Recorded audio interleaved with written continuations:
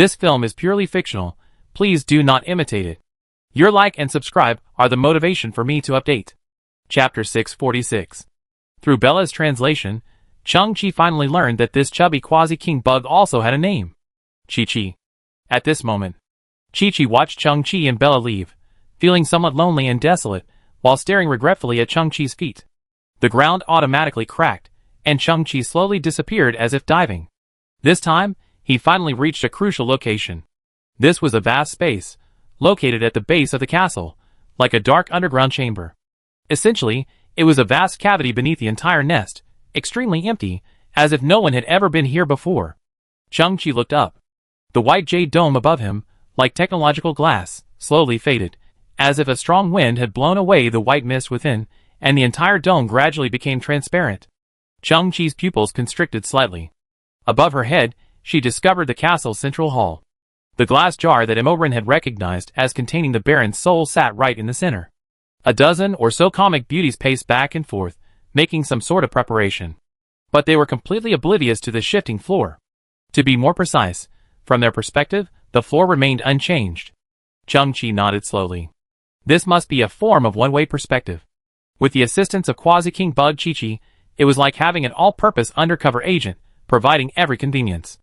Overhead, the comic beauties slowly pushed forward, one after another, huge suspension frames, from which hung the components of some sophisticated device. They gathered the various components near the glass jar, then took out a mechanical wrench, and began manually assembling them. After about 20 minutes, the device gradually took shape, resembling a delicate and intricate metal cap suspended from the glass jar. Connected to one side of the cap was a pale green transmission pipe, extending into the right wall of the hall. Chung-Chi turned his head and looked to the right. The white jade wall on the right side of the underground chamber gradually faded. Chung-Chi saw a mountain of energy boxes piled up in the adjacent chamber. The boxes were neatly arranged, connected to various transmission tubes, and ultimately converged into a huge green pipe. This is the resurrection device. Chung-Chi stretched out his hand and flashed. Better late than late. They're preparing to test it. Instantly, Chung-Chi immediately removed the Tech V5 Malawang Quatches from his back and placed it flat directly under the glass jar. This hidden underground chamber is the perfect location. The Tech V5 Malawang Quatches scanning beam is pointed vertically upwards, concealed underground, undetectable, perfect for stealing the resurrection device's technology. Tech V5 Malawang Quatches activates. A blue virtual screen pops up, the boot-up image perfectly fitting. A pair of cunning eyes appear, darting back and forth across the screen, as if confirming the surroundings are safe. The eyes transform into a percentage progress bar. Obtain the resurrection technology, use the reality printer, and create a resurrection device yourself. Then use the energy block synthesized within the starship to resurrect Lu Lian. Chung-Chi's eyes gleamed. Don't get involved in any conflicts. Don't be involved in any consequences. Safe and risk-free. More and more comic book beauties gathered in the hall, now numbering over 100. Imorin also slowly entered, her expression serious. Test 15,166, begin. Chung-Chi couldn't help but feel a little nervous, clenching his fist slightly. A comic book beauty turned on the device, and the entire iron cap began to vibrate slightly, illuminating with an eerie green light. The power supply pipe seemed to have opened floodgates, and green energy surged. The energy boxes stored next door were being drained out in large numbers. 15,166 tests. They truly persevered. The speed at which the energy boxes were being drained was truly astonishing. No wonder the lower-class people here, after decades of crafting energy boxes, still couldn't keep up with them. Chung-Chi observed everything carefully, and immediately glanced at the virtual screen of Tech V5 Malawang Quatches. The progress bar, representing the degree of theft, had risen from 0% at the beginning to 5%, and was slowly but steadily increasing. Chung-Chi clenched his fists even tighter. Come on, don't let anything go wrong. In Chung-Chi's eyes, that thing wasn't just a dull progress bar, but Lu Lian's life. Inject consciousness energy. Imorin shouted, solidify its consciousness. Chung-Chi paused. Consciousness energy, what? The next moment, a completely unexpected scene unfolded. The beautiful eyes of nearly 100 comic book beauties suddenly came to life, bulging from their sockets, twisting in midair, and then all looking towards the transparent glass jar. The next moment, the entire white jade hall was enveloped in a green glow, as if filled with radioactive contamination, or as if an evil witch were casting some strange spell. Green shadows, like venomous snakes, emanated from the beauty's eye sockets, reflected on the wall like a scene straight out of an evil fairy tale. Thick green beams of light emanated from their eyes, like some kind of visible pulse of energy, bombarding the green glass jar. Chang-Chi's eyes widened slightly, a sense of foreboding. Bella, what is that? Oh, so that's what it is. Bella still sat on Chang-Chi's shoulder. She was of noble descent, and the memories of her ancestors were inherited through her DNA. Therefore, although she had only recently hatched, her mind was already filled with a wealth of knowledge, especially about the characteristics of the cosmic Zerg. Charming insects can parasitize living things and transform them into controlled zombies. The essence of this ability is consciousness hijacking. Bella swung her feet. Now the charm seemed to be using this ability in reverse, trying to stabilize the soul of a deceased person. This should be the prerequisite for resurrecting the undead, just like wrapping sticky rice in lotus leaves, so the lotus will be resentful of losing its parasol. At this moment, the electric man, formed due to the positional interference, reappeared in the transparent glass jar. After the charms injected green energy, the electric man's body unexpectedly became more concrete, revealing a clearer outline. Even the Baron's silhouette could be vaguely seen. Chang-Chi's pupils trembled violently. The resurrection process requires the participation of these charms? In other words, simply stealing the technology is not enough to resurrect Lu Lian. Chang-Chi seemed to see a picture. The secret art of resurrecting the undead is recorded in an ancient tome. A gentle breeze rustled the pages, causing them to flip repeatedly until they finally froze, revealing the text clearly. One of the resurrection tools, the charm insect. No wonder the Baron back then didn't care for this secret art. First, he didn't believe such nonsense, and second, he didn't know where to find these so-called charm insects. No wonder Mo Ren and the others were so convinced of this secret art, because they were the charm insects. Looking again at the electric man in the glass jar, Chang-Chi understood the reason for this phenomenon. It was because the soul of the divine fire baron truly existed, creating some kind of entanglement. In other words, even though the glass jar was empty, Mo Ren and the others were able to recreate it to this degree. If a soul truly had entered, the possibility of resurrection would be extremely high. The energy emitted from the charm insect's eyes was a strange, waterfall-like green, interspersed with familiar blue ribbons. It was a unique combination of biological energy and electromagnetic signals, clearly not something technological artifacts could simulate. At this moment, Mo Ren's experiment ceased, and the powerful green light instantly dissipated. The electric man within the glass jar dissipated like a wisp of smoke, disintegrating in an instant. The energy packs Mo Ren had prepared had been completely drained. And up to this point, Chang-Chi hadn't provided them with any advanced energy packs. But a look of excitement crossed Mo Ren's face. Everything is going smoothly. As long as Chang-Chi provides enough energy packs, the Baron's resurrection is inevitable. Chang-Chi's eyes flickered violently. This is a bit tricky.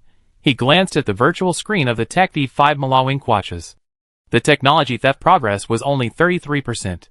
The notes had already stated that the target device needed to complete a complete workflow to completely steal all component data. Currently, Mo Ren was running a preliminary rehearsal due to insufficient energy, so the complete process was incomplete. So, the only way to copy the technology was to leave the Tech V5 Malawing Quatches here and provide Mo Ren with sufficient energy boxes to ensure everything went smoothly. But this wouldn't work either. Even if the technology equipment was successfully copied, the non-renewable energy source used for resurrection would be completely depleted. That wasn't the whole story. The most troublesome part was that the charm insects were an unavailable component of the resurrection technology.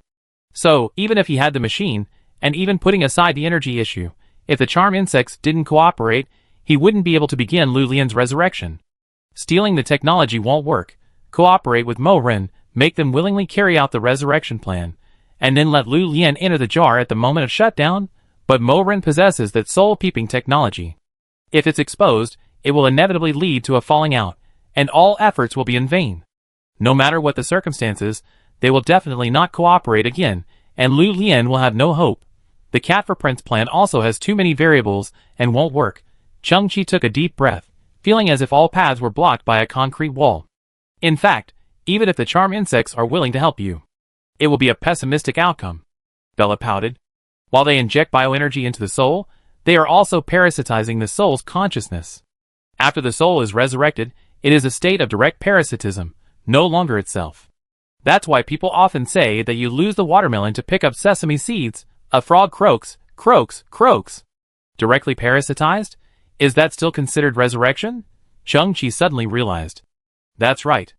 They were trying to resurrect the Baron of Divine Fire in order to learn the whereabouts of the Divine Fire fleet and the ultimatum. The resurrection process was a direct parasite, allowing them to obtain all information immediately. In Chang-Chi's mind, the concrete walls that blocked all passages were once again coated with a layer of titanium alloy. There was absolutely no solution. Chapter 647. The night was hazy. Because it was an artificial environment, the stars were invisible. The sky seemed filled with shifting black shadows, giving one the feeling of being in a maze, lost in hope. Even if he couldn't find it, he had to search. Chang-Chi looked up at the white residential building beside him. 23 Fe Street, number 352. This was the location left by the Red Fox, located in a residential area. Entering the building, Chang-Chi could clearly see the poor sanitary conditions. Black crawlers stalked the floor. Turning off the air filtration system, he could clearly smell a damp, musty odor. Everything here cost money. And since everyone's earning power varied, they were naturally divided into different classes. This building must have been where the poor lived. Number 352, originally, was door 2 on the 35th floor. When Chang-Chi pushed open the half-closed door, Red Fox's voice rang out from within. Who? Chang-Chi entered the dark, cramped room and saw Red Fox crouching on the ground like a wild animal, clutching rotting fruit in both hands. Beside him sat a half-eaten box of something that looked like spoiled noodles. It turned around, its beard still clinging to fruit juice. Chang-Chi frowned. You're picking up trash to eat? Red Fox shrugged. I don't have any credits here, but I must survive and complete my mission. Chang-Chi recalled the offer Red Fox had made, help gathering information about the rebels, destroy the resurrection machine, and transfer some credits. But then the comic book beauty suddenly arrived. Not wanting to expose herself, Red Fox fled in a hurry, never receiving the credits. Chang-Chi shook his head. The Viscount sent you on a mission, but he didn't provide you with adequate logistical support. In the darkness, Red Fox's eyes flashed a beastly red, and he stuffed the rotten fruit in his hand into his mouth. He rejected the rotten fruit and looked sideways at Chang-Chi. In the future, I will become the Red Fox Baron. Everyone who rises from the bottom has experienced hardships and trials unimaginable to ordinary people. This is nothing. Chang-Chi stepped forward and reached out to grab Red Fox's wrist, but Red Fox flinched in alarm. Chang-Chi sighed softly, then resolutely grabbed Red Fox's wrist, flipped its payment system over, connected it with his own, and transferred 1 million credit points. Chang-Chi looked up at it. You're no longer a beast. The Red Fox checked the balance on its wrist, then looked back at Chang-Chi. It was silent for a moment. It wiped the rotting juice from its mouth, a ferocious expression on its face. What news have you gotten? Chang-Chi looked at the Red Fox and spoke directly. Baron Divine Fire's former subordinates, those women led by Imorin, are the rebels. The Red Fox stared at Chang-Chi, and after another moment of silence, suddenly burst into laughter. You haven't disappointed me. You've chosen the Viscount's side. This will be the best decision you've ever made. As if relieved of some pressure, the Red Fox slowly stood up and walked to the window, gazing out at the night. You gave me credits and shared the information with me, so I tell you the truth too. The Viscount, and I already knew all this information. The Viscount has also confirmed the evidence of their rebellion. He has gathered a vast army, ready to annihilate them with lightning speed. You don't need to destroy those resurrection devices. Just let those women do what they want. I don't need to search for the former Divine Fire fleet. The Viscount has another reward for me. The Viscount has already formulated a detailed battle plan and named it Moment of Resurrection. The moment those women activate the resurrection devices, that will be the moment the plan begins. The Viscount's army will descend from the sky and crush all the rebels with overwhelming force, leaving no one alive. Those resurrection devices, and any Divine Fire Baron, will be reduced to ashes. The Viscount is quite humorous, naming the plan Moment of Resurrection. Haha, it's clearly Moment of Destruction. Red Fox turned and looked at Chang-Chi. Since you're on my side, I'm sharing this information with you. When the time comes, hide as far away as you can to save your life. Chang-Chi's eyes twitched. Fortunately, I came to Red Fox to inquire about the situation. Otherwise, I really wouldn't have known this. Even worse news, whether you can be resurrected is still uncertain. Now, regardless of whether you survive or not, the Viscount has simply flipped the table. I never expected this to be so difficult, so fraught with obstacles, so daunting. After a moment's thought, Chang-Chi said, what When the time comes, I want to stay in the castle and help you with the internal and external coordination. Internal and external coordination? Red Fox's eyes flashed. That's a safer strategy, but with a large-scale attack, the chance of accidental casualties is high. How about this? I tell the Viscount that you're mine, and I do my best to keep you safe. The night was gloomy. Chang-Chi left Red Fox's apartment and headed back towards the Spirit Starship. It was impossible to predict what kind of attack the Viscount would launch. Thankfully, he could delay the delivery of the energy cartridge to Imoren, and the so-called resurrection moment plan could be delayed for a while, but only for a few days and nights at most. Any longer wouldn't be possible. Before that, a solution must be devised. All problems must be resolved, and Lu Lian must be resurrected under the safest conditions. Chang-Chi's mind was racing, constantly recalling every piece of information, constantly constructing new plans, but none of them could be fully realized, always hitting a dead end at some point. Chang-Chi had never encountered such a difficult problem before, and for a moment, he felt a little annoyed. Suddenly, Chang-Chi saw a green shadow slowly drifting past him. He was stunned to realize it was Lu Lian's soul. Since this place was not far from the Spirit Starship, Chang-Chi could still see this being behind the fourth wall. Lu Lian's eyes were lifeless as she slowly drifted off into the distance. Something in the distance seemed to be constantly calling out to her. In some passive or unconscious state, Lu Lian would continue to recede. Chang-Chi's eyes narrowed. He had seen similar scenes before. The crews of Hua Kunlun's 24th Fleet and the Ultramarines had all experienced similar situations. Souls are not immortal. When their wishes are fulfilled, they drift away into the depths of the universe, to a place no living being can reach, and ultimately vanish from this world. Lu Lian was leaving? Chang-Chi couldn't quite accept this fact and immediately shouted, "Lu Lian! Lu Lian! Lu Lian!" Suddenly Lu Lian, who had been drifting slowly, stopped. He drifted in midair and slowly turned back. The familiar face looked at Chang-Chi, a sudden smile breaking across his face. Perhaps souls also have different levels. Baron of Divine Fire could communicate freely with Chang-Chi, but Lu Lian never spoke, perhaps because he was just an ordinary person with a weak soul. Lu Lian looked at Chang-Chi and suddenly made a gesture. He pointed first at Chang-Chi and himself, then at the direction of the Milky Way, his fingers mimicking a spaceship, soaring high and low in the air. Then, he pointed at his mouth and grinned. Chang-Chi's eyes trembled. "You mean, you're happy to travel the universe with me?" Lu Lian gave another thumbs up. Chang-Chi understood. "You're very satisfied." Lu Lian nodded and spread his hands. Chang-Chi asked, "You mean you have nothing else to pursue?" Lu Lian nodded again, then puffed out his chest and raised his head, imitating a haughty, condescending expression, and moved his fingers as if counting money. Chang-Chi's voice trembled. "Are you imitating Yukin?" Lu Lian nodded. He held up 3 more fingers, then gently hid one. Chang-Chi stared at him. "You meant to say, we 3 came together, but now you're leaving only the 2 of us. You don't want us to have any disagreements, you want us to stick together." Lu Lian pointed in the direction of the Milky Way. Chang-Chi followed his finger, his eyes glistening. "You hope Yukin and I can return safely to the Milky Way." When Chang-Chi looked at Lu Lian again, he saw her waving at him, stepping back into the distance. "Stop right there." Chang-Chi's brow furrowed, tears already glistening in his eyes. "I'm your captain, and I haven't given you permission to leave yet." Lu Lian smiled, seemingly unwilling to express too much emotion, or perhaps his soul lacked tears. He extended one hand, pointing to the distant spot where he was about to go. With his other, he simulated the hands of a clock, circling in front of him, his speed increasing. "You're saying, your existence is time-limited. You're out of time and have to leave?" Chang-Chi stared at him with his shimmering eyes. "You seem quite resigned to the situation. Don't you have any attachments at all? How much time do you have left?" Lu Lian remained silent, unexpressed. Chang-Chi suddenly realized something. "Did you see everything? No, I'm facing unprecedented difficulties, and so, not wanting me to take any risks, have you chosen to give up?" Lu Lian maintained his smile.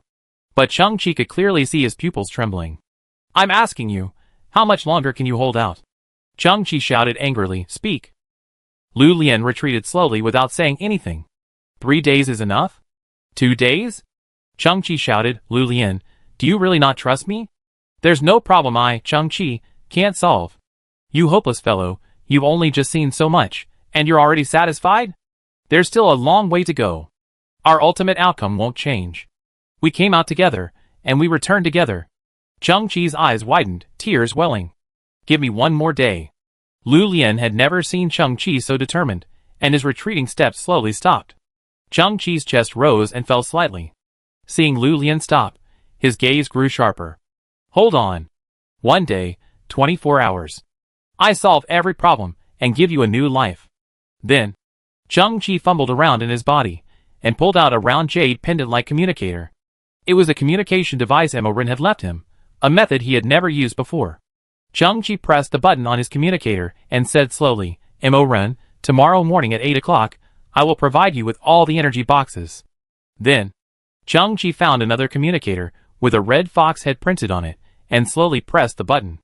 Red Fox, listen carefully. Tomorrow morning at 8 o'clock, the rebels will begin the resurrection plan. Chapter 648. The night was silent. Yet there was a sense of impending storm. Mu Chen sat on the garbage heap, his surroundings hazy. Looking out in this light, the undulating garbage pile seemed indistinguishable from the rolling green hills, and the winding chemical wastewater looked like a river. Mu Chen's elegant side-parted hair, typical of a wealthy young man, had long since lost its elegance, now scattered carelessly in the night breeze. Chang-Chi had grown up in this environment. Chaos, filth, despair, but if the heart is also eroded, then there is no pure land in the world. In fact, if we look at this from another perspective, imagining it as lush green mountains and clear waters, it's not a big deal. 90% of the world's problems come from within, only 10% from without. Mu Chen looked up. Behind him stood a red mecha, 10 meters away. It gazed silently into the distance as Mu Chen did, looking majestically. A closer look revealed that it was derived from a heavy excavator. Sparring 2304 spoke slowly, his voice low and mechanical. The Divine Fire Fleet is a combat unit. Like all soldiers, it needs to undergo extensive training during peacetime. Therefore, it needs people like me. Understood. Actually, I've also built sparring mechas to test the performance of advanced mechas. Generally speaking, the materials, craftsmanship, precision, and functional integration of sparring mechas are all based on the principle of just enough to work. After all, in most cases, they're just targets. Mu Chen said slowly, how does your performance compare to the real Divine Fire Fleet? 1/10. Sparring partner 2304 spoke slowly. Actually, I have very little time to train with the Divine Fire Fleet, as I spend most of my time in the maintenance shop. Mu Chen frowned and nodded. Once, while testing the Black Phantom mecha's beam cannon, he blasted over a dozen puppet robots, sending limbs flying. Mu Chen exhaled slowly. The whereabouts of the Divine Fire Fleet are murky, and who will actually take control of it remains a mystery. I originally thought I was incredibly lucky to have stumbled upon the Divine Fire Fleet and could contribute to it. Chang-Chi, that guy, might not be able to handle this. Actually, the sounds of metal rubbing and pneumatics rang out, and sparring partner 2304 slowly raised her head. When we, the sparring robots, gather together, we're a force to be reckoned with. Mu Chen was stunned, then slowly raised his head. You? Yes, we. Sparring partner 2304 slowly bent down, placed Mu Chen in its massive mechanical grip, and then lifted him up over 10 meters into the air. The night breeze ruffled Mu Chen's hair. He opened his eyes wide, gazing at the road outside the garbage dump. He saw tens of thousands of lights, forming a winding river, approaching from all directions. At the same time, the roar of engines, the creaking of tires, and even the creaking of tracks alternated. Sonic booms echoed in the sky, as if large fighter jets were streaking through the darkness. Sparring partner 2304's voice slowly reached him. This continent's governance has always been economically driven, so we, the sparring robots, have multiple functions. When idle, we also undertake routine tasks like transportation and construction. After the death of Baron of Divine Fire, the Divine Fire Fleet vanished, and we lost our role as sparring partners and were disbanded, subsequently becoming part of the civilian population. Nukin's eyes widened. He saw the vehicles speeding down the road in the distance, all so-called civilian equipment, heavy trucks, buses, bulldozers, small haymakers, grain harvesters. And streaking across the sky were civilian aircraft of varying capabilities, even some antique propeller planes. What is that? Nukin's eyes widened as he stared at a distinctive new sports car on the ground. Isn't that the one Chang-Chi had upgraded from a construction truck he found in the garbage dump? Nukin remembered it clearly. Before, driven by poverty, his group had come here to collect trash, and then, proudly, they returned to the market in this sports car to give that pesky avatar a beating. The high-tech sports car raced away, surging to the front of the group. Immediately, mechanical sounds and electronic vibrations emanated from its interior. Its panels began to break apart and shift, inch by inch. It soared into the air, then, in a fleeting moment, transformed into a 6-meter-tall purple mecha. It then landed with a thud, kneeling on one knee. It was as if a chain reaction had been triggered. The tens of thousands of engineering machines behind the sports car began to transform one after another, like a surging tide.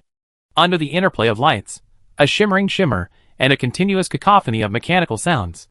Sparring partner 2304's voice rang out, "I told you, activate me, and you will gain immense power." Mu Chen's hands trembled. Fuck. At the same time, inside the spirit starship, a brilliant azure light shone. Chang Chi, in one go, combined all the energy boxes to level 8. STC was an incredible powerhouse, its efficiency astonishing.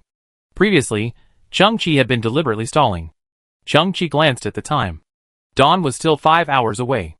At that moment, Yang Di's voice rang out over the ship's communicator. This fellow had been shut away in another hold, desperately researching his time reverse scale technology, hoping to clone another Baron of Divine Fire from the strand of red hair left behind by Baron of Divine Fire. "Mr. Chang Chi, I'm so sorry." Yang Di's voice was filled with fatigue and loss. "I must admit that my abilities are limited. It's impossible to clone another Baron from just a strand of hair." "Thank you for your hard work." Chang Chi exhaled slowly. "Neither you nor I are the center of this world. Not all good things will happen to us. Optimism is the ability to accept everything with equanimity and ignite confidence to face the unknown future." Chapter 649. Dawn. As if an invisible hand were slowly brightening the entire world.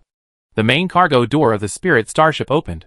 Chang Chi stood in the center of the hold, his ragged blue cloak fluttering slightly as he faced the light. Yang Di, a weary face, stood beside him. In the open space ahead, hundreds of beautiful cartoon characters stood, and behind them were various transport vehicles. Chang Chi slowly descended the ramp from the starship. The cartoon characters directed the transport machinery, beginning to move the advanced energy boxes from the cargo hold. Their beautiful eyes sparkled. Chang Chi didn't look back, walking toward the nearby White Castle. As he walked, another tired-looking figure appeared. Mu Chen's steps were slow, but he eventually joined Chang Chi and Yang Di. He simply glared at Chang Chi, saying nothing, and then walked side by side. Walking on. A fourth figure appeared, a short figure draped in a khaki cloak, its face obscured. A faint red tail could be seen beneath the khaki cloak. It joined Chang Chi and the others, forming a single file and heading towards the castle. The gate, engraved with flames and swords, opened. The figure in the khaki cloak glanced longingly at the inscription on the door before following Chang Chi and the others into the hall. The peerlessly beautiful Mo Ren had been waiting in front of the transparent glass jar. "Mr. Chang Chi, thank you for your hard work." She smiled faintly, then looked at the cloaked figure. "Who is this?" "A friend of mine, here to observe the resurrection moment." Chang Chi's face remained calm. "It's getting late, let's get started." "Mr. Chang Chi seems even more anxious than I am." Mo Ren smiled, a subtle smile flickering across her face as she gazed at the cloaked figure. "Chang Chi's friends are my friends. Welcome." About 30 minutes later, the energy boxes were fully assembled and connected to the main pipeline. The iron cap that had been deceiving the glass jar was reassembled. Hundreds of comic book beauties also entered the hall. Mo Ren stood before the glass jar, her beautiful features twitching slightly with excitement and agitation. A faint trembling voice uttered, "Resurrection plan, begin." Amidst a low, trembling sound, the iron cap began frantically extracting green energy. The entire hall was instantly bathed in a green glow, and everyone's faces flickered green. The iron cap began to generate a strange energy, like a waterfall, enveloping the entire glass enclosure. A faint roar began to fade, and the electric man reappeared, as if forced to appear, his entire body twisting horribly in agony. Mo Ren's eyes widened, scrutinizing every detail.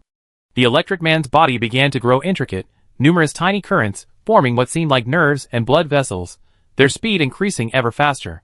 Mo Ren glanced at the energy consumption.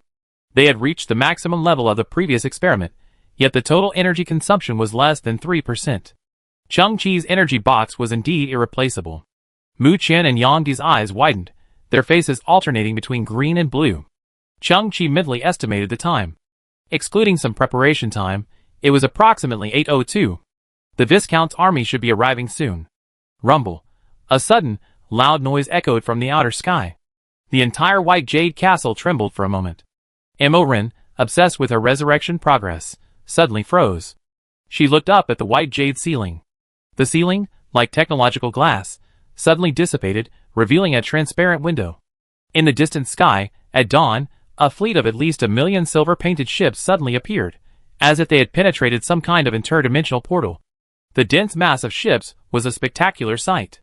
The Black Giant once said that the Viscount was ready to annihilate us, but I didn't expect it to appear before we acquired the Divine Fire Fleet.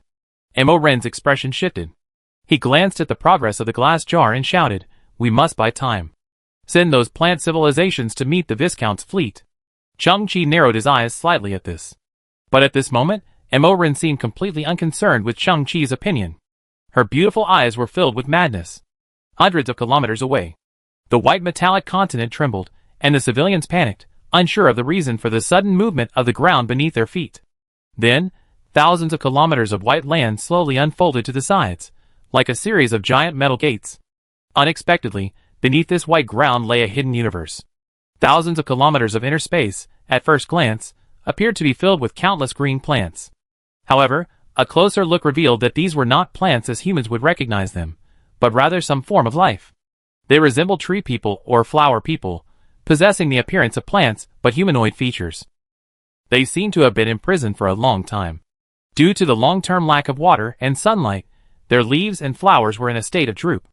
Now, suddenly exposed to the light, they even felt it was dazzling. And the most incredible thing was, in the bodies of these plant civilizations, their leaf organs, curled up with insect eggs. These insect eggs were like the spiny sea urchins, their sharp spines piercing the leaves and roots of the plant civilizations, forming barbs, firmly parasitizing them. If Chang-Chi could see the scene, he would definitely recognize these disgusting creatures. They were the same charm insect eggs he had seen during his night exploration of the White Jade Castle, when they tried to parasitize one of the Baron's old servants. Charm insects, as a species, do not rely on their own abilities to survive throughout their life cycle, but are parasitic throughout. At this time, these plant civilizations were also hijacked by consciousness, just like the cordyceps in human civilization, already in a state of semi-zombie. Because the parasitic abilities of the charm insect eggs were immature, these plant civilizations still retained a small sliver of consciousness, but they could only express expressions of resentment, anger, and helplessness. Only a handful of higher-level plants could manage to converse. Princess Satsuhua, we are forced to fight for those disgusting insects. The flame of our civilization is about to be extinguished. Amidst the plant community, enormous green leaves, covering thousands of square meters, suddenly unfurled from their curled-up state. They stretched to the feet of the other plants, and then, like a natural trebuchet, launched thousands of plant civilizations into the air. The plant civilizations soaring into the air took on a variety of forms. Among them was a giant pink morning glory. It turned its stamen mid-air, aiming towards the Viscount's fleet. Suddenly, a beam of white energy erupted from its bloom, spanning hundreds of kilometers and directly attacking a Viscount starship. The starship's defensive position instantly materialized and continuously vibrated. There were also plants with fruits resembling pods. The pods burst open, and the black peas within were launched into the air, scattering across the center of the Viscount's fleet. Then, balls of blazing flame shot up into the sky. They were actually natural plant bombs. There were countless plants like this, constantly thrown into the sky by the giant leaves. And some plants, like dandelion seeds, could fly on their own and release thin beams of attack. In the castle, Chang-Chi was amazed. Those plant civilizations can actually leverage their natural properties to unleash effects similar to beam weapons and beam bombs. The universe is truly vast, full of wonders. But, even though the universe is vast, it's subject to the iron laws of nature. It's true that everything conquers every other. A powerful plant civilization being parasitized by tiny insect eggs is like an aphid gnawing at a towering tree. Imoren turned around, narrowing her eyes at Chang-Chi. Insect eggs? It seems you already know our true identities? Chang-Chi turned back and looked at Imoren. Of course. Chuckles. Imoren suddenly let out a soft, feminine laugh, but when combined with her true appearance, it was rather disgusting. So what if you knew? I've got enough energy cartridges now. The Viscount's fleet has arrived, but those plant civilizations are enough to hold them off for a while. During this time, I can revive the Baron of Divine Fire and immediately take control of the Divine Fire fleet. Then, by combining our two forces, I will not only destroy the Viscount's fleet, but also penetrate the higher planes. Mo Ren's eyes narrowed. You are nothing but clowns toyed within my hands. At that moment, the white jade ceiling above Chang-Chi suddenly cracked. For devices, like giant metal hands, crafted from an unknown, solid alloy, descended from thin air. These metal hands, unerringly, encircled the bodies of Chang-Chi, Mukin, Lu Lian, and the khaki-cloaked figure. Crack, the hands tightened, confining them. The overwhelming force was almost irresistible, causing their bones to creak.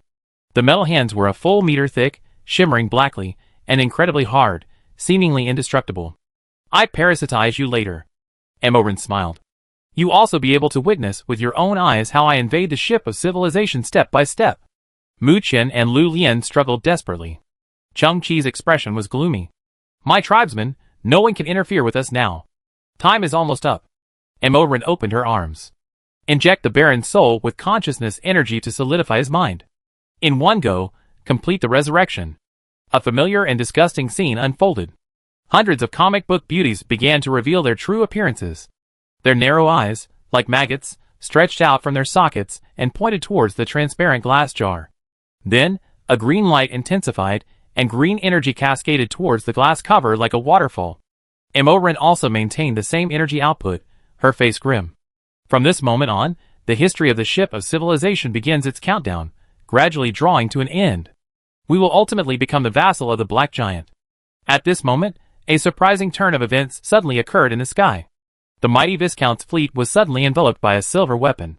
In an instant, with a flash of silver light, the hundreds of thousands of space fleets vanished, and the sky became empty. Deep in the sky, in a completely imperceptible spot, a small cube seemed to be falling at high speed. The held hostage plant civilization was also bewildered.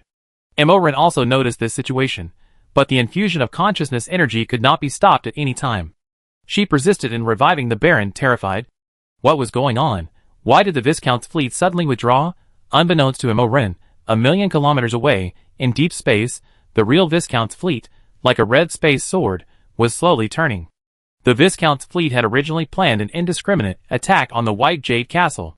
But they unexpectedly discovered the rebels' hidden strength, namely the plant civilization.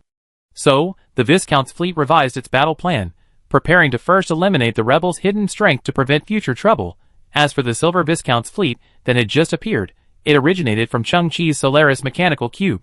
Its purpose was to lure the enemy out of their lair, and then draw the Viscount's firepower. For Chang-Chi, the Viscount's arrival was inevitable, and the resurrection process must be completed. He believed that the calculating Black Giant wouldn't place all his hopes on the Divine Fire fleet, and must have backup forces. So why not lure the enemy out first, and then divert the trouble elsewhere? At this moment, Chang-Chi lowered his head slightly, his eyes flickering. My plan has only just begun. Lu Lian, the little death god can't take you away. You must live, even if you don't want to. Chapter 650. In the distant sky. Suddenly, a strange red smoke appeared, spreading without a root or a cause, encompassing a vast area, spanning millions of kilometers. It was no ordinary smoke, but rather some kind of tiny red particles, scattered evenly and densely, emitting a restrained luster. And within this red smoke, dense black outlines could be vaguely seen, floating in the void, slowly advancing, like an endless space fleet. I am Viscount Hilaire Lance of the Ship of Civilization. For the stability and peace of the Ship of Civilization, all rebel forces must be annihilated. From within the red smoke, a mighty and majestic voice echoed, carrying an invisible sense of oppression, transmitting directly to everyone's ears without any medium. Inside the White Jade Castle, Mo Ren's expression froze. This is the Viscount's fleet. What was that just now? But the situation before her left her no time for reflection. She steeled her resolve, gambled everything on the table. Let the plant civilization intercept the Viscount's fleet. No matter the cost, even if it means running out of ammunition and food, we must buy time.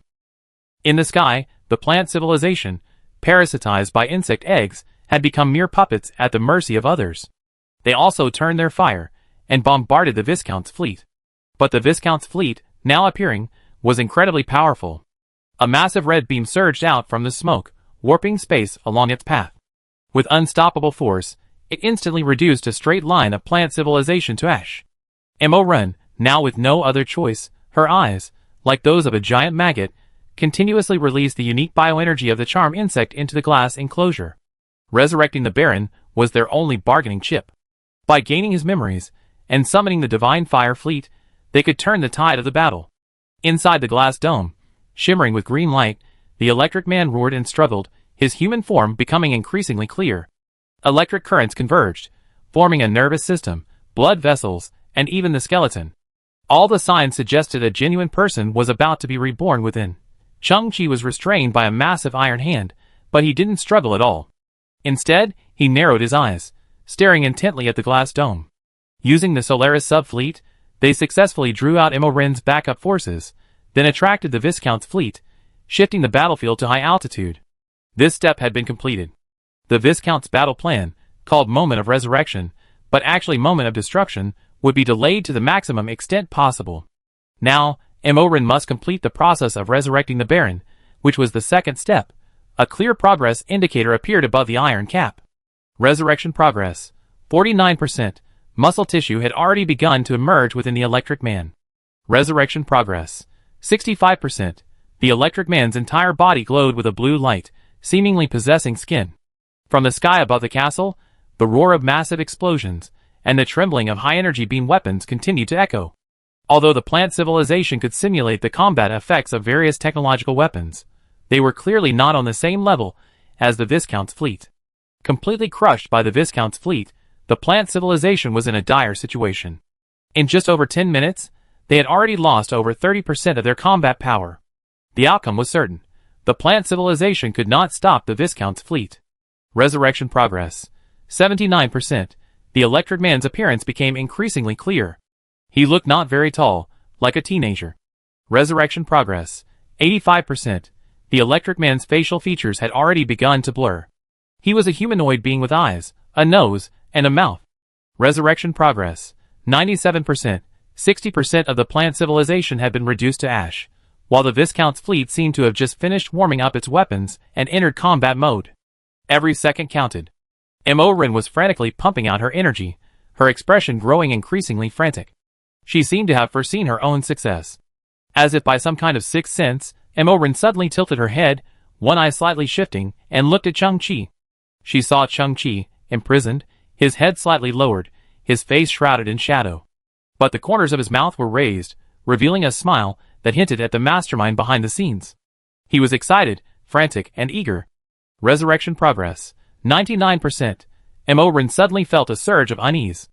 She roared at Chang-Chi, "Keeping you here will be a hidden danger." Imoren's wrist flicked, and a long whip of energy emanated from her sleeve. Its energy level instantly reached overclocked, and the whip lashed out with blinding force as it lashed towards Chang-Chi. Snap! Bang! Chang-Chi's head, struck by the whip, instantly exploded. His flesh seemed to be instantly scorched by the energy, transforming into a black viscous liquid that splattered everywhere, staining the white wall like ink. Following this, Chang-Chi's headless corpse instantly collapsed, his hands drooping limply. Imoren, the murderer shuddered. Although Chang-Chi was imprisoned, killing him seemed easier than she had imagined. But the beeping sound of the iron hat instantly captured Imoren's full attention. Resurrection progress, 100%. All energy inputs ceased, and the powerful glow within the transparent glass jar gradually dimmed. Everyone's gaze was fixed on the glass jar. The electric figure within it had completely solidified into a blue figure. Its features and details were shrouded in a blue halo, still a little blurry, but it stood there quietly, like a living being. Imoren's eyes retreated into their sockets, and he swallowed, his eyes trembling slightly. Suddenly, the figure within the glass jar moved. He slowly raised his hand, as if pulling back a non-existent curtain. The curtain rippled with light, as if some invisible cloak had been drawn. The figure's true form was revealed. It was an 18-year-old boy, his ragged scavenger's cloak fluttering slightly behind him. On his shoulder sat a naked little girl, some kind of transparent wings slowly retracting into her arms. "You?" Imoren was shocked, her brain nearly short-circuiting. But Chang-Chi's body wasn't in great shape. Only 30% of it was silicon-based, with the majority being carbon-based flesh and blood. Blood was oozing from the corners of his mouth, and his flesh was covered in wounds torn by electricity and energy, like a grinning bloody doll. Blood flowed down his body to his feet, spreading slowly, and staining the base of the glass jar red. "Earlier, I discovered that the unique bioenergy within your charm insects is the key to resurrecting the undead. Of course you wouldn't cooperate with me, so I was desperate at the time, believing I had encountered an unsolvable problem. But later, I realized I carried the key to solving this problem. Chang-Chi slowly raised his wrist. It wasn't an STC. Instead, there was a very inconspicuous tattoo on his wrist, a plus and a minus. Long ago, a man called the Energy Master left an extremely rare gene in me. It's called the Energy-Sensitive Tribe gene. Earlier, when I was secretly observing you undergoing the test, the Energy-Sensitive Tribe gene was already stirring, and I even saw a blue ribbon visible only to me. However, I was so pessimistic at the time that I didn't connect the dots. Life truly cannot be without optimism. The plus and minus indicators on Chang-Chi's wrist began to flash a dazzling white light. This gene is like a universal converter. It absorbs your unique energy, resonates with my silicon-based energy, and releases it where I need it. Chapter 651. This is a desperate gamble. After I prepared the energy pack, I stayed here and never left. I used Bella's cloaking ability to stay inside this glass jar. Chang-Chi raised his head slightly. As for that Chang-Chi you just shot in the head. At this moment, Mu-Chen had already realized that was the slime mold clone you used to trick the higher-ups. Chang-Chi glanced at Mu-Chen and smiled. Those were the experiences the three brothers had once shared. Chang-Chi, Mu-Chen, and Lu Lian had first collaborated and become friends during that incident. That's impossible. Emorin suddenly shouted. How could you sneak into the castle without my knowledge? Chang-Chi smiled slightly, and then turned sideways. On the floor of the glass jar, Michelin Man Chi-Chi lay piled like a pile of ice cream, his head tilted back, staring eagerly at Bella's feet. Are you relying on your quasi-king bug? Chang-Chi laughed. It's Bella's lapdog now. Emoren's beautiful eyes trembled. How can this be? This is impossible. Chang-Chi stared at Emoren. And the electric man you saw was just an illusion. It was never the divine fire baron. And in the process, I absorbed all of your energy. It's just... Chang-Chi glanced down at himself. To ensure the proper functioning of the energy-sensitive gene and absorb your pure biological energy, I must remain in my physical form as much as possible. Ahem, Chang-Chi coughed twice, spitting out a mouthful of blood. Like a sitting duck, being bombarded by that level of energy was truly excruciating. I almost lost half my life. But, Chang-Chi wiped the blood from the corner of his mouth, his eyes instantly sharp. No matter what, I must revive Lu Lian. At that moment, the white jade floor beneath Chang-Chi's feet suddenly cracked, revealing a massive cavity beneath the hull. Directly beneath the glass jar, a device resembling a large manhole cover continuously flickered. On a virtual screen, to one side of this device, the words Technology Theft Progress 100% were displayed. Beneath these words, a pair of cunning eyes, a sly grin spread across their faces. On the other side of this device, connected to a real material printer resembling a large metal disc, it had just printed all the components of the iron cap, a 1-to-1 reproduction, a 100% replica. A pair of white hands appeared, grasping the final piece of the iron cap, assembled the second iron cap, and tightened the bolts. The owner of the hands looked up at Chang-Chi with a faint smile. A figure flashed, and 3 more figures emerged from behind the iron cap. They were all short, their faces identical, but their eyes gleamed with wisdom. Mu-Chen's eyes widened. Yang Ning 3.6, Yang Ning 9.19, Yang Ning 8.5, Yang Ning 11.23. It's you? Nearby, Yang Di, also imprisoned by the iron hand, suddenly shrugged and smiled. My brothers are all top-notch tech experts. Following the blueprint, assembling the components into a brand new iron cap is a piece of cake. Lu Lian, get in position. It was Chang-Chi who suddenly shouted, but no one besides him could see this. Lu Lian's green soul slowly emerged from the underground cavity, looking up at the blood-soaked Chang-Chi with a faint smile. Then, it took a step forward and landed under the second iron cap. Live! Chang-Chi roared, and the plus and minus lights on his wrists flashed fiercely. The green energy previously stored, like a fierce torrent, poured through Chang-Chi's palms towards Lu Lian. At this moment, Mu-Chen's body trembled, tears welling up in his eyes. I told you, Chang-Chi, that brat, how could he disregard his brother's lives and abandon Lu Lian? Yang Di beside him said, Mr. Mu-Chen, you're kidding? You actually misunderstood Mr. Chang-Chi? Of course not. Mu-Chen tilted his head, tears still welling in his eyes. I was just momentarily swept up in the atmosphere and let my emotions get the better of me. I knew Chang-Chi's previous breakup with me was just a tacit act. He made it clear at the time. Imorin possessed the core technology, and there's no such thing as a wall impenetrable. So he was hinting to me that the Cat for Prince scheme had been exposed. And as someone determined to revive Lu Lian, I had to break with him to allay Mo Ren's concerns. Yang Di blinked. Really? Mu Chun roared. Of course, I told him. Chang-Chi, I understand what you mean. I understand it very well. If you don't believe me, go look up the Starfleet history for yourself. Yang Di nodded repeatedly. You guys are truly a brotherly couple. I've learned a lesson. Stop Chang-Chi. Mo Ren shouted in a frenzied rage, and behind her, hundreds of comic beauties swarmed the glass jar containing Chang-Chi. Ah, even your quasi-king bug wants to lick my feet. You, some worker-level insects, dare challenge me? So, just dating without getting married is pure hooliganism. Then Bella, the little Lolita on Chang-Chi's shoulder, suddenly turned around. Her large, watery eyes suddenly turned blood red, and a strange dark vortex replaced her pupils, swirling slightly. Crack, crack, including Mo Ren, the joints of the comic beauties could be heard dislocating and cracking. Some invisible racial oppression had even manifested itself. Their faces twitched violently, unable to move forward, and they all knelt on one knee. It was clear they were desperately resisting, but even raising their heads caused their necks to dislocate. Mo Ren's heart was filled with resentment and anger. Through the crack in the ground, she saw that the back of the second iron cap was also connected to a green pipe. This pipe extended to the next cavity, where a large number of energy boxes were piled up. He also needs energy boxes. And the same batch. But weren't those boxes drained completely by the resurrection process just now? Mo Ren was incredulous, but she could clearly see the green pipes gushing with psychic energy, making the boxes appear brand new. Why is that? Resurrecting Lu Lian also requires a unique psychic energy. Chang-Chi's voice echoed, but no one knows that there are real and fake energy boxes.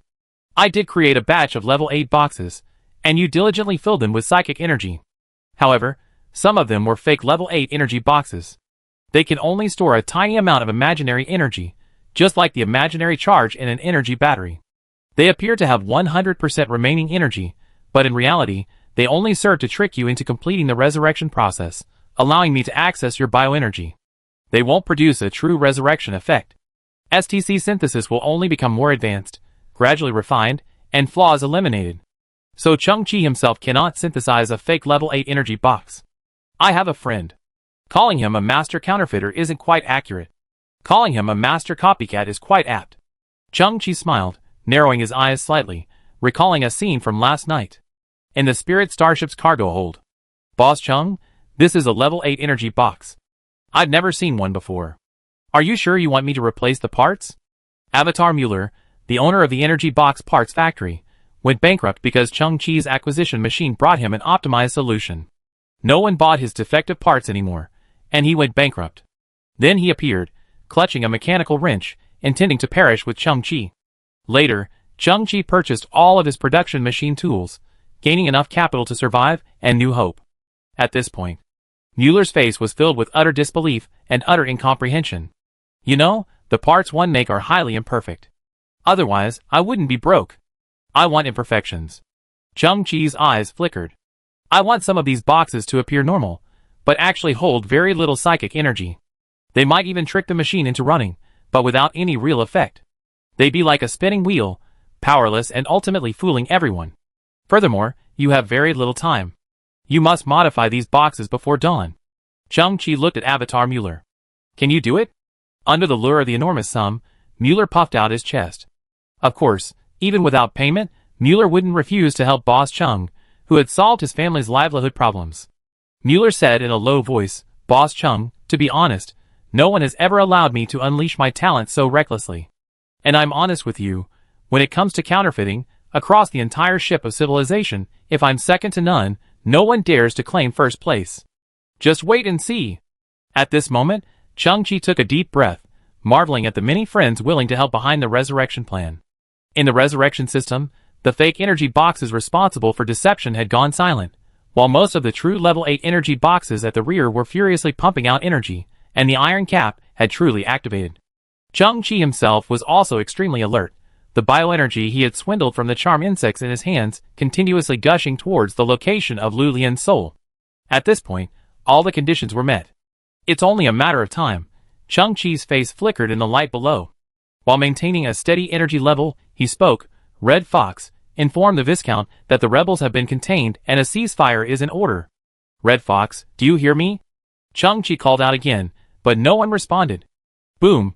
A violent explosion erupted from the rooftop of the White Jade Palace.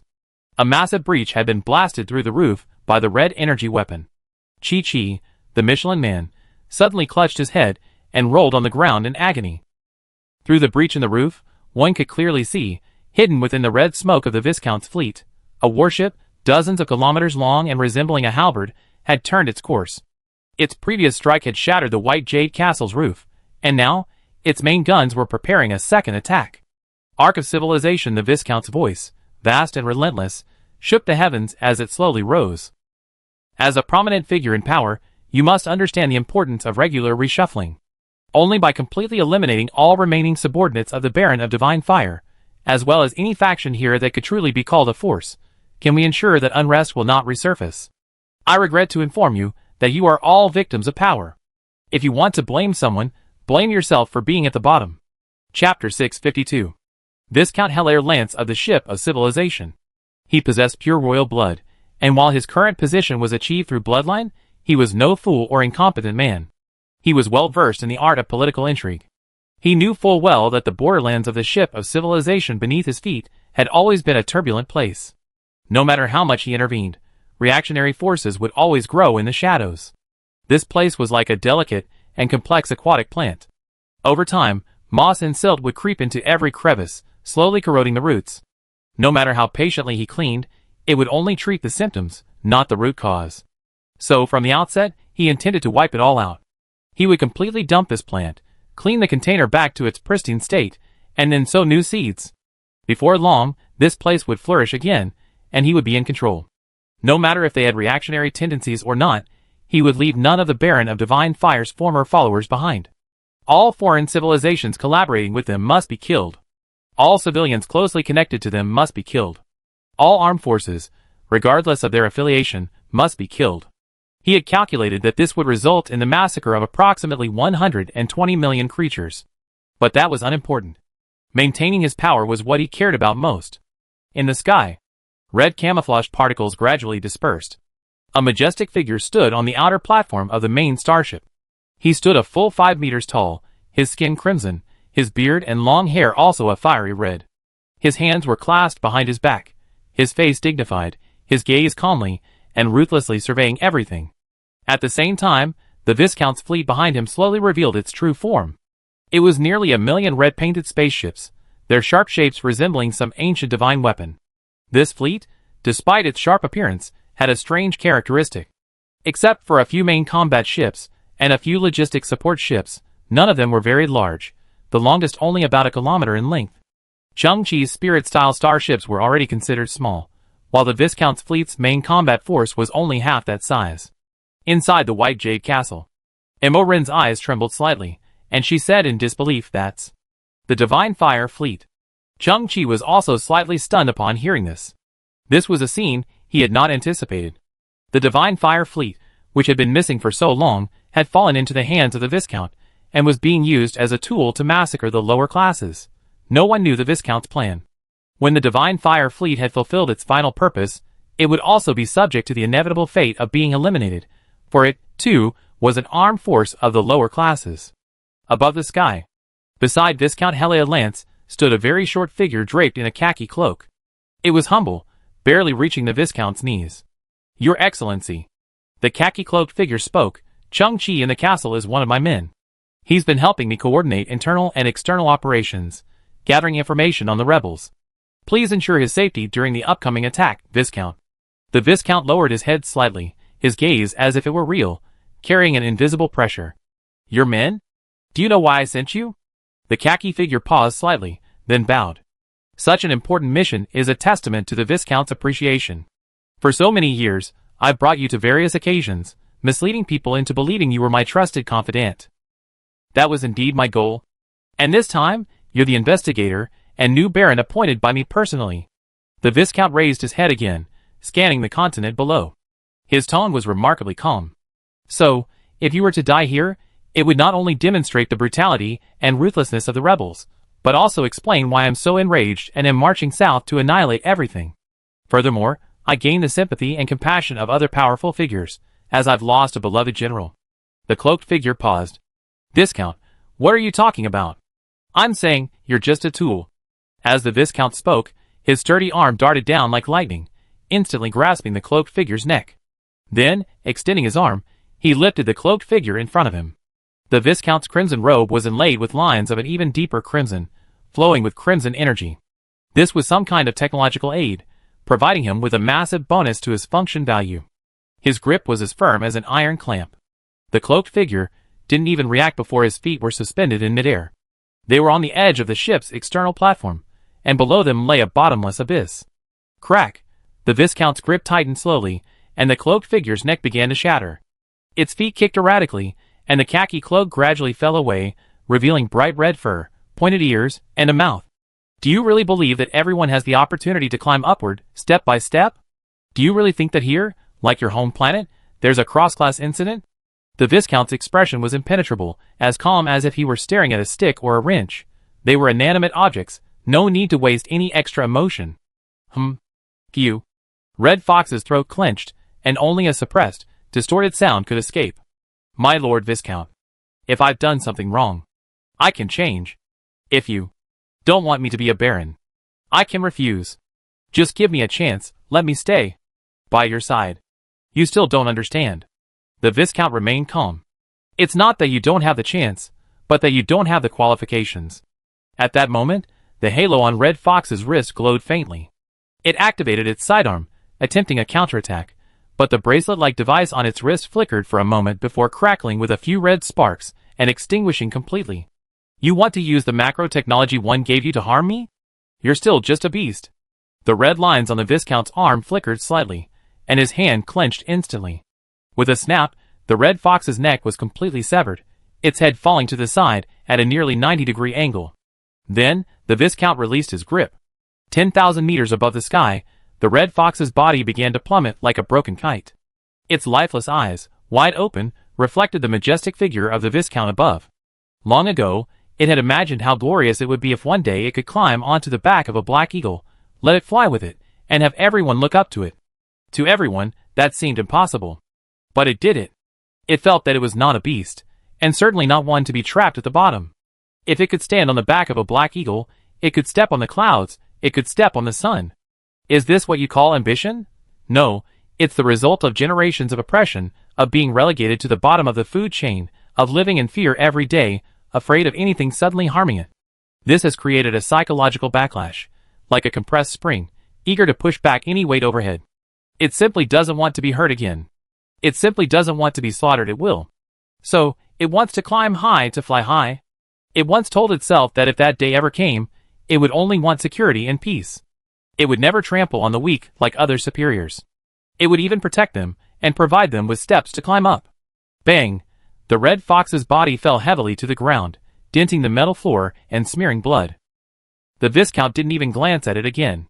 He just glared and raised his eyebrows, saying in a low voice, "Divine Fire Fleet, listen to my orders, follow the plan, and eliminate all enemies." Chapter 653. Hundreds of thousands of Divine Fire Fleet starships swooped down from the sky. Like meteors blazing with blazing flames, the civilians began to panic. Everything indicated that this wasn't just a small-scale battle, but more like a purge of civilian areas. Indeed, all civilians who had publicly expressed their complaints were targets for the purge. And just as the red-painted light warships were about to hit the ground, red particles filled their hulls, and their armor began to break apart inch by inch. Intensive mechanical sounds echoed, and the starships began to transform. Powerful mechanical limbs emerged from their hulls, and angular metal heads slowly rose. Before landing, their appearances completely changed.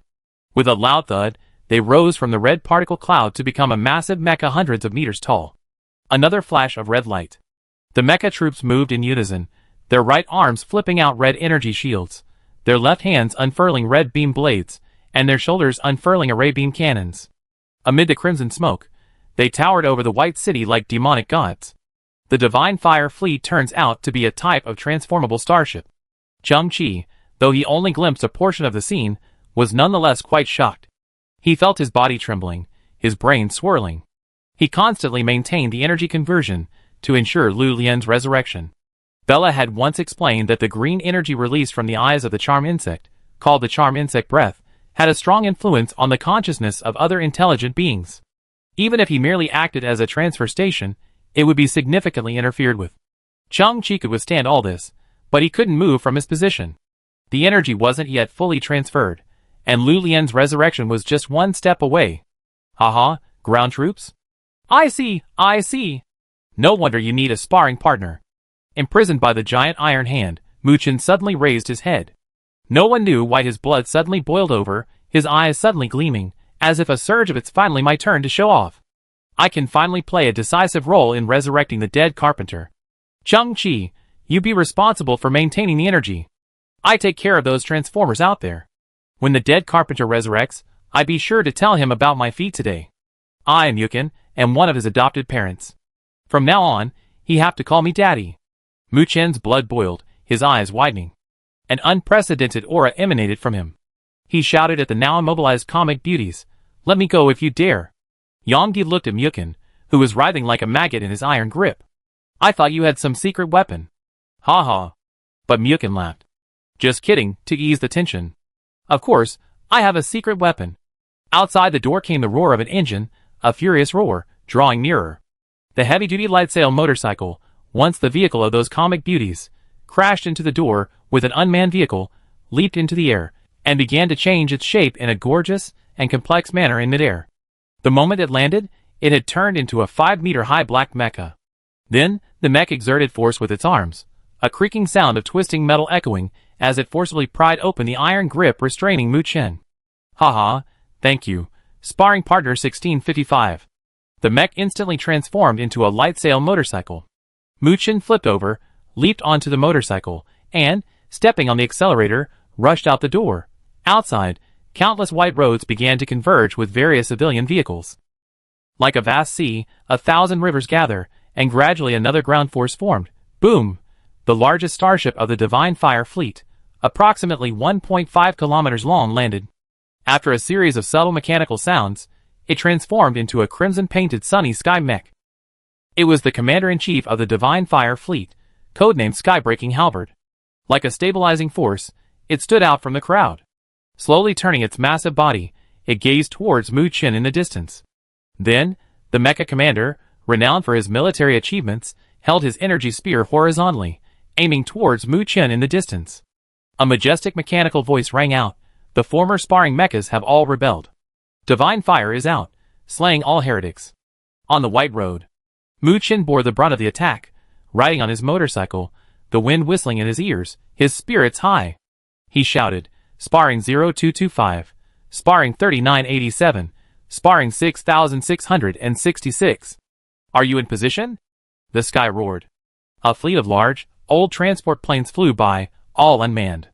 They opened their rear cargo holds and released a large number of airdrops.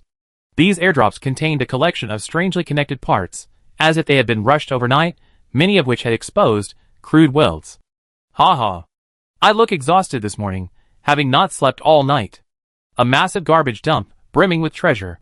Just as Chang-Chi said, the flexible circuit is bright yellow, either gold-plated or tantalum. Looking for metal in a radiation zone, titanium shells and tantalum boxes are the best. Why am I even thinking about this stuff? Anyway, this young master saw the transformers from my childhood, and was instantly inspired, bursting with inspiration. Mu Chen turned handsomely on his motorcycle. Behind him, the excavator transforming mechanical training partner 2304, whom he had first encountered at the garbage dump, was running at full throttle, black smoke rising from its exhaust pipes as it sped towards them. Again, a mechanical sound emanated, and training partner 2304 transformed into a powerful and handsome red mecha, gliding along the ground using inertia. But this was just the beginning. Airdrop links landed around its body, and it began to continuously pick them up, simultaneously physically integrating them with itself in a crude manner. Huge electric bolts automatically tightened, expanding its existing body with more ports. Soon, other engineering machines approached, each one transforming into its own. Using the expansion ports on sparring 2304's body, they combined with it. Like a series of building blocks, sparring 2304 grew thicker and stronger, gradually taking shape as an even taller mechanical giant. What's that line? You form the legs, and he forms the arms. Unfortunately, their transformation modes can't carry humans, so I can't form the head. Haha, that's okay. Mu Chen's eyes gleamed. perhaps because he only needed to buy time for his good brother's resurrection, and he felt incredibly relieved. Let's see how this young master sparring army compares to the regular army. Master Mukin. Sparring partner 2304's ancient, heavy mechanical voice echoed, surprisingly tinged with passion. You may not know, but we've imagined this scene countless times. I wonder if, after 990,000 failures, we can finally triumph, even just this once. Amidst the dust and smoke, the sparring robots reassembled, becoming a collection of hundreds of meters tall, charging forth with all their might. On the other side, the commander-in-chief of the Divine Fire Fleet, a mecha named the Sky-Breaking Halberd, also charged fiercely like a red whirlwind. Bang! The ground shook as the two giant robots collided. Their hands clashed, their fingers intertwined. The immense pressure caused their bodies to distort. For a moment, there was no clear winner. The metal ground was swung back and forth, and neither of them retreated, wrestling in secret, at the same time. The city became a battlefield, and the other mechas of the Divine Fire Fleet also stood in a cluster alongside the countless sparring troops. Overall, the sparring troops were at a disadvantage, but their will was remarkably united, forging a defensive line to block the enemy's advance. Whoosh, boom, a tall building collapsed under the massive mass, debris flying, the earth trembling, and civilians fleeing in panic. It was the Divine Fire Fleet's commander-in-chief, the Sky-Breaking Halberd, who was flung away by the mechanical complex controlled by sparring partner 2304. Sparring partner 2304 looked at his rusted and scratched palm, and a strong wave of emotion washed over him. For so many years, he had always been the one being flung away. Never could he have imagined that, after slumbering in the darkness of a garbage dump for 33 years, he would be granted new power by a tiny human. In the distance, the Sky-Breaking Halberd slowly rose, the red spear in its hand gleaming brightly. The Baron is dead, and we must obey the Viscount's orders. Therefore, I will give my all, under military orders. Sparring 2304, my old friend, this will be our final battle. I will remember your sacrifice. Muchen piloted his motorcycle, navigating the battlefield. Lacking a suitable weapon, he could only do his best to provide early warning information and assist in the battle. But then, in the distance lay the location of the Spirit-style starship. A pitch-black phantom, moving at breakneck speed, rapidly approached. It was like a ghost in broad daylight, seemingly unable to dispel its shadow. A fragment of flying building debris could serve as leverage, and with a single tap, it could dash 7 or 8 kilometers. In a moment, the 20-meter-tall black figure towered over Muchen. Mukin stopped his motorcycle, planted one foot on the ground, and gazed up at the pure black mecha before him, a work of art, seemingly from another dimension. This looks like my M14 Black Phantom. But not exactly. Mukin's eyes widened. In that instant, the clamor of the battlefield vanished, leaving only himself and the indescribable, ghostly mecha before him. Its armor reflected a faint, cold light, blindingly bright. It spoke nothing, merely gazing down at Mukin from above. Mukin's eyes widened even further, completely transfixed, yet also captivated. How could it be so handsome? I anticipated some unexpected twists and turns. So I prepared a gift for you in advance. This is a brand new mecha I upgraded from the 20 minutes and 14 seconds you placed in the Spirit Starship. Don't tell anyone I stole your mecha anymore. I'm giving it back to you now. Chung Chi's voice slowly rang through the communicator. It's called the AS-90, codenamed Son of the Night, a level 4.9 civilization creation. Fuck. You really are. I'm crying my eyes out. Mu Chen's throat trembled as he watched the Son of the Night slowly open the cockpit on his chest and release an elevator constructed of pure energy. Mu Chen pressed the communicator, wanting to say something to Chung Chi, but discovered that due to the intense fighting all around him and the numerous beam weapon explosions, the communication was disrupted, making accurate communication impossible. He took a deep breath and boarded the elevator. As it ascended, he saw Chung Chi in the White Castle in the distance. Chung Chi, still maintaining his energy output, slowly turned his head and said to Mu Chen, I hope you be encouraged and buy time for Lu Lian's resurrection. I've always been a loser. Without you, I wouldn't even be alive tomorrow? Mu Chen watched Chung Chi's mouth from afar, but no sound came out. He froze. Is that even human language? But young Master Mu was always open-minded. The Son of the Night's cockpit closed, and it transformed into a black ghost, charging into the battlefield. Its arrival was like an extremely flexible and sharp dagger, slicing through vast swathes of the Divine Fire Fleet wherever it passed. Its momentum was unstoppable.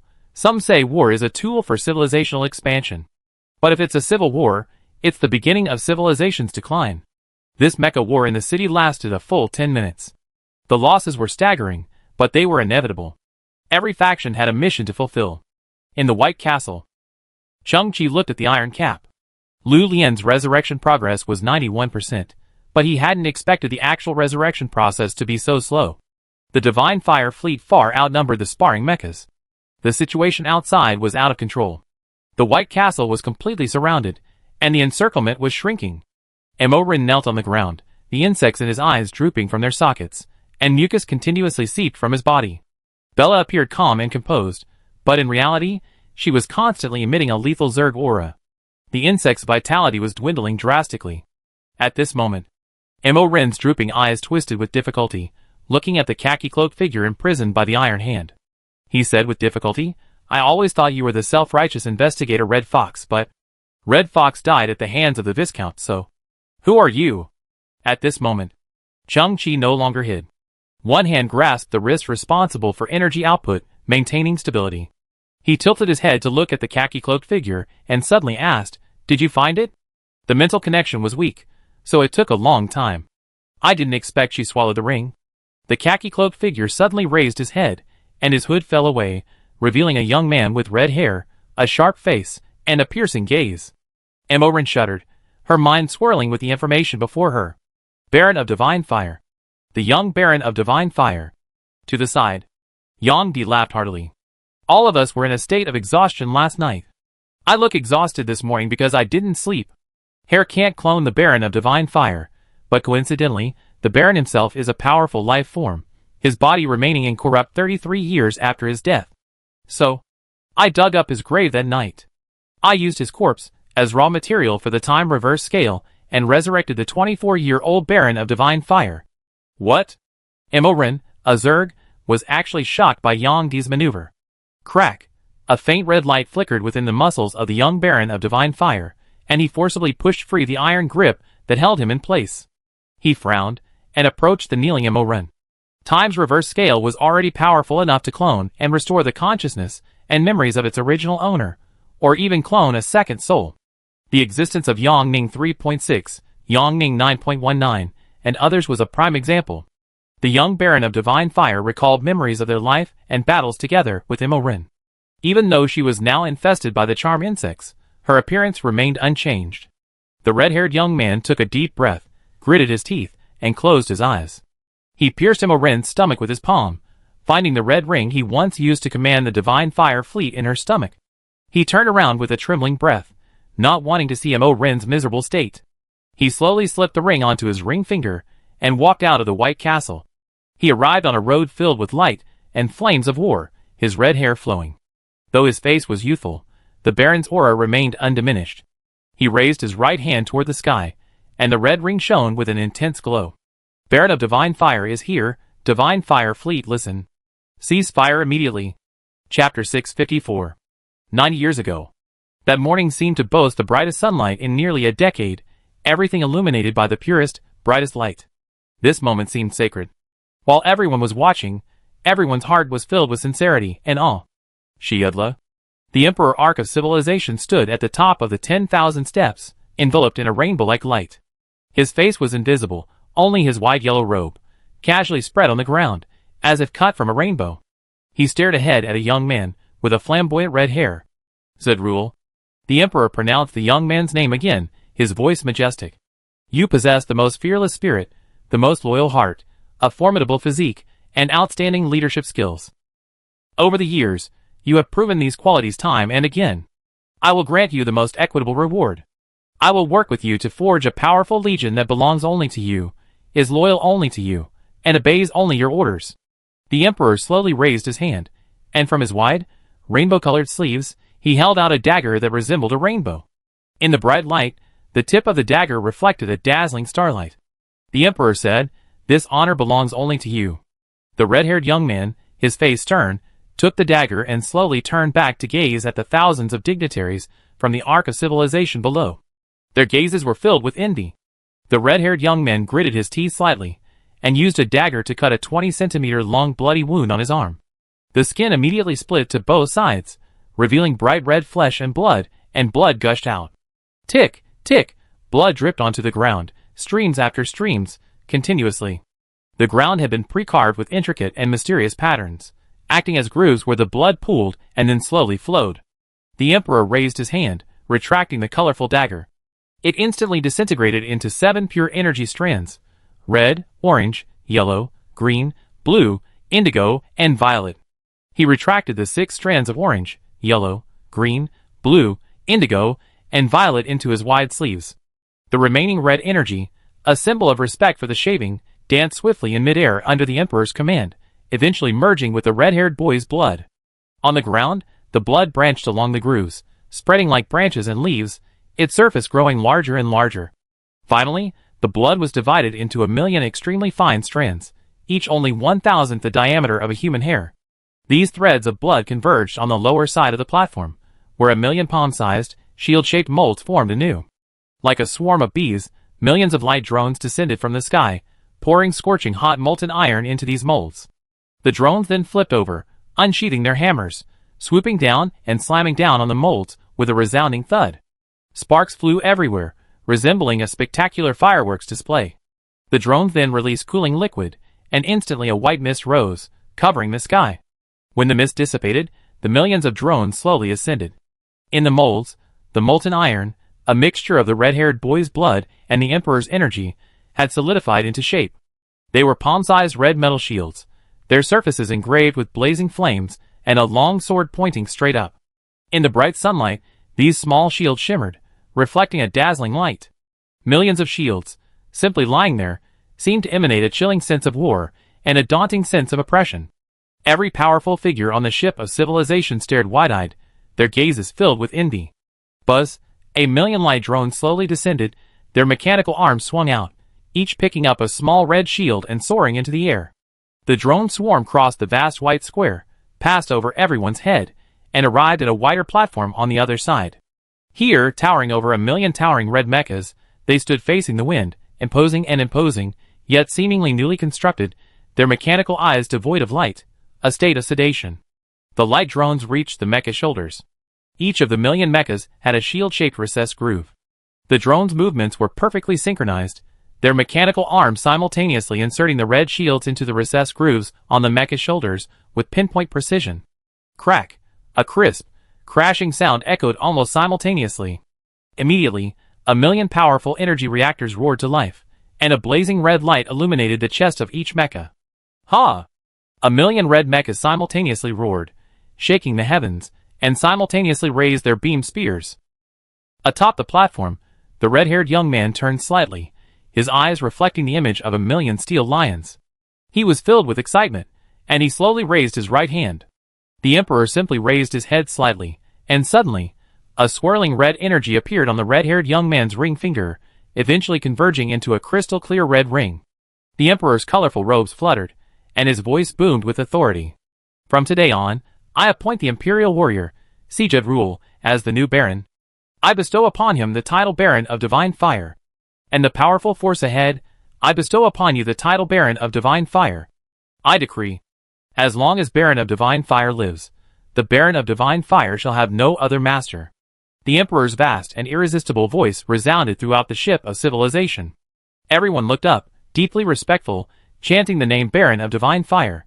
At this moment, the war-torn frontier of the ship of civilization, in front of the shattered white jade castle, the red-haired young man, as he had done 90 years ago, once again raised his right hand, his red ring gleaming with dazzling brilliance.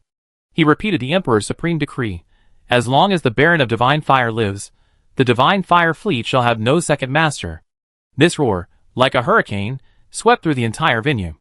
In the distance, scattered across the city, countless red mechas, their palm-sized, shield-shaped Divine Fire emblems atop their shoulders, etched with blazing flames and skyward-pointing swords, suddenly shone fiercely, echoing the red-haired young man's will. At the same instant, all members of the Divine Fire fleet simultaneously lowered their weapons and turned in unison, heading towards the White Jade Castle. 1,000,000 heavy mechanical voices echoed, carrying sincere respect, "Welcome the Baron of Divine Fire." Chapter 655. Amidst the surging energy, Chang-Chi slowly turned around, a faint smile on his face, as he gazed at the red-haired youth at the doorway. After Yang Di successfully cloned the young Divine Fire Baron, he naturally informed Chang-Chi immediately. And Chang-Chi immediately identified the key issue. That was the missing Divine Fire fleet.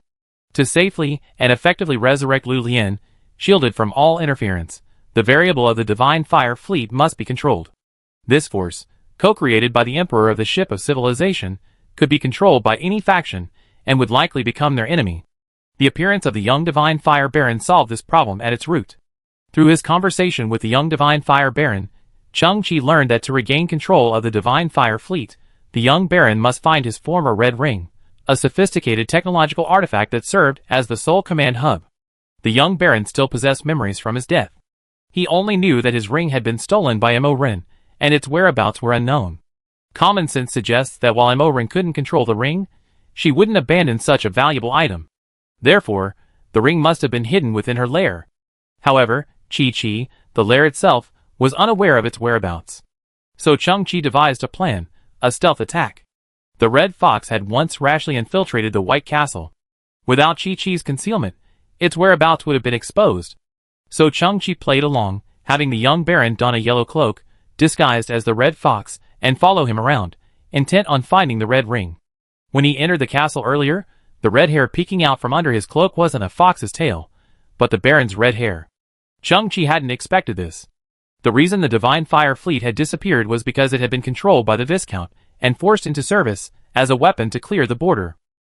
The moment the Divine Fire Fleet appeared, Chang-Chi felt a surge of relief, despite his surprise. His chances of resurrecting Lu Lian skyrocketed again. For some unknown reason, the Viscount hadn't brought any other troops with him.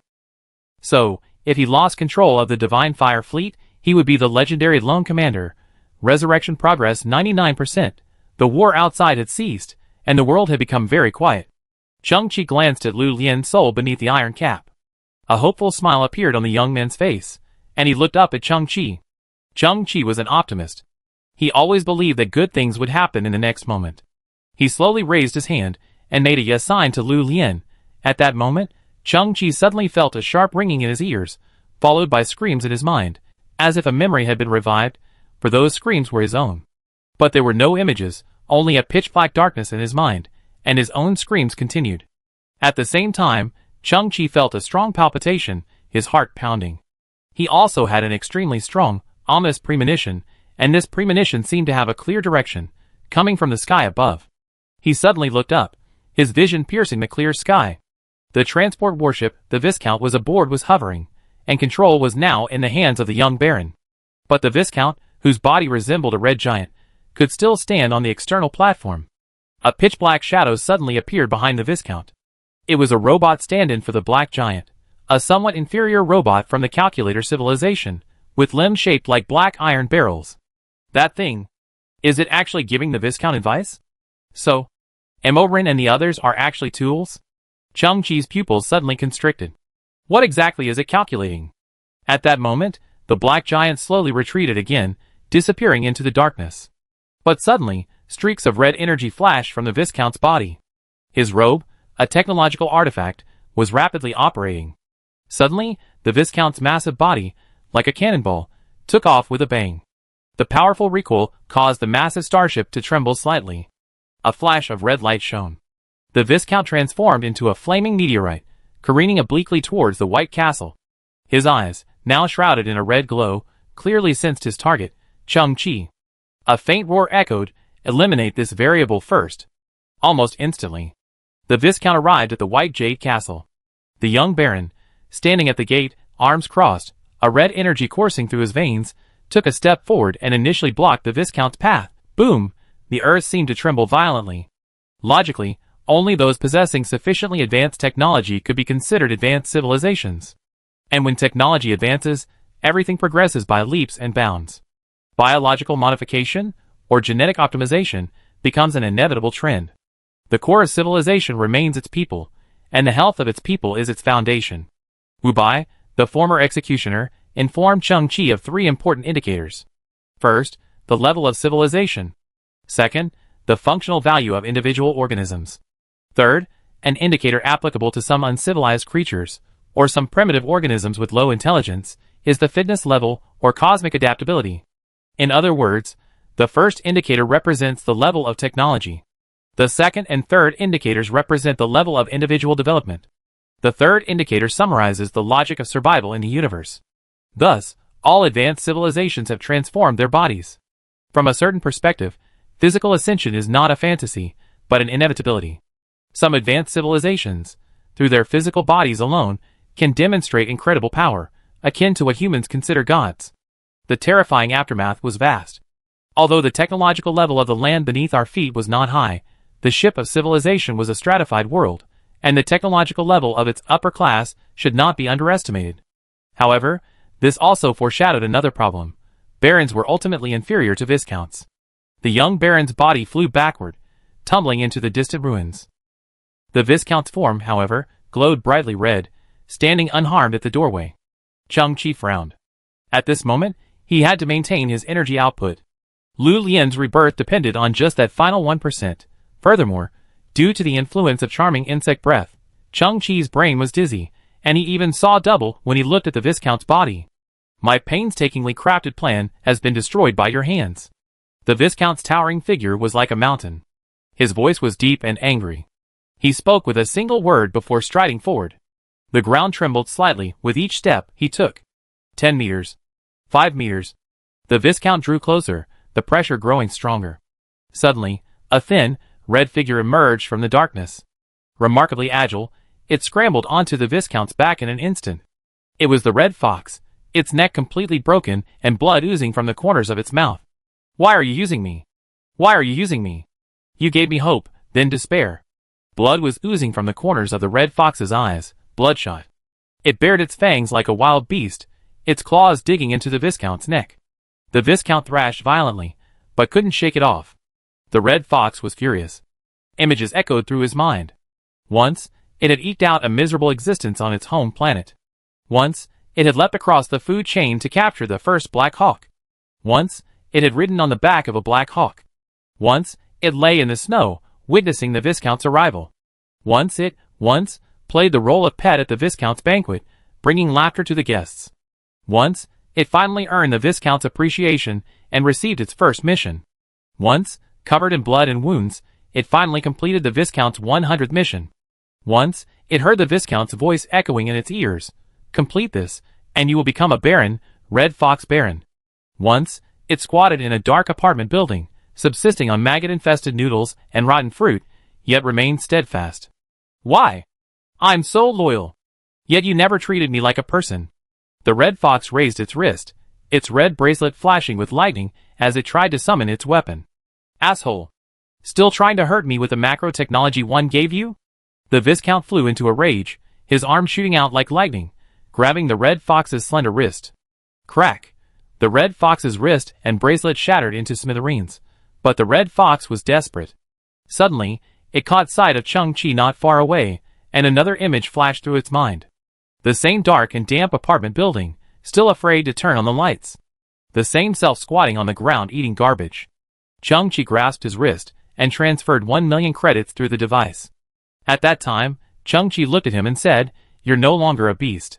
Unsure what to ask, the red fox's eyes suddenly moistened. But that guy, on the other hand, treated me like an upright person. The red fox smiled miserably. Suddenly, a fierce gleam crossed its face, reverting to its most primitive and ferocious beast. Baring its sharp fangs, it recklessly bit the viscount's neck. Perhaps it was this final blow that unleashed an unprecedented burst of strength. The fangs pierced the viscount's defensive field and pierced his flesh. Although the red fox's teeth and jaws shattered at the same time, they tore off a large chunk of the viscount's flesh. I told you, even if I fall off Black Hawk's back and die, I still bite its neck. Ha ha. The red fox laughed heartily. But the viscount grabbed its tail and threw it hard, sending it crashing to the ground, its internal organs shattering and spewing out of its mouth. Asshole. The viscount was furious. A fierce red energy erupted from his arm, piercing the red fox's body and leaving a massive black hole in its chest. Half of the red fox's body was burned to charcoal, but its face remained fierce and ferocious. The red fox's story ended. It ultimately failed to reach its desired destination. But in its final moments, it seemed to have regained its true self. Resurrection progress 100%.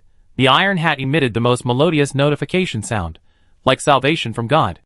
At this moment, the charming insect breath within Chang-Chi's body was completely released.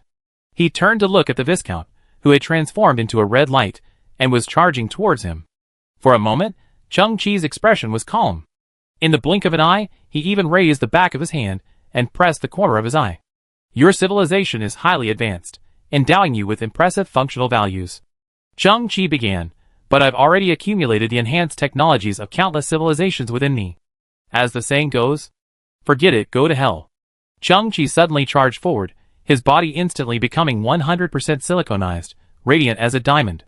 Varant Series Human Gene Enhancement Potions, the Immortal Infinite Accumulation Potion, the Divine Righteous Path Potion, his own ability to break through the inhibition chain, the assistance of the Transformer Star Armor, the bonus of the Pioneer Gravitational Weapon System, the energy release of silicon-based properties, the combat techniques learned from Baisien of the Pantheon, and the bio-tailored transformation of the invincible Aji. Chang-Chi also, for the first time, bit through the infinite rampage potion hidden within his teeth. Various forces, like chemicals pouring simultaneously into a single beaker, converged into an incalculable, immeasurable, violent, and invincible energy. Chang-Chi launched a kick swifter than anything, striking the Viscount's heart. With a resounding roar, the air burst and surged, and the energy known as macro-technology within the Viscount's body suddenly dissipated as if swept away by a hurricane. The sounds of muscle tearing and bone cracking echoed simultaneously. The Viscount's eyes bulged, and a stream of blood gushed from his mouth. Instantly, his body flew backward, collapsing the white jade castle's porch. It seemed to fly endlessly backward, crashing through houses in the distance until, finally, a building collapsed, burying his body. More light streamed into the castle. Chang-Chi simply stood calmly on the ground, slowly exhaling. Then he turned, took 2 steps to the right, crouched down, and slid his palm across the red fox's face, closing its eyes, which had been wide open in death. Chapter 656. Inside the White Jade Castle. Chang-Chi slowly turned around. His eyes fixed on the gap in the ground ahead, emitting a shimmering green light. Beneath the gap lay the spot where Lu Lian had been resurrected. Just now, the situation was critical. The moment the resurrection progress reached 100%, Chang-Chi rushed out to confront the Viscount. So Chang-Chi didn't see the final progress, nor did he know what Lu Lian's current condition was. The light within the gap grew dimmer, and the entire White Jade Castle was utterly silent. Chang-Chi pursed his lips and clenched his fist slightly. He needed to take a few more steps forward to see the scene within the gap. This opportunity for resurrection was so rare, and so arduous. Chang-Chi's pace slowed. If he failed, he didn't know how to face it. Lu Lian? Chang-Chi called softly, hoping for an answer beforehand. But the entire world seemed to have fallen silent, incomparably quiet. Chang-Chi swallowed lightly, and took his 3rd step. At that moment, a vast black shadow suddenly appeared on the ground behind Chang-Chi, like the embodiment of darkness, like flowing oil, covering the ground inch by inch. Chang-Chi paused slightly, turning his head to look back. He saw a ghostly, pure black mecha slowly descending at the entrance to the White Jade Castle. The cockpit door on the mecha's chest silently opened, revealing Muchen seated inside. The ever-expanding shadow on the ground, seemingly alive, was the special ability of the Son of Night mecha, called RA Night Force Field, an extremely advanced stealth technology. At first, Muchen didn't understand the Son of Night's abilities, but with his natural talent, he quickly mastered them. He piloted the mecha, like a silent, spreading night, across dozens of kilometers, appearing at the castle's entrance. At this moment, Muchen's attention was completely distracted from his mecha. His gaze passed over Chang-Chi's shoulder, his pupils trembling as he stared at the gap in the ground. He too awaited the final answer. Chang-Chi took a deep breath and took another step forward. Suddenly, the pile of rocks outside the doorway exploded, and the young Baron of Divine Fire rose from the rubble. Although he had been knocked back by the Viscount, he was strong and unharmed. He remembered his promise to help Chang-Chi revive his companion, Lu Lian. The young Baron of Divine Fire's eyes flickered as he glanced at Chang-Chi's back. "Mr. Chang-Chi, can you help me untie my bonds?" Yang Di, still restrained by the massive iron hand, looked at Chang-Chi with a flickering gaze. Chang-Chi nodded and, using his own strength, freed Yang Di. The atmosphere was tense. Yang Di said nothing, simply standing silently beside Chang-Chi. Chang-Chi took a step forward, and he followed suit. Chang-Chi let out a long breath, finally standing at the edge of the gap in the ground. He tilted his head back, tightly closing his eyes, then leaned forward, taking a deep breath, suddenly opening his eyes and looking down. He first saw the giant, faintly flickering 100% on the iron cap. But by this time, the iron cap had clearly reached a state of completion, its light dimming, even showing signs of extinguishing completely. Where is Mr. Lu Lian? Beside him, Yang Di strained his eyes, staring at the empty ground beneath the iron cap. Cheng Chi's eyes trembled, his pupil shrinking to a black dot. The spirit starship was always nearby, and only he could see what no one else could. Lu Lian, his entire body shimmering with green light, stood quietly beneath the iron hat. He was still a soul invisible to all. Lu Lian raised his head, gazing at Cheng Chi above him, a remarkably calm smile on his face. This man had delicate features and a pure complexion. He was only in his early 20s, a young man full of vigor and an adventurous spirit. He had spent his entire life confined to a wheelchair, but he felt that it wasn't the wheelchair that had held him back, but rather his own stubborn adherence to convention and his lack of resolve to move forward. Lu Lian looked at Cheng Chi, his expression calm, as tranquil as a still lake. He suddenly tilted his head, silent, but Cheng Chi heard his voice. My parents gave birth to me when they were very old. Many people thought they were my grandparents. As I grew up, they grew older. Before I was 10, they had already lost the ability to take care of themselves and suffered severe memory loss, even confusion. Later, I was sent to the Lu Ban workshop to learn carpentry because my elderly father, with his outdated mindset, was obsessed with these things. Most importantly, once the Lu Ban workshop accepted an apprentice, it was for life, and my second half of life was guaranteed.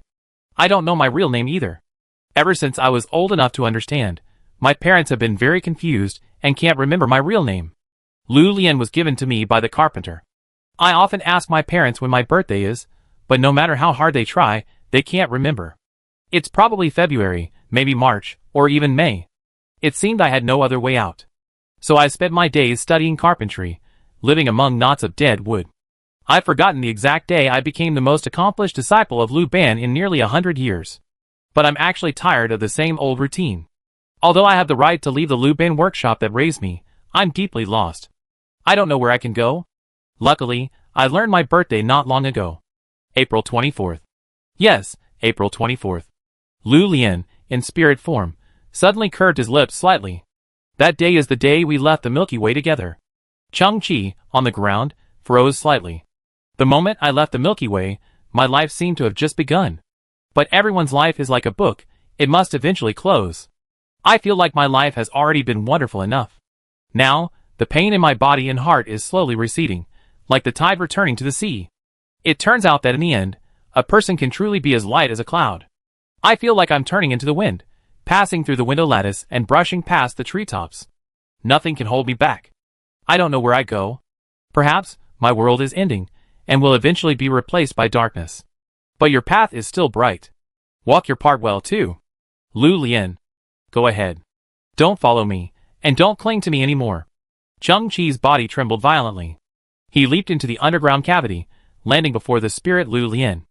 At this moment, Lu Lian also turned to look at Cheng Chi before him, a smile as calm as a lake still lingering on his face.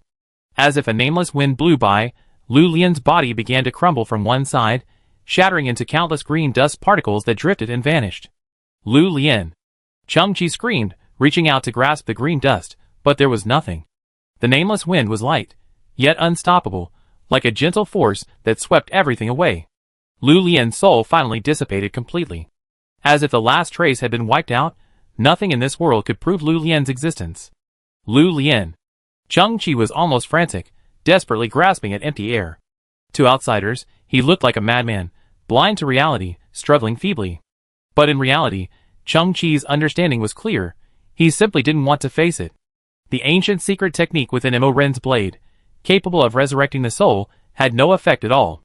From the outset, Cheng Chi and his companions had been skeptical of this technology, like the myth that Chang'e lives on the moon, and the mountains and rivers are the body of Quafu. But in some cases, people, as if blinded by their own minds, are willing to believe such legends. Because, no matter how ethereal, everything can be translated into hope. However, these hopes will eventually be completely shattered at some point. Lu Lian. Mu Qian, standing outside the door, heard Cheng Chi's screams. The sound, seemingly a floating sound, became a dagger capable of piercing the heart. Mu Qian understood everything in an instant. He grew numb at first, then slowly closed his eyes. 2 tear marks on his face faintly reflected the light from outside. Chapter 657. Ding ding dong. Hello, friend on the other side. Please do not attempt to speak to me, for you are only hearing a recording. Under the iron cap machine, Chang-Chi, head bowed, somewhat dazed, suddenly heard a voice from within. And this casual tone of voice seemed familiar.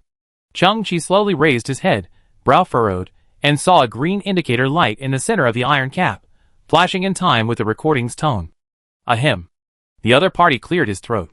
Normally, people call me Lord Quasar. I am an artist, a fraud artist. This so-called secret resurrection technique you just used was something I made up. Chang-Chi's pupils constricted instantly, and his fists clenched, squeezing the air with a sound similar to a sonic boom. Don't be angry.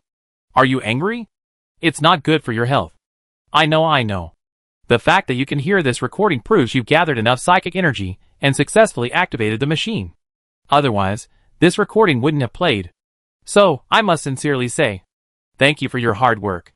Chang-Chi clenched his fist tighter and tighter, the bones in his arms crackling. This unknown friend. Speaking out without any harm, huh? Do you think souls really exist in this world? Even if they do, can souls really be reborn as humans? Don't be silly. This is like a fairy tale. I know you can't accept all this, but I can tell you with certainty that, while I don't know exactly who you're resurrecting, I'm deeply moved by your spirit. You've worked tirelessly, doing your utmost to overcome one obstacle after another. Your deceased friend will also, in some mysterious way, sense everything you've done. If you think I've deceived you, then think of it this way. You gave 100% of your effort to something completely unrealistic. Regardless of the outcome, you've at least proven yourself, left no regrets. In fact, the greatest meaning of pursuing something lies in this. Of course. In the process, you've also indirectly helped others. That person is me, the great Lord Quasar. Since I descended, from the moment I arrived in this universe, I was ethereal and incorporeal. I'm not a soul. You could think of me as a bundle of electronic signals with self-awareness. A soul can't condense into a new human body, but I can. It's just that. I need someone to help me gather various materials, such as the psychic energy I just mentioned. Many years ago, by disguising myself as a god, I deceived an ancient civilization in the universe, concocted a resurrection process, and designed a resurrection machine. This is the so-called secret art of resurrection. For years, that ancient civilization has continuously passed this secret art on to the outside world. I've been waiting for some dedicated and hardworking individuals to help me gather psychic energy. Actually, the term psychic energy is something I made up. Its essence is the oldest and most fundamental energy in the universe. To others, it's meaningless, even less valuable than a handful of oil. But to me, it's incredibly important. It's one of the key ingredients I need to rebuild my body. Chang-Chi's face flickered, illuminated by the flickering green dot. His mind recounted his previous encounter with the Quasar. That was in the deformed star civilization, KD Jilan's homeworld. The Quasar had orchestrated a massive deception, aiming to steal the core formed during the deformed star's transformation. This material possesses immense plasticity, capable of countless transformations. It was then that Chang-Chi learned that the Quasar was seeking this object in order to create a body for him. At that time, he and the Quasar had fought for this treasure, and the result was that the deformed star's core was split in two. The portion he obtained became the deformed star armor he possesses today. At that moment, Chang-Chi came to a new realization. The 5 equal parts of him each had different circumstances. If we compare everyone's starting point to a running line, some were born behind. For example, Quasar didn't even have a body of his own. The core of the deformed star wasn't enough to help him build a body. It was just one ingredient. And the so-called psychic energy was the second ingredient. It was unclear whether he had all the ingredients. But it was clear that everything he wanted depended on deception. That guy, to achieve his goal, had once again orchestrated a ruthless scam. Boom, the iron cap, which had been dormant, suddenly activated, instantly erupting a massive green beam of light that shot straight into the sky. The third continent of the Ark of Civilization, resembling a jade pendant, suddenly appeared, and the green beam of light sank into it, disappearing like a stream into the sea. Then, the third continent of the Ark of Civilization also flickered and vanished. Chang-Chi's eyes widened in anger. That beam of light was compressed psychic energy. The resurrection process was completely fake. The psychic energy wasn't used at all, but rather, the Iron Hat sent it elsewhere like a courier. This was a complete scam. And the quasar, as the recipient, should be hiding on the third floor of the Ark of Civilization. A thick shadow covered Chang-Chi's face. You can be angry at a friend you've never met, and you can label me an enemy. But remember, many things in life are destined to fail. Regardless of the outcome, the openness of having fought hard is enough to dispel all regrets. The green light on the iron hat flickered, and before it went out, it uttered its final words. The seventh rule of the fraud artist: exploiting others' obsessions requires offering comfort in return. Chapter 658. Buzz, boom, without warning. A fierce beam of white energy from the sky struck the shattered white jade castle once again. Chaos, explosions, and shattering filled the world in an instant. The crumbling white castle began to collapse. Its vitality seemed to wither, its once sturdy walls becoming like wax, shattering into pieces and melting under the intense heat. Amidst the blazing white light, a figure steadied itself with a lunge, arms crossed, resisting the core of the white attack beam. Chang-Chi didn't even have time to dodge. His fully siliconized body frantically absorbed the beam's energy, surging violently. About 5 seconds later, the beam attack finally ceased, and the dazzling scene gradually faded. Chang-Chi's brow furrowed like a ravine. He slowly lowered his crossed arms and looked up at the sky. At some point, nearly 100 white, disc-shaped starships appeared in the sky. They were enormous, each one at least 100,000 kilometers in diameter. Hovering in the sky, they seemed to cover half the heavens, bringing with them an indescribable sense of oppression. Behind Chang-Chi, half of the castle had collapsed, like a ruined ruin after an invasion. The tattered cloak fluttered in the air, some corners even slightly ablaze. Chang-Chi's face was stained with dust. He was burdened with so much: Lu Lian's departure, Quasar's deception, a multitude of emotions woven together like heavy shackles. His optimistic self refused to admit it, but he felt a sense of despair, even despondent, wishing he could become a statue, motionless, silently waiting for time to pass. But this world wouldn't allow him to rest, wouldn't allow him to be depressed for a moment. He faced the massive starship in the sky. Who was this? Another unknown force. Their attack was clearly exploratory. Judging by the size, imposing presence, and silent appearance of the starships, their civilization was definitely not low level. What were they going to do? Chang-Chi gritted his teeth, their teeth creaking. A repressed force was brewing, like a balloon inflated to its limit, seemingly begging for a pop. We are the KE-361 Galaxy Nurser civilization. A giant white starship in the sky emitted a faint white halo, its thoughts spreading across the earth. Chang-Chi's brows slowly furrowed. This was a civilization that had appeared many times in Chang-Chi's world, but he had never encountered it head-on. The memorandum robot moon that Chang-Chi had synthesized was their creation, and the technological prototypes of Yangdi Stargate and Time Reverse Scale also came from them. As their name suggests, they are like cosmic feeders, providing humanity with advanced technology. In a sense, they are also like a giant hand, rapidly advancing the progress bar of human technology and completely changing the form of human civilization. Once, Chang-Chi asked Yangdi, "Have you ever considered the purpose of the feeder civilization? Could it be that they raise humans like piglets, not fat and strong, of course, but to give them the ability to survive in the galaxy, and then one day harvest them, harvest technology, harvest resources, harvest slaves? Actually, if you think about it carefully, this is also a kind of fat and strong." Chang-Chi had always assumed that when the breeder civilization emerged, the battlefield would be humanity's home galaxy, the Milky Way.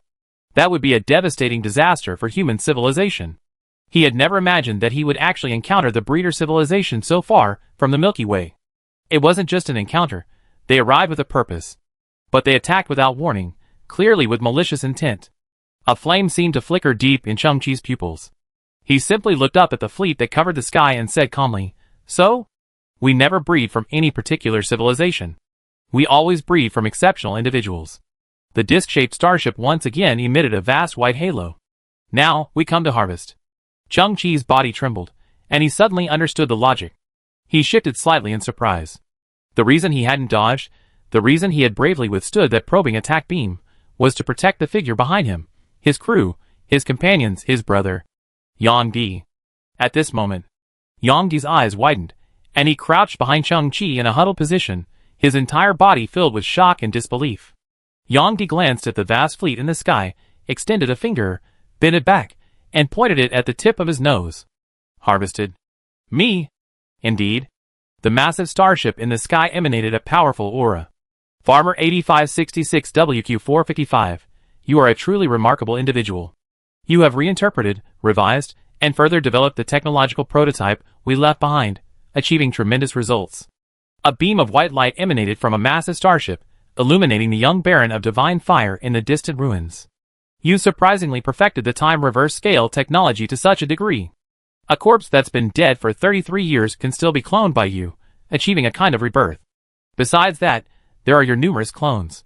Their existence has far exceeded our expectations. In the field of cloning technology, you've even surpassed ours. You've matured. You've earned the qualifications to serve the breeder civilization. Chang-Chi's eyes twitched. He had never imagined the breeder civilization would operate with such logic and systems. Their method of development is somewhat similar to theft, but not entirely. They select the best scientific and technological talent from various lesser civilizations and provide them with a certain level of assistance.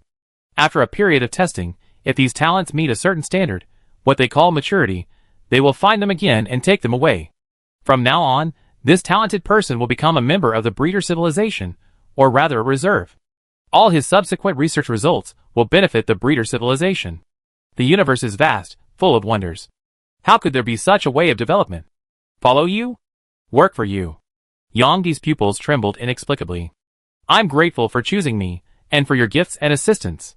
But I'm a human, and I don't want to leave my companions. After nearly 100 million years of development, the breeder civilization has gathered the top talents from various civilizations.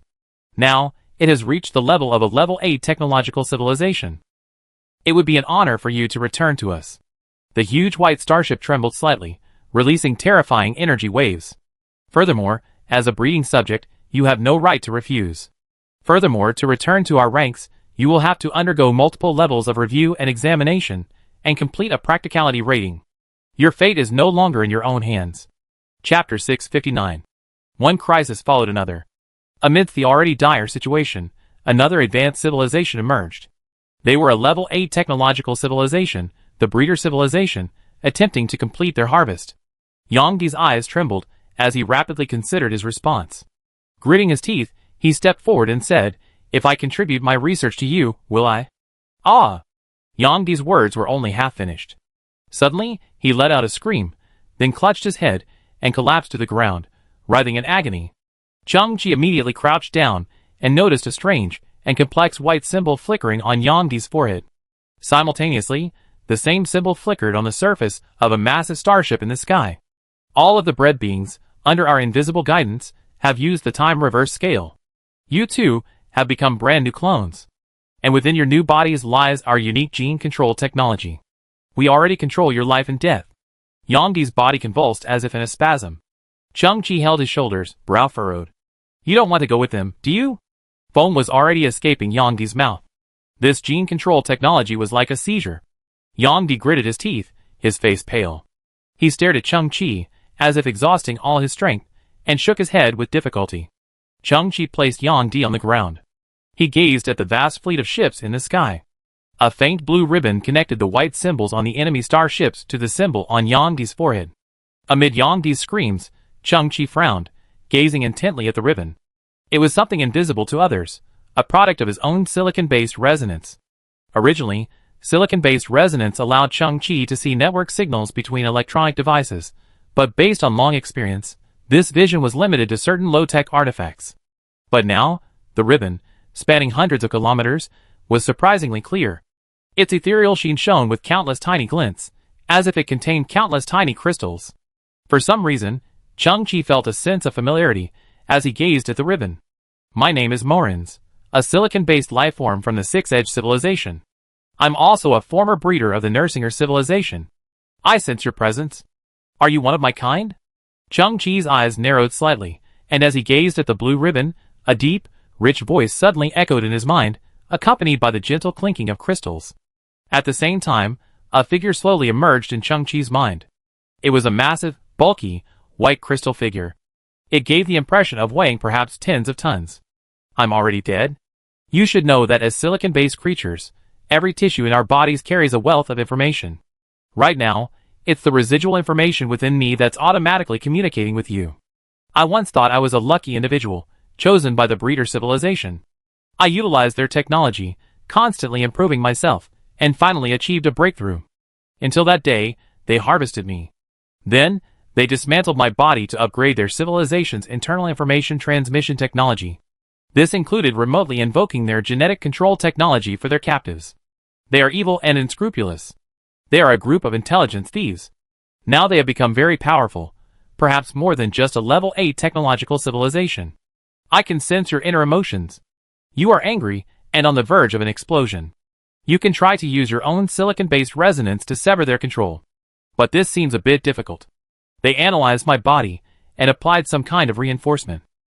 Besides, your own silicon-based level is lower than mine. This seems to be even more difficult. I can send you a legacy through interkind communication. This is zero-frame communication, which only silicon-based life forms can use. That's all I can help you with. Wish you peace, my fellow creatures. The crystal man in Chang-Chi's mind disintegrated into pieces of swirling, dancing crystals. They flickered for a moment, and then the sky of crystals suddenly shattered, transforming into dense streams of information that merged into Chang-Chi's brain. Silicon-based and carbon-based creatures are completely different. Their bodies are a natural, high-density information storage device. Even a tiny bit of DNA can carry a vast amount of information. Chang-Chi had never imagined that he would encounter a fellow creature in such a situation, and it was already dead. In other words, the Nersinger civilization's method of information transmission actually came from a silicon-based life form. The blue ribbons flowing through them seemed like its blood. Do I have a chance to interrupt the breeder civilization's communications? Is it difficult, extremely difficult? Zero-frame communication? It shaped the concept in Chang-Chi as a highly efficient method of communication between silicon-based life forms. It could transmit vast amounts of information, including words, images, thoughts, and even emotions, with near-zero latency. When Chang-Chi received Morin's legacy, everything about zero-frame communication naturally imprinted itself in his mind, becoming almost an innate skill. Chang-Chi frowned, his face shrouded in shadow. A subtle sound of crystals clashing echoed, and his pupils slowly underwent a siliconization transformation. Countless rhombic dodecahedrons appeared within his pupils, growing and stacking unchecked. Suddenly, two blue ribbons drifted from Chang-Chi's eyes. Silicon-based resonance plus zero-frame communication. This was still a message visible only to him, winding and drifting, as if swaying in the wind, yet soaring upwards, gently entwining itself with the communication link between the breeder civilization and Yang-Di. From the perspective of others, Chang-Chi simply stood there quietly, seemingly doing nothing. The next moment, Chang-Chi spoke slowly, his tone seemingly calm, yet conveying an unusually firm feeling. Every word he uttered was like an iron nail driven into the rock. No one can take any of my companions away again. The others only saw Chang-Chi's eyes wide open. But within Chang-Chi, the long-suppressed rage erupted like a flash flood. The blue ribbons that stretched from his eyes, visible only to him, instantly faded from fluorescent blue to a scorching crimson. Emotions are also information that can be transmitted between silicon-based organisms. Chang-Chi's inner emotions had unknowingly accumulated to an extreme. In his mind, Yang-Di flashed by, hands pressed against his head, comparing his body to a heart. Mu-Chen flashed by, constantly cursing because he misheard something. Han Zi, Ling, Ji, and the group of nannies with a tinge of madness flashed by. Finally, Lu Lian, sitting in a wooden wheelchair, had threatened to challenge him upon their first encounter. But Lu Lian quickly calmed down, simply chuckling at him from her wheelchair before dissolving into a wisp of smoke. The rhombic dodecahedron in Chang-Chi's pupils also instantly turned red. It's been said that the emotions of intelligent beings are a staggering and vast amount of information, because they aren't simply a state of mind. Behind every emotion lies a story that can't be summarized in a few words. In some technologically backward civilizations, giving AI emotions has become an eternally unbreakable proposition. Chang-Chi didn't know how to describe his inner feelings. He only knew that his surging emotions had finally found an outlet, transforming into a torrent of information, rushing out, and this information, transformed into a torrent of data, instantly flooded the Keeper civilization communication system. Information overload. Information overload. Chang-Chi was venting his feelings, unaware that alarms had begun to sound within the Keeper civilization starship, disrupting its systems. No one can take any of my companions away. Chang-Chi roared, clearly seeing the Keeper civilization communication ribbon shatter. In the sky, the breeder civilization fleet even experienced some kind of disorder, producing noticeable tremors. Yang-Di's agonized scream suddenly ceased at that moment. He stared wide-eyed, tear-filled with pain, feeling the pain in his body recede like a tide. He didn't know what had happened, but Chang-Chi's angry cries lingered in his ears. After a brief period of confusion, the breeder civilization fleet gradually stabilized its formation. They seemed unable to comprehend the scene before them. Without warning, their communication suddenly ceased. They remained silent for a full 20 seconds before they finally gathered their thoughts. You somehow managed to destroy the communication between us and the breeding bodies. But it's only communication. The majestic voice, tinged with unmistakable anger, said, anyone who stands in our way will be killed. The vast fleet in the sky released a strange force field, linking together to form a vast white ball of light, like a descending star. To look directly at it from close range, one couldn't even open their eyes.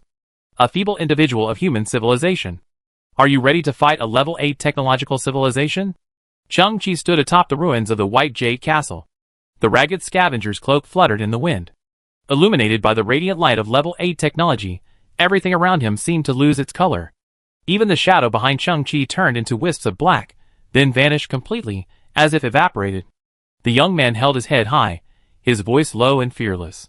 I say this one last time. No one can take any of my companions away. Chapter 660. In the sky, figures continued to fall. They were plant civilizations. In previous battles, they had been launched into the air by the catapulting power of their giant leaves. Now, their battle was over, and no one paid any attention to them. They fell from the sky like a green rain. Their bodies, some large and some small, thudded against the ground. Thankfully, their bodies were uniquely structured, so the height wasn't fatal. Some flower stamens were shattered, and some plants' fruits fell. They sat up from the white ground, each one eerie and terrifying. They were once beautiful creatures, like emerald green tree people or vibrant flower people. But now, their bodies were covered in dense, sea urchin-like eggs, which continued to gnaw at their leaves and roots, leaving them riddled with holes. They were once a peaceful species. But the enchanted insects were their natural enemies, laying their eggs in their bodies, controlling them and creating an effect similar to that of the Cordyceps sinensis. The eggs became the controlling agents, while the inhabitants of the plant civilization were transformed into zombies. Only a few strong inhabitants were able to maintain basic communication. A being resembling a flower fairy collapsed to the ground, supporting itself with its frail arms. Her body and features resembled those of a human, but a green bud sprouted from her head. She watched as the tribe she had brought from her home planet fell from the sky. After hitting the ground, they sat like zombies, their eyes hollow, their bodies devouring. Tears streamed down her face, but she couldn't even stand. A tall and powerful treeman fell beside it. Hundreds of parasitic insect eggs were infesting one of its legs, more than half of which had been gnawed away. It had once been the civilization's foremost guardian. The treeman looked at the flower fairy-like being and said in a dull voice, Princess Zuxuhua, we will all wither here, unable even to transform into nutrients in the soil. The flower fairy's emerald eyes reflected the suffering of countless of her people, and tears shone with the fragrance of grass. We are actually called the Starseed Civilization. Our home is a vast cosmic tree, as vast as a star. In the ancient legends of civilization, the universe was not created naturally, but by a creator. He first created a vast space, then countless celestial bodies, and then created numerous forms of life. Sensing a lack of vitality, he created the first tree, the cosmic tree. And my civilization, nurtured by the thriving vitality of the cosmic tree, was born within its canopy. We continue to grow and develop, leveraging our natural botanical properties to achieve capabilities similar to those of thermal weapons, flying warships, and even stargates. We are roughly equivalent to a level 4 technological civilization, yet we have never developed any technology. For the past, we have devoted all our time to striving for growth. My name is Zuxuhua, and I am a princess of the Starseed Civilization. We have no royal family, not even parents. I simply peeled off a branch called the Princess Branch from the cosmic tree and grew freely. My people all obey me. Princess Zuxuhua. The broken tree man, already extremely weak, said, if only you hadn't given the seed to someone else. It's the hope of our civilization, and it will surely save us. The flower fairy-like creature blinked. Every 1,000 years, a seed sprouts from the cosmic tree. Legend has it that it holds the hope of the Starseed Civilization, ensuring its smooth continuation and helping it overcome all difficulties. But I know that, like all the princesses before me, my mission is to sow seeds. Because the Creator created the cosmic tree with the intention of spreading the green of hope across the universe. Although many planets now have plants through evolution, I still feel that our mission should not change. When I saw that human, I felt an inexplicable sense of familiarity. Later, he told me that he had been surrounded by plants since childhood. Although those plants were dead trees, through his careful and exquisite carving, he had given them a second life. I gave him the seed. The flower fairy-like being lowered its head and whispered, "I have a feeling that I should give him the seed. That's what I want to sow. Princess Zuxuhua, I listen to you. I trust you." The giant tree man, nearly exhausted, lay on the ground, speaking slowly. The creatures of the starseed civilization were simple, even naive. There was no resentment or fighting among them. They willingly followed whatever the princess said. The giant tree man could no longer speak. The charm insect egg had eaten one of its eyes, then burrowed into its mouth and began to eat its tongue. A life, like a flower fairy, gazed up at the distant sky. Has he planted the seed? Has the seed sprouted? Has it blossomed? I feel hope lingers. Because I saw his friend, Mr. Chung Chi, fighting hard for his comrades. Where has he gone? Lu Lian Star. This is a paradise for plants, lush greenery everywhere. A drop of crystal dew bent a leaf, then slid down from its tip, falling to the ground, shattering and scattering, nourishing the surrounding moss. In the distance, a large fish, bearing wind chime juice on its body, leaped from the swamp and then dove back into it. Under the shade of a tree, a small pile of lust stood out. It was Lu Lian's grave. Lu Lian had no body. After his death, he had simply become a handful of lust. When Chung Chi and Mukin buried him, they simply covered the handful with another layer of lust.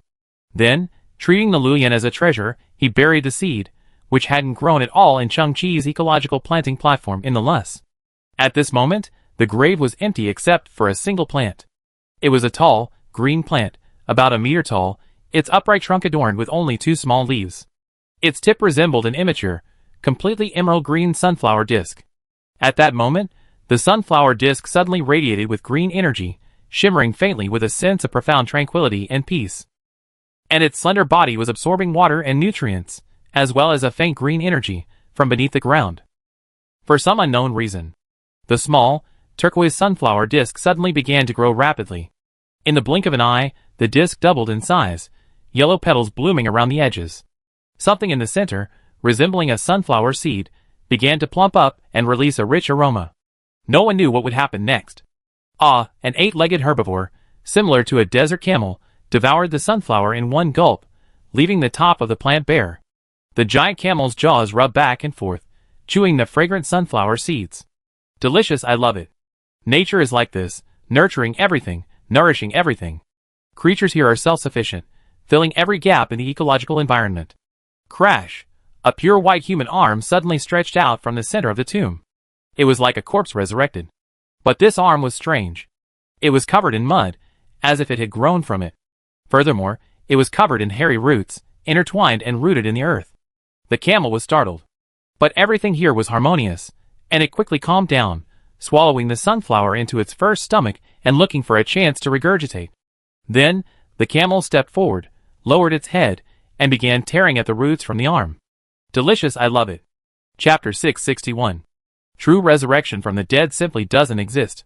Perhaps, no matter how advanced technology becomes, it's impossible. Otherwise, the development of civilization will be unbalanced, and a single, immortal civilization will eventually dominate everything. Or, if this technology becomes widespread, the universe will be filled with life, overcrowded, and entropy will become uncontrollable, even plunging the universe into chaos and collapse. So, death is a form of iteration, a cleansing, a purging, a law that cannot be challenged. Mu Chen sat in the sun of the night in a daze. His mind was filled with random thoughts. The dead carpenter can't live anymore. Then he pulled a hideously ugly wooden lump from his bosom. After Lu Lian's death, several wooden sculptures were found in his cabin. This guy had carved a sculpture for each member of the Spirit Starship as a surprise, but he hadn't finished it. Mu Chen had assumed this guy would definitely be resurrected. So, in return, I prepared a surprise for him, another sculpture, a sculpture of Lu Lian, and it was already fully completed. Mu Chen looked at the wooden block in his hand, startled slightly, noticing the word bottom engraved on the top and top engraved on the bottom. Oh, I got it wrong. I'm truly gifted, a master of abstract art. If I hadn't marked it in advance, I wouldn't have been able to tell the top from the bottom. You can't blame me. Mu Chen pointed at the hideously ugly wooden block in his hand. Isn't that what you look like? I perfectly recreate it. Then, Mu Chen raised his hand slightly, about to throw the block into the distant ruins. But after a moment's thought, he put the block back. He paused on the mecha control table to the side, then straightened it a little. Then, Mukin took a deep breath. A pneumatic sound echoed as the cockpit door closed, and the sharp, mysterious black mecha emanated a pure black Arenite field. Mukin raised his head. The black mecha also raised its head. They all gazed at the vast star in the sky. The Nersinger civilization's voice rang out, "Weak individual of human civilization, are you ready to fight a level 8 technological civilization?" The son of the night soared into the air, casting a heavy shadow, like a flash of black lightning, instantly arriving beside Chang-Chi. Chang-Chi's calm yet charged voice rang out, "I say this one last time. No one can take any of my companions away." "Well said." From the black mecha, Mukin's high-pitched voice echoed, "The worst that can happen is death in battle. A level 8 civilization. What's that?" Zushuahua's tears fell to the ground. Moss the size of a fingernail quickly grew in the corresponding area. But under the radiance of the massive star in the sky, the moss quickly withered, turned yellow, and died. Just like the tribesmen trapped in their despair. No one could save their civilization anymore, hope was gone. At that moment, in the distance, on the ground, a massive red bud, nearly 10 meters in diameter, suddenly blossomed. A heavy clarion call emanated from within the trumpet-shaped flower. Although countless insect eggs soon crawled onto the flower, cruelly tearing holes into it, the clarion call grew louder and louder. It was the space Rafflesia. Possessing a strange teleportation ability, it was the star gate of the Star Seed civilization. The dying space Rafflesia seemed stubborn, its stamens gathering a dark red energy, growing stronger and stronger. Zuxuhua's eyes widened. "What are you teleporting? Are you trying to teleport us away? It's useless. We can't escape the eggs until they're all eaten." Buzz, the space Rafflesia shot a vast beam of light toward the sky. It exploded 100 meters in the air, seemingly piercing some kind of spatial portal. A figure, radiating green light, slowly emerged from the spatial portal. A vine on the ground grew wildly, forming a wide, straight platform beneath his feet. As the figure walked, the vine platform slowly descended. This figure brought with it a rich vitality, a tangible, green waterfall pouring down. He had done nothing himself, as if everything was innate. Numerous insect eggs, nourished by this vitality, hissed and emitted white smoke. They passively retracted their spikes, fell from the plant with a crackling sound, and in the blink of an eye, transformed into bags of clear water. The broken leaves and missing roots of the inhabitants of the Starseed civilization began to regrow at a speed visible to the naked eye, and the clear water transformed from the charm insect eggs was also absorbed by their roots. More and more plant civilizations rose from the ground, their flowers blooming and branches and leaves growing luxuriantly. The surrounding white, barren land was ablaze with unprecedented vitality. A gentle breeze seemed to blow, and the earth was rippled with green waves.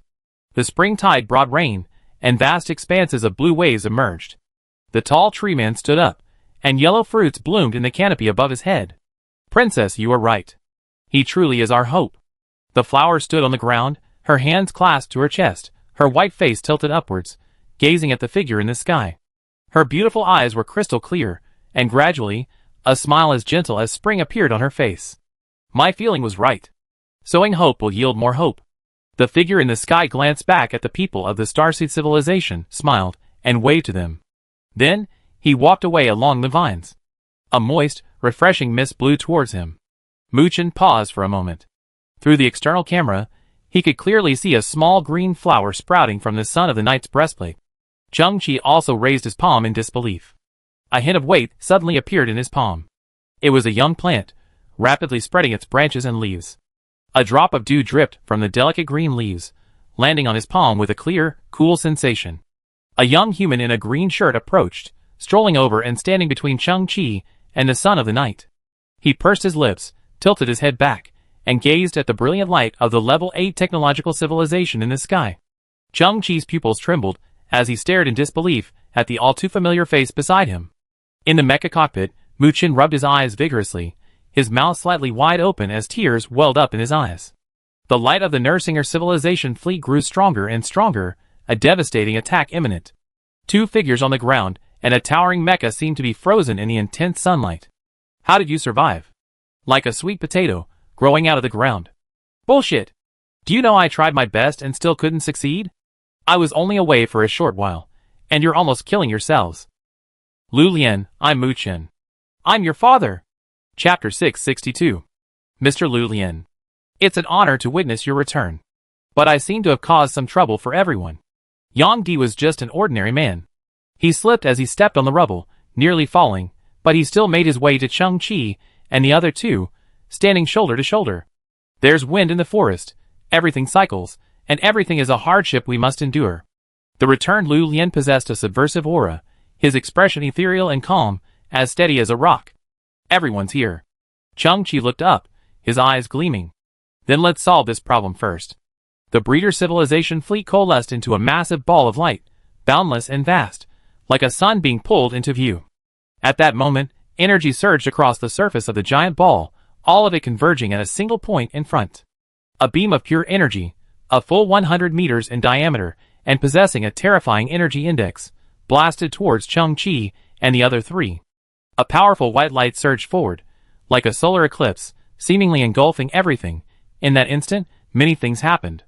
The Solaris Mecha Cube in Cheng Qi's hand emitted a faint silver luster. In front of Mu Chen, son of the night, smoke as dark as the night rose, swirling back to form a shield-like structure. Fear crossed Yang Di's face, but he gritted his teeth and refused to retreat. For some reason, Lu Lian remained calm, his head tilted upward, staring silently at the sky. At that same moment, a disc-shaped green gate appeared in the sky, massive and covering the entire sky.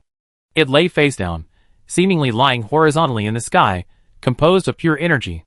Then, a hand composed of pure green energy suddenly extended from the gate, causing continuous fluctuations and ripples in space. It was as if a cosmic deity had bent slightly, its hand piercing through the dimension, descending into the mortal world, calmly and leisurely plucked out the illusory world. This massive hand blocked Cheng Qi and his companions. Cheng Qi's Solaris, before even joining the fray, suddenly had his pupils constricted. The breeder civilization's charged attack was blocked by this mighty force of pure energy. The white beam seemed to collide with a solid wall, but that wall was indestructible, its energy dissipating in all directions, like an adult's hand blocking a child's squirt gun. The view zoomed out. Cheng Qi and his companions stood behind the enormous hand, as if protected by a god. It was a shocking collision of myth and technology. Mu Chen, in the mecha, slowly turned his head in a state of extreme shock, looking through the mecha's holographic interface at the calm and composed Lu Lian. Countless speculations flashed through Mu Chen's mind. Finally, with a sense of understanding drawn from a novel setting, he sorted everything out and accepted it all. You kid. Survived a great catastrophe. No, you were reborn from the ashes. You've gained some incredibly powerful power, like a god. Even a level 8 civilization wouldn't be worthy of the table? You haven't even broken through the defense? You're no longer the Lu Lian you once were. You've opened up your Ren and Du meridians, transformed. A sudden success, a stroke of luck, a sudden awakening of spiritual awareness? You're standing up? Mu Chen's pupils trembled, and he spoke to his brother from the bottom of his heart. Why? You're overthinking it. Lu Lian pursed her lips slightly. Aside from my ability to communicate with plants, everything else about me is the same as before. I was pretending to be cool just now, because I thought Cheng Qi could handle everything. The truth is, I'm about to piss myself. Huh? Mu Chen narrowed his eyes slightly. The Son of the Night's visual analysis system locked onto Lu Lian's legs, revealing that beneath his green shirt, they were shaking like a ball, their rhythm incredibly high, like two vibrators. Cheng Qi also noticed something was amiss. He looked at Lu Lian, frowning slightly. If it's not you, then who is it? The ship of civilization welcomes visitors from all directions. Countless civilizations and creatures have made their home here. But those who defy the imperial majesty are not welcome here. An elderly man in a robe, his technological attire radiating streams of green energy, slowly approached. Cheng Qi turned around, and the moment he saw the old man's face clearly, a scene flashed through his mind. Help! I'm just the Baron's old servant, please let me go. Cheng Qi once explored the White Jade Castle at night, and stumbled upon a red-skinned old man. He was surrounded by numerous insect eggs, his body about to become a home for them. Cheng Qi lamented that after the Baron's death, all his former subordinates were in dire straits, so he easily freed the old man. What Cheng Qi remembered most vividly was the old man's sausage-shaped mouth. My name is Dia. The sausage-mouthed old man's face was unusually dignified. He turned his head, and glanced at the Baron of Divine Fire, who knelt on one knee in the distance, his palm resting across his chest. He spoke slowly, his voice resonant with a bell, The Emperor has bestowed upon me the title Marquis Dia. Chang Chi's eyes suddenly narrowed. Above the Baron is the Viscount, above the Viscount is the Earl, and above the Earl is the Marquis. So, that old servant is the Marquis of the Ship of Civilization? Yang Di said dully. Their system originates from the feudal hierarchy of medieval Europe, centered on land distribution and loyalty. The Baron is a frontier warrior, the Viscount is an independent title that evolved from the Earl's deputy, with a smaller territory. The Earl can also be a county chief, and the Marquis is the supreme administrator of the frontier, the center of power in the frontier. Marquis Dia looked up at the breeder civilization in the sky. You're bullying the weak, stirring up trouble out of nothing, and destabilizing the frontier. Get out. The sausage-mouthed old man's get out wasn't a threat, but an action. From the green energy gate in the sky, a solid robotic arm suddenly emerged. Painted green, it was enormous, each finger like a continuous mountain. Its palm reached down, overlapping with the first energy palm. Mechanic and energy merged into one. Then, the giant mechanical hand, resembling the hand of God, made a slapping motion. The enormous ball of light formed by the farmer civilization fleet, like a volleyball being struck, resounded with a resounding tremor across the sky. Its edges contracted slightly, as if by elastic force, and then, with a powerful burst of kinetic energy, it vanished into the distant sky, a speck of light, before it could even say goodbye. Mu Chen, Lu Lian, and Yang Di, Chang Chi's eyes flashed, his mind pondering. 3 points. First, the sausage-mouthed old man was a disguised Marquis of Dia, so the civilization ship hadn't been sitting idly by and watching what was happening here. Important figures had already arrived. Second, why did this old man want to watch the show? What was his purpose? Third, the ship of civilization is composed of multiple continents, each colored in the same rainbow, starting with red and continuing to purple. The ring used by the Baron of Divine Fire, and the energy released by his body during battle are red. The energy released by the Viscount during battle is orange. If nothing unexpected happens, the Earl, who has not yet appeared, should be adept at utilizing a yellow energy. And the energy and technology used by the sausage-mouthed old man are all green. The logic is very consistent. Red, orange, yellow, green, blue, indigo, purple, just like their status, from low to high, these should be different levels of energy control. Chang Chi once learned a theory from the V-Vault ring.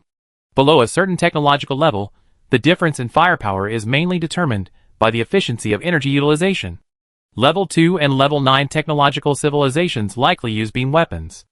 After all, light travels at the fastest speed in the known universe. But based on energy efficiency, the former's power might be equivalent to a lit matchstick, while the latter's is equivalent to controlled nuclear fusion.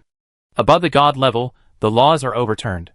Below the God level, everything should be understood using the laws of classical physics, such as the classic law of conservation of energy. Chang Chi stared at the sausage-mouthed old man. His energy level was green, yet he could easily crush a level 8 civilization. The ship of civilization truly possesses profound depths. It seems only by climbing upwards can one truly access the fertile soil of technology. Chapter 663. I say. After all this time, you're nothing? Mu Chen emerged from the cockpit of the Son of the Night, glaring at Lu Lian. I thought you were returning as a king. So you're just making a dashing entrance? Mu Chen's face was filled with disdain, as he sized Lu Lian up and down. Lu Lian pursed her lips. What? Flattering the powerful, and looking down on the weak? Mu Chen suddenly stepped forward and hugged Lu Lian, tears welling in his eyes. I was just kidding. I'm glad you're back. Lu Lian was stunned, then deeply moved. Mu Chen then added, Dad doesn't dislike you. Lu Lian's heart was on a roller coaster. Is this kid crazy? He's so arrogant that he keeps adding to his generational status just because I'm back. Is he mentally ill or something? Mu Chen let go of Lu Lian and took a few steps back, hiding the tears in his eyes. He lowered his head and fished something out of his clothes. I have a small gift for you. I made it myself. Don't be offended. Lu Lian felt touched again and could clearly sense the meaning of this gift. But at that moment, Lu Lian's eyes narrowed slightly, and she looked at the main starship of the Divine Fire Fleet hovering in the sky. A black robot, its limbs resembling iron barrels, stood at the edge of the external platform, its red electronic eyes flickering faintly. The calculations have concluded. Due to the excessive influx of variables, the success rate of this plan is less than 0.024%. Clear the puppet robot data. Clear the puppet robot data. Ensure the overall plan is not leaked. Cleared successfully. That's the one who killed me. Lu Lian frowned. Unbeknownst to him, vines had already begun to creep closer beneath his feet. In a split second, they exploded and grew, lifting Lu Lian's body into the sky. The scene of his own tragic death flashed through his mind, and a faint green light flickered in his pupils. Lu Lian, in the blink of an eye, ascended high in the sky, his teeth clenched as he spoke word by word. "I want to challenge you to a duel." "Hello, Lord Changqi." Changqi watched the sausage-mouthed old man approach slowly, as if strolling.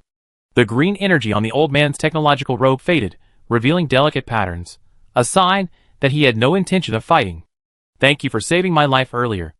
The old man's sausage-mouthed mouth curved slightly, his tone teasing, referring to his chance encounter with Changqi in the White Jade Castle. "My Lord Marquis, please stop joking." Changqi laughed. "You were just acting back then." "I don't understand. Since you were there, why didn't you put an end to the rebellion immediately?" The sausage-mouthed old man sauntered over. "Since I'm so old, can you let me ask you a few questions first?" Now immersed in the feeling of peace, Changqi smiled, but the next moment, Changqi frowned slightly, as he watched Lu Lian ascend onto the vines. High in the starship, the giant black robot's eyes flashed red.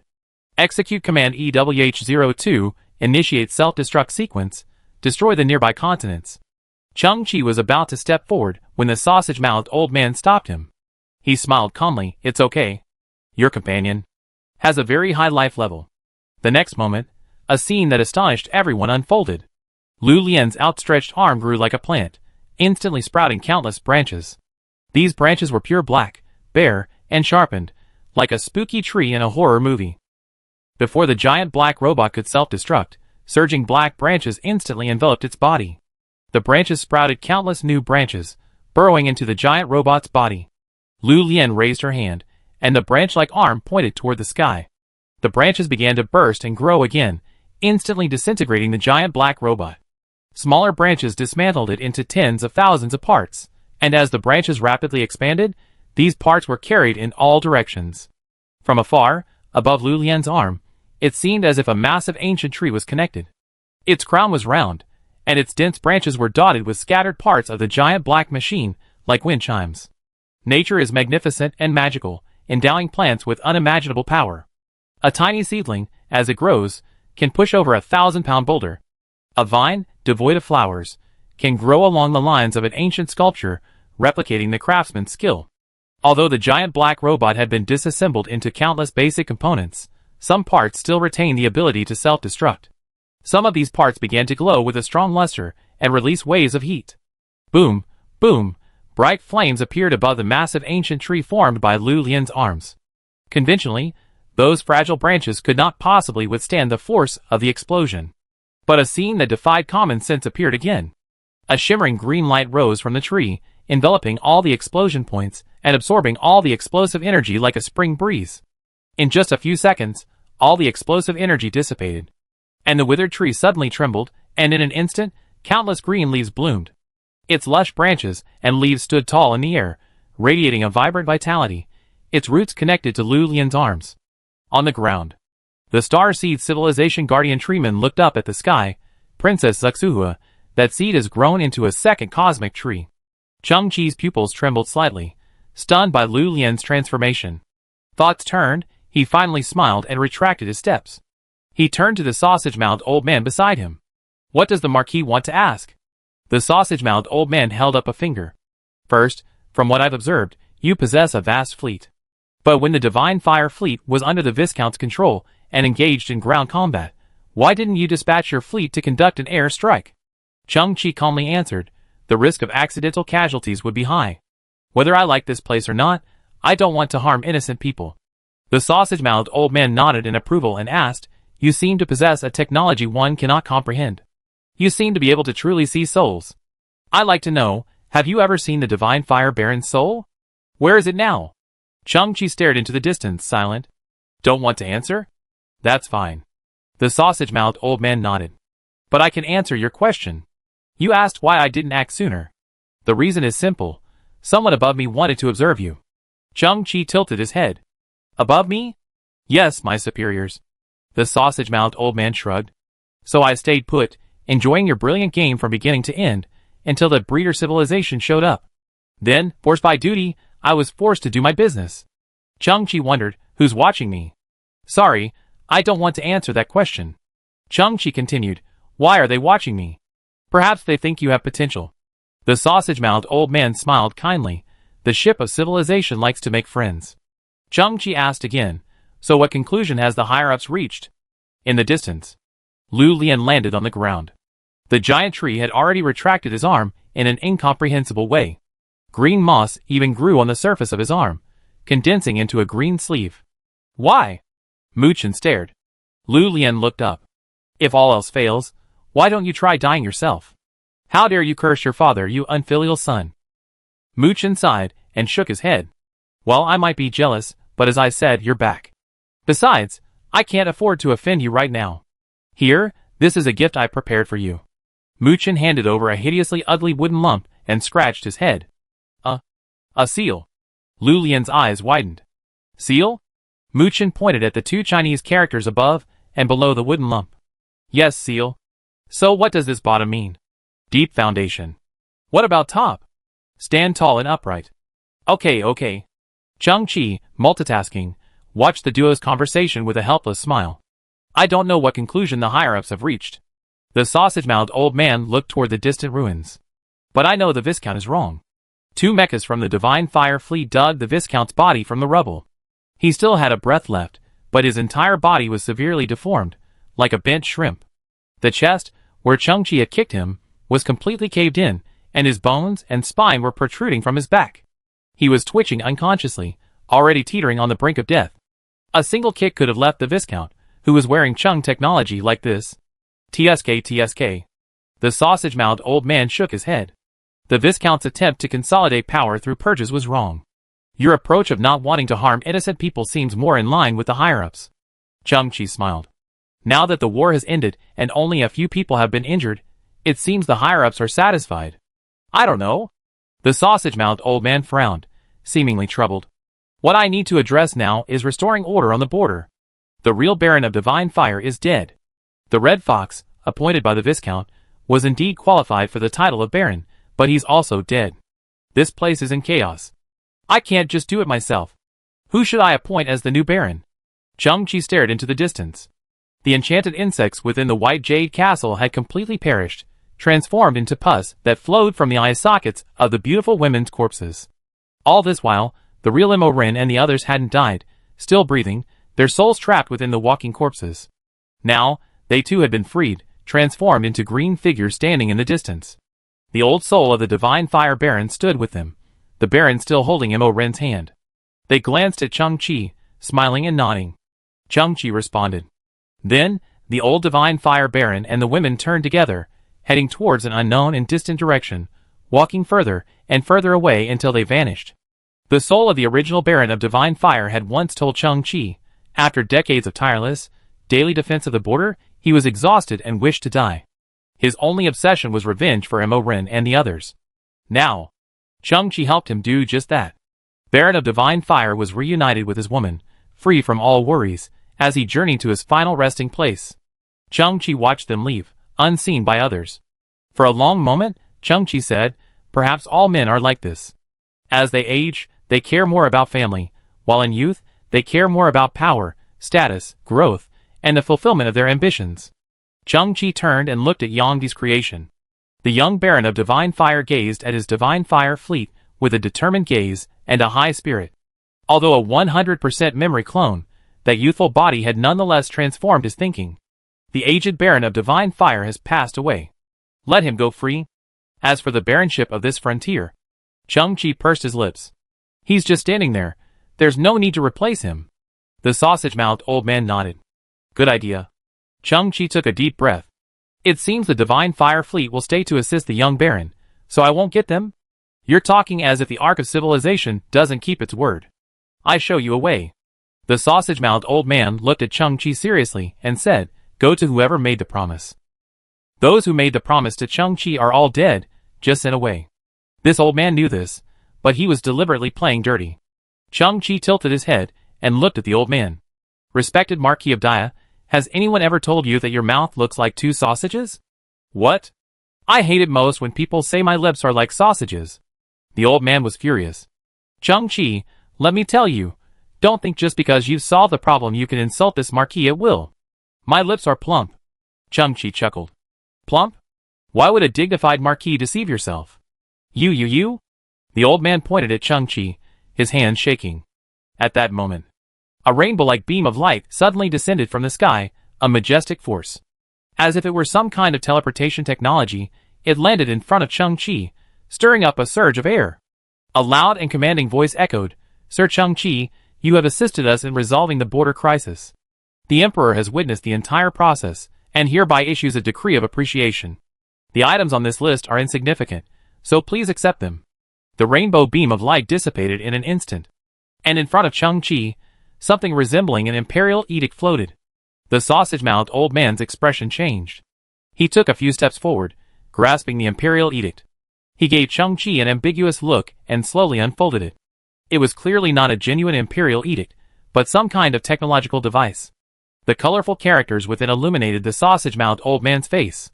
These things are just given away as they say?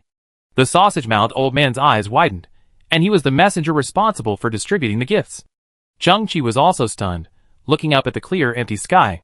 This emperor. He's quite particular. However, from where Chang-Chi stood, he could only see the back of the imperial edict. He had no idea what the so-called list contained, but judging by the sausage-mouthed old man's reaction, it was likely no less impressive than the Divine Fire Fleet. Oh, Mr. Chang-Chi. We've finally found you. Almost instantly, 2 takoyaki appeared in the distance. The bottom octopus's short legs swung out, transforming into a small black dot as it sprinted towards them. They were the city gate guards from before, Fufu and Ken. Fufu called out from afar, as the most diligent and conscientious of servants, I will of course remember my promise to my guests. Mr. Chang-Chi, you haven't forgotten, right?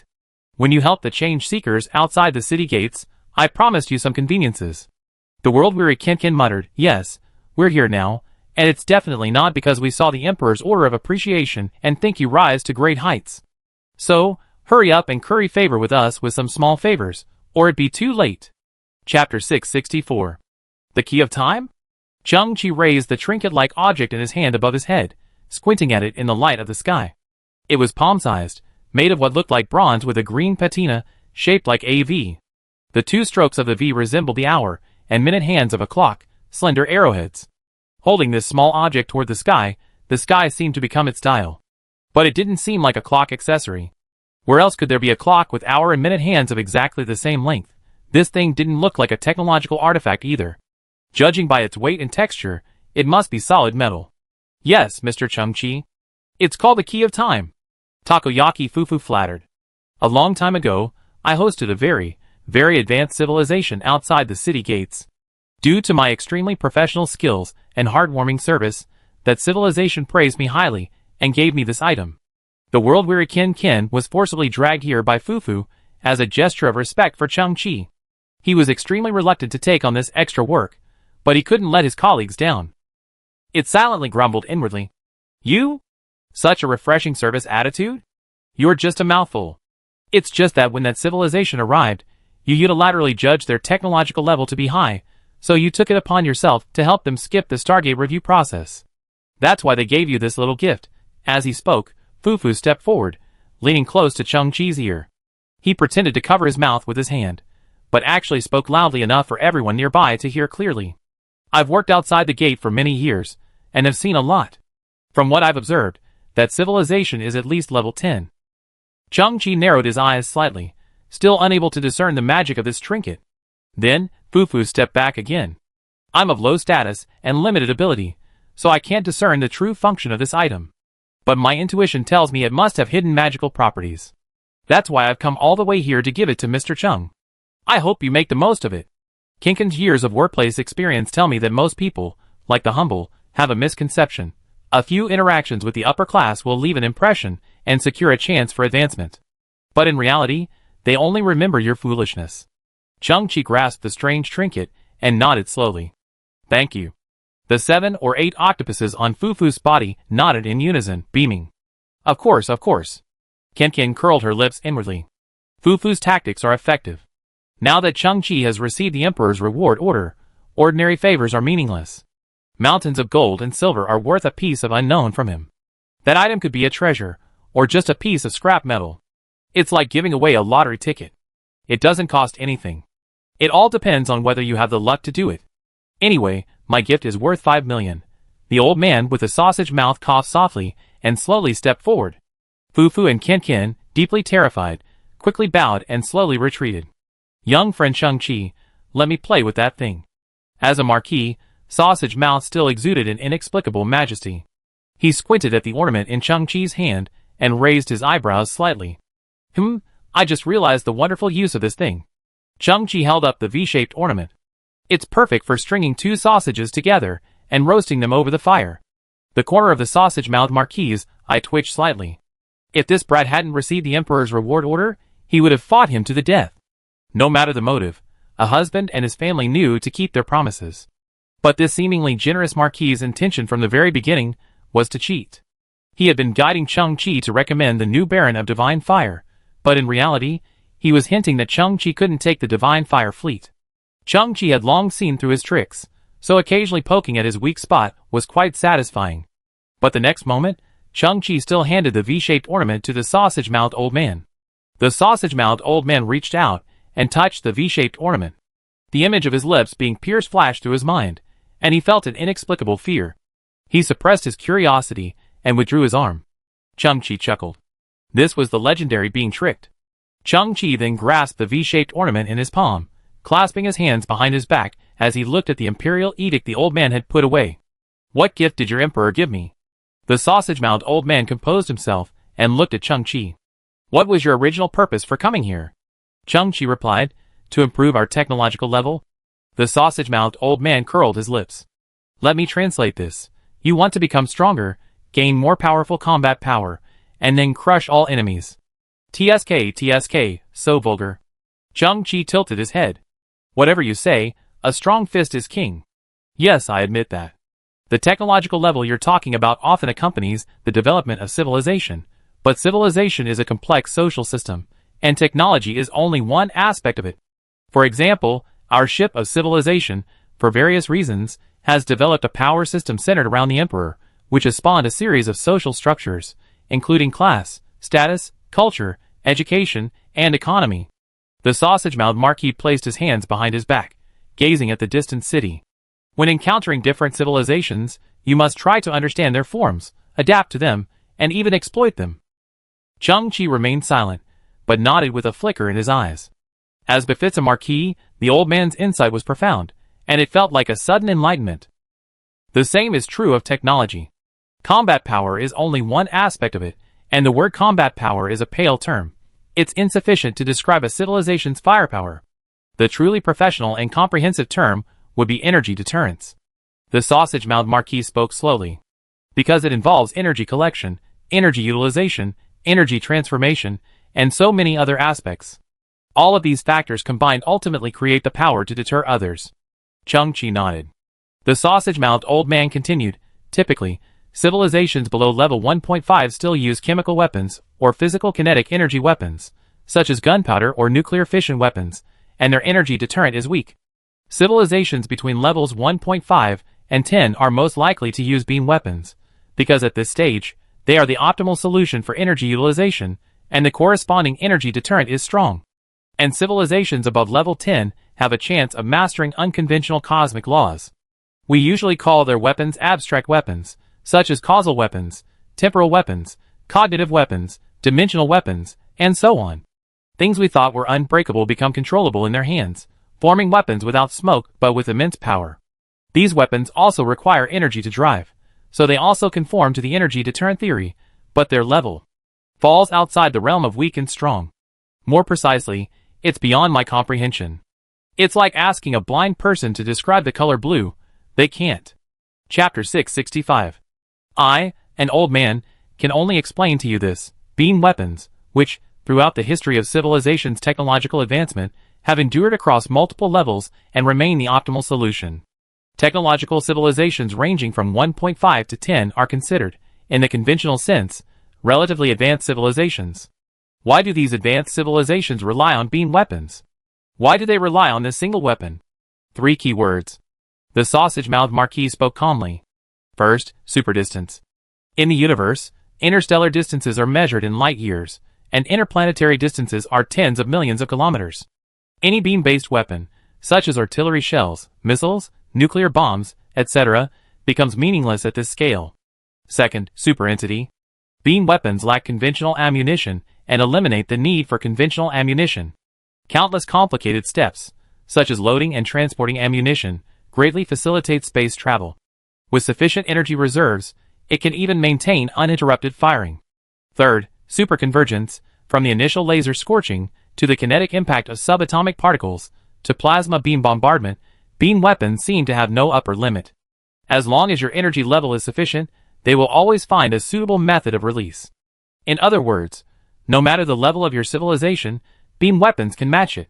Their potential is limitless, so there's no need to develop other forms of attack. The sausage-mouthed Marquis glanced at Chang-Chi. Beam weapons are a form of directional energy control, and the shocking effect of instant destruction is also fascinating. Of course, if you apply some unique control methods, beam weapons can also morph into different modes, like turning into a giant hand and hitting a ball. Chang-Chi's eyes twitched. He thought of the scene where the old man knocked the Nersinger civilization away. The civilization ship is called a god-level civilization by the outside world. But that's not quite accurate. The Emperor took a different approach. He didn't develop any technology that overturned the laws of physics. Instead, he pushed beam weapons to the limit. Boy, do you understand? The Emperor isn't some gifted athlete, but rather someone who has worked tirelessly to reach the limit. The sausage-mouthed old man's eyes were filled with admiration. Although his rank is lower, some god-level civilizations might not be his match. Chang-Chi thought of the endless energy wall stretching outside the civilization ship. Now Chang-Chi understood, that must also be a variant of beam weapons. The thought was terrifying and shocking. Aren't you aiming for technological advancement? The sausage-mouthed old man looked at Chang-Chi. Forgive my dim eyesight, but you haven't yet reached the level of god-level civilization. I can't quite grasp the meaning of your words. Are you truly blind, or are you teasing me? Chang-Chi looked at the sausage-mouthed old man. You're talking nonsense. If I had reached god level, I wouldn't be here. Oh. The sausage-mouthed Marquis nodded. Since you haven't reached that level yet, then take it one step at a time. First, master beam weapons below level 10. The Arc of Civilization is perfect for you. From the lowest to the highest, there are 7 levels of beam weapons, and at the very top is Extreme, where you can deliver the strongest punches. Chang-Chi nodded silently, his eyes flickering. It had to be said that the sausage-mouthed old man had given him a very clear explanation. So this was what the so-called fertile soil meant. I've learned a lot. Chang-Chi looked at the old man with a certain gratitude. This guy was completely open about his secrets. His understatement probably contained a lot of secrets about the Arc of Civilization. He wouldn't mention the sausage-mouthed man anymore. You're welcome. This is a gift from the Emperor, of course. The old man, titled Marquis of Dia, grinned at Chang-Chi. What the hell? Chang-Chi was stunned. After all this trouble, this was the Emperor's gift. Was the order of appreciation so perfunctory? The ruler of a country is no better than the takoyaki couple. At least they gave him something. Even if it wasn't necessarily useful, at least they could put the old man's sausage mouth on the fire. Just kidding. This is just the first item on the gift list. The sausage-mouthed Marquis, secretly pleased to see that he had tricked Chang-Chi, reached into his clothes and fumbled around, searching for something. Then, the sausage-mouthed old man pulled out a crystal jar resembling a small medicine bottle. Within it was a ball of red light, dancing and pulsing like a fairy from a fairy tale. The small creation looked beautiful. Chang-Chi tilted his head. What is this? Macro technology. The sausage-mouthed old man held up a small crystal jar. The Emperor divided his extreme beam weapons into 7 tiers, and gifted them to the most powerful individuals on the 7 continents. They served as symbols of status and power, and macro technology is the lowest tier. The Divine Fire Baron, the Divine Fire Fleet, and even the Red Fox you see are all using macro technology. Red, the first color of the rainbow. This is the outermost power of the Arc of Civilization. Chang-Chi's eyes widened slightly. This was the real deal. Here, the second item on the gift list, macro technology. The sausage-mouthed old man placed the crystal jar directly into Chang-Chi's hands. Chang-Chi held up the small jar, his eyes slightly wide. What's in here? The technical drawings for macro technology? That's a bit of pure macro technology energy, almost impossible to analyze, so you can't use it yet. The sausage-mouthed old man said slowly, however, you can continue exploring the Arc of Civilization. After collecting other technologies, find a way to synthesize them together to achieve the ultimate energy deterrent. Synthesis? You scared me. What did you yell? Are you so sensitive to the word synthesis? Chang-Chi's shout really startled the old man. Perhaps the Emperor will give you the ultimate synthesis technology, but before that, you have to be able to meet the Emperor. The synthesis Chang-Chi was referring to was naturally not the synthesis the sausage-mouthed old man understood. He was indeed very sensitive to these two words. The old man would never understand the joy of synthesis. At this moment, Chang-Chi also understood the Emperor's intention. It seemed that this guy wanted him to break through the barriers repeatedly, and the Emperor seemed to be observing him. So macro technology couldn't be the last gift. The third item on the gift list is ultimatum. The sausage-mouthed old man raised his hand and held out a milky white disc, like an exquisite dish, with a pale green light flowing within. Arc of civilization, between different continents, possesses fracturing technology. Without this ultimatum, you will not be able to enter the upper class. The sausage-mouthed old man said slowly, 7 continents, each with a different name. This one is called the frontier, above it is the oasis, above that is the spiritual river, Star Islet. This quick ultimatum will allow you to cross 3 continents and reach my residence. It's a nice name, but if I want to collect the corresponding beam weapon technology, I'm afraid I have to solve a lot of problems. Chang-Chi took the ultimatum and weighed it in his hand. Vulgar. The sausage-mouthed old man snorted and pulled out a transparent transistor from his pocket. A ball of dancing orange light flashed within. The fourth item on the gift list is Chung technology. The sausage-mouthed old man said lazily and impatiently, it's the same power used by the Viscount. Chang-Chi was truly surprised. I love this unconventional emperor. I haven't even arrived yet, and you've already given me technology from the second continent? Chang-Chi took the Chung technology and placed it side by side with the Hong technology he had just received. The 2 small bottles were beautiful, complementing each other beautifully, like top-notch works of art. With 2 technologies in hand, he could experiment with anything else. At this moment, Chang-Chi suddenly noticed that the sausage-mouthed old man had reached into his clothes again.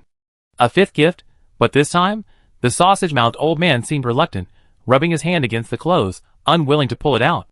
Chang-Chi narrowed his eyes, staring at the old man intently. This piece of clothing of yours is a very advanced technological artifact. It should have storage space designed for it. Finding something wouldn't be so difficult, right? What do you care about me? Is it not okay if I have too many things?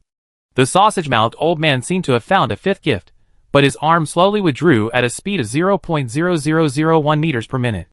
At his rate, he wouldn't be able to retrieve the item for another month. Is it technology from the third continent, like yellow technology? Chang-Chi speculated, even the Emperor doesn't mind, so why are you so stingy? The sausage-mouthed man ignored Chang-Chi, continuing to move his arm outward at a speed of 0.0001 meters per minute. Old man, as a young man of outstanding character, I will definitely help you. Chang-Chi stepped forward, engaging in a seesaw with the old man. The old man held onto the gift tightly, and Chang-Chi struggled, pulling it away with all his might. After all, it was the Emperor's order, and the Marquis of Dia had to obey. He withdrew his arm, and slowly opened his palm. It was indeed a very beautiful small transistor, within which was a small, green, glowing elf. The 5th item on the gift list is Lu technology. The technology used by this Marquis. The sausage-mouthed old man glared at Chang-Chi, looking as if he were about to die, extremely reluctant. Chang-Chi was stunned. The situation was once again unexpected. Directly skipping levels? Is this the same energy the old man had just used to knock away the level 8 civilization nursing her civilization? This is equivalent to being forced to give up his core ability. No wonder the old man looked so reluctant. Chang-Chi grasped the 3rd small jar in his hand.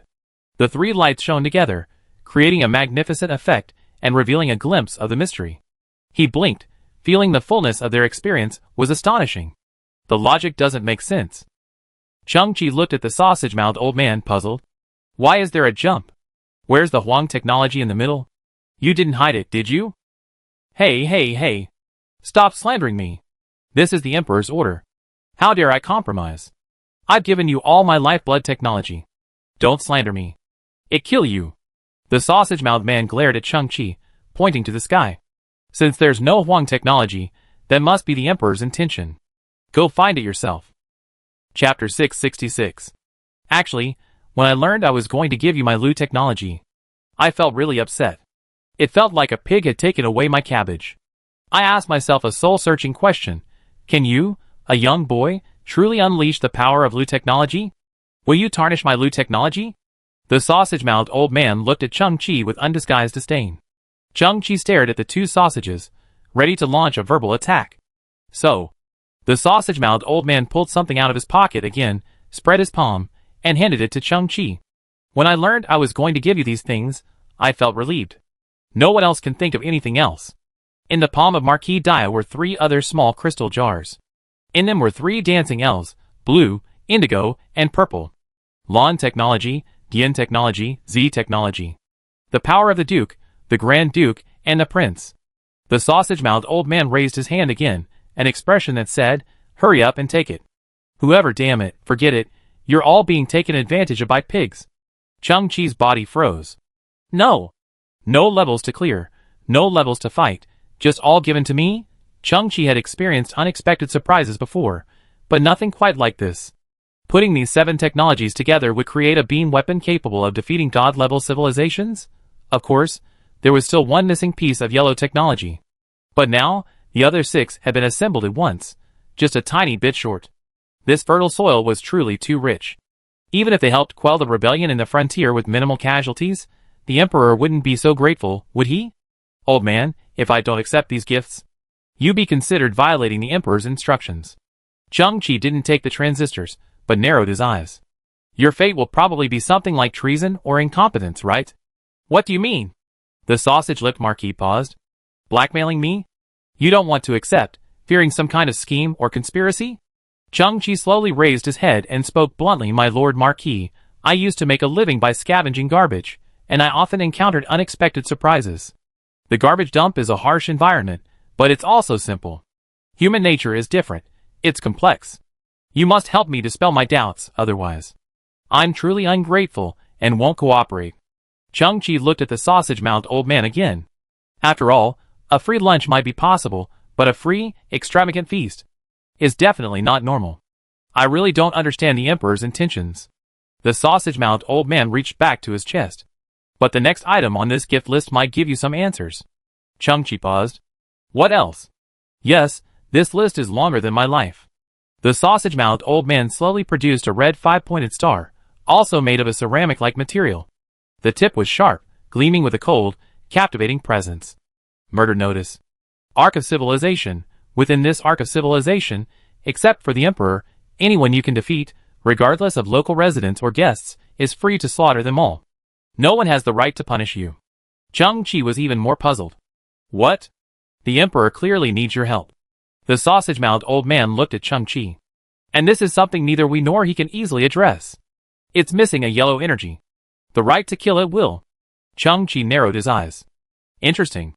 The sausage-mouthed old man said, the Emperor has a broad mind. He's not the type to guard civilization's core technologies.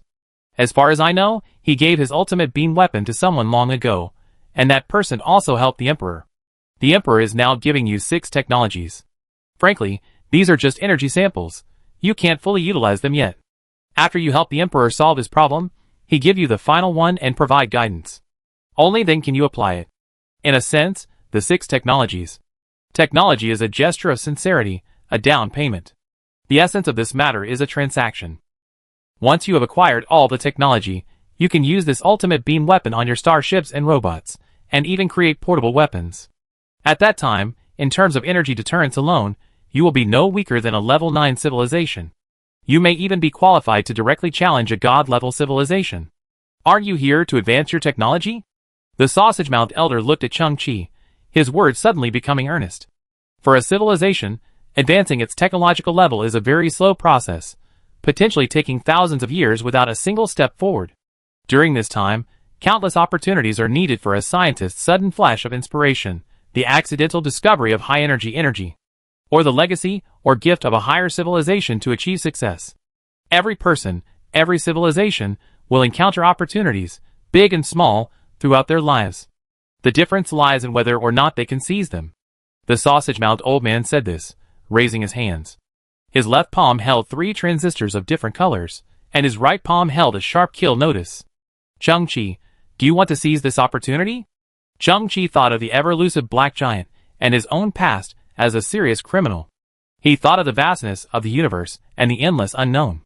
He thought of himself, rising from Earth's garbage dump, step by step, to where he is today. Finally, Chang-Chi reached out and took all the items from the sausage-mouthed old man's hands. The sausage-mouthed old man didn't smile at the task at last, nor did he feel any sense of triumph. He simply tilted his head and looked at Chang-Chi. "I see some of the Emperor in you." Chang-Chi looked at the old man. The sausage-mouthed old man added, "The Emperor is 800 million times more handsome than you. I'm referring to that sense of conviction." Then, on to the next item on the gift list. The sausage-mouthed old man suddenly muttered to himself. Chang-Chi was stunned again. One more. The last item. The sausage-mouthed old man sat up from the gravel, patted his butt, and looked toward the frontier land. "This is an open option. This is your first stop on the civilization ship. Choose one thing from whatever you see, and I give it to you." Chang-Chi paused. "So good?" The sausage-mouthed old man tooted his lips. "Oh, except for the Divine Fire Fleet. That's our border guard, we can't take it with us." Chang-Chi nodded. "It's a strange cycle. What you value most at the beginning, what you're promised as a gift, ends up being the thing you can't take away." In the distance, Lu Lian and Princess Zuxuhua of the Star Seed civilization were talking about something. Mu Chen left his mech and conversed with the sparring corps, his gaze filled with reluctance. The young Baron of Divine Fire informed him that the sparring corps belonged to the second tier of the guards, and could not leave with him. Mu Chen continually polished the armor of Sparring 2304, which had now been restored to a rusted excavator. These robots weren't actually that powerful, but they had been Mu Chen's childhood dream. Even before this, Mu Chen had already made plans to use his skills to transform and refurbish these robots, giving them new vitality and combat power. Now, it seemed impossible. "Old man, can you do anything except the Divine Fire Fleet?" Chang-Chi asked again. "Neither can I," Marquis Dia grinned. "Can you please stop staring at me?" Chang-Chi looked at Mu Chen in the distance. "You're right. Civilization isn't just one person, it's a complex system. My own strength is one-sided." Chapter 667. Preparing to depart. The Spirit-style starship slowly landed in the open space ahead. TSK, is this your starship?" The sausage-mouthed old man looked disdainful. "Only level 2 technology, right?" Chang-Chi turned around. "Your mouth looks like a sausage." "TSK, why is there a patch on your starship?" "How shabby. Your mouth looks like a sausage." "TSK, your starship is so small, like a slipper." "Your mouth looks like a sausage." "Your little starship won't crash before it reaches the upper class, will it?" "Your mouth looks like a sausage." "That's enough." "Your mouth." "I'm leaving." "No matter where you go, your mouth." Marquis Dia angrily shook his sleeves and walked 10 meters away. He was still ready to complete the final task and watch Chang-Chi and his group depart. Chang-Chi looked at the crumbling white jade castle in the distance. The fragments had begun to melt, transforming into pools of clear water. Bella, who had disappeared for a long time, also stood beside Chang-Chi. Chang-Chi looked down at Bella. "The original body of the white jade castle, Chi-Chi, is very simple and somewhat lonely. Why don't you take it with you?" Bella nodded. Chi-Chi said, "Thank you." Chang-Chi looked at Bella. "Where is it?" Bella stroked her round belly. "Chi-Chi is delicious, like good fat. We overlords need to eat too. We can feed the old and the young, Arthur. That's why those who are heartbroken love to listen to love songs, because the nostalgic part of them warms their hearts." Chang-Chi stared at Bella in amazement, realizing she seemed to have grown a bit. From a cute little girl, she had slowly begun to blossom, still naked. The door of the spirit starship slowly opened, forming a downward slope. Chang-Chi, Mu Chen, and Yang Di slowly walked down the slope toward the cabin. After a few steps, they all paused, as if waiting for something. "Lu Lian, hurry up." "Coming." A figure in a green robe approached from behind. The sunlight shone on them from behind, and their shadows on the ground became four, somehow more harmonious than before. Chang-Chi turned around. Seeing the young Baron of Divine Fire standing in the distance, watching them go, the red-haired young man stretched out his arm, crossed his chest, and tapped his heart. He promised Chang-Chi a warm welcome if he ever returned to the frontier. Chang-Chi smiled. He then glanced at Princess Zuxuhua, her green eyes fixed on Lu Lian. She wouldn't interfere with any of Lu Lian's actions. She had already sown the seeds of hope, hoping only that they would flourish throughout the universe. Chang-Chi looked further out. 5 starships emblazoned with the word Second Life drifted away. They were Yang Ning, 536, and the others. After helping Yang Di, they each pursued their own careers. Of course, in the days ahead, if Yang Ning needed help, they would travel thousands of miles to meet him. Chang Chi's gaze shifted again to the Marquis of Dia. The Marquis pouted, "Go, go. Now that you have the ultimatum, explore the other civilization ships in the universe, find the yellow energy, and fulfill the Emperor's request. One day, when you arrive at my residence, I gift you a starship and replace your slippers." Chang Chi smiled and pointed at his lips. Marquis Dia. Chang Chi suddenly looked at Fufu and Ken Ken. "I'm going to leave the Ark of Civilization first. When I return, would you please give me a favor?" The sausage-mouthed old man was stunned. "Huh? Why aren't you playing by the rules?" Chang Chi said, "I just have a small matter to take care of. I'll be back soon." Fufu was terrified. "Of course. You're free to leave. The gate is open." Ken Ken grinned. "My God, you've already issued a kill ultimatum. It's not a question of whether you're being stopped or not. It's a question of how long you want to live." The spirit starship suddenly took off. Yang Di stood beside Chang Chi. "Mr. Chang Chi, shouldn't we continue deeper into the Ark of Civilization? Why are we leaving? Where are we going?" Chang Chi gave an ambiguous smile. "I'm going to see if I can pick up any trash first." "Trash?" Yang Di was confused. Chang Chi watched as a faint blue ribbon drifted in the sky ahead. That was the breeder civilization's information transmission method. After Chang Chi's silicon-based zero-frame communication had been blasted, it was as if some tracking clues had been left in their communication channels. Chang Chi could follow this vague trajectory to find their whereabouts. Soon after, Chang Chi passed through the city gate, crossed the great energy wall, and temporarily left the civilization ship. Following the ethereal ribbon, the spirit-style starship sailed through the dark and boundless universe. "What is that?" Yang Di's gaze passed through the observation window, and his entire body tensed. A nightmare-like feeling enveloped him. In the deep space ahead, a huge white chess piece drifted crookedly. It was one of the giant starships of the breeder civilization, but it seemed to have fallen behind, drifting alone. "Mr. Chang Chi is looking for them. Don't pursue them. It seems dangerous." The pain caused by the breeder civilization's genetic control technology lingered in Yang Di's mind, and his face turned slightly pale. "Earlier, I used a special ability to link my consciousness with their system." Chang Chi seemed relaxed, speaking slowly. "I discovered the truth about the breeder civilization." "The truth?" Yang Di was still a little afraid. "What truth?" "Their values are to use all means to breed the outstanding talents of other civilizations, and then use them for their own benefit. This pattern of behavior has been going on for nearly 5,000 years, and it can be said to have yielded fruitful results. Their civilization level has also risen from level 5 to level 8. But they have lost their self. Me. Like a thief, lost in the joy of theft, enjoying everything that belongs to others, forgetting their own preferences, and even losing their own judgment. They constantly adapt others' interstellar travel technology to their own, constantly modifying their bodies with others' genetic technology, believing that what they steal is superior to everything they already possess. They even replace their own beliefs, civilizations, bodies, and even their brains. Finally, one day, their bodies, filled with too much complex technology, became incompatible and collapsed." Chang Chi narrowed his eyes slightly. "They were forced to upload their consciousnesses, becoming electronic life forms.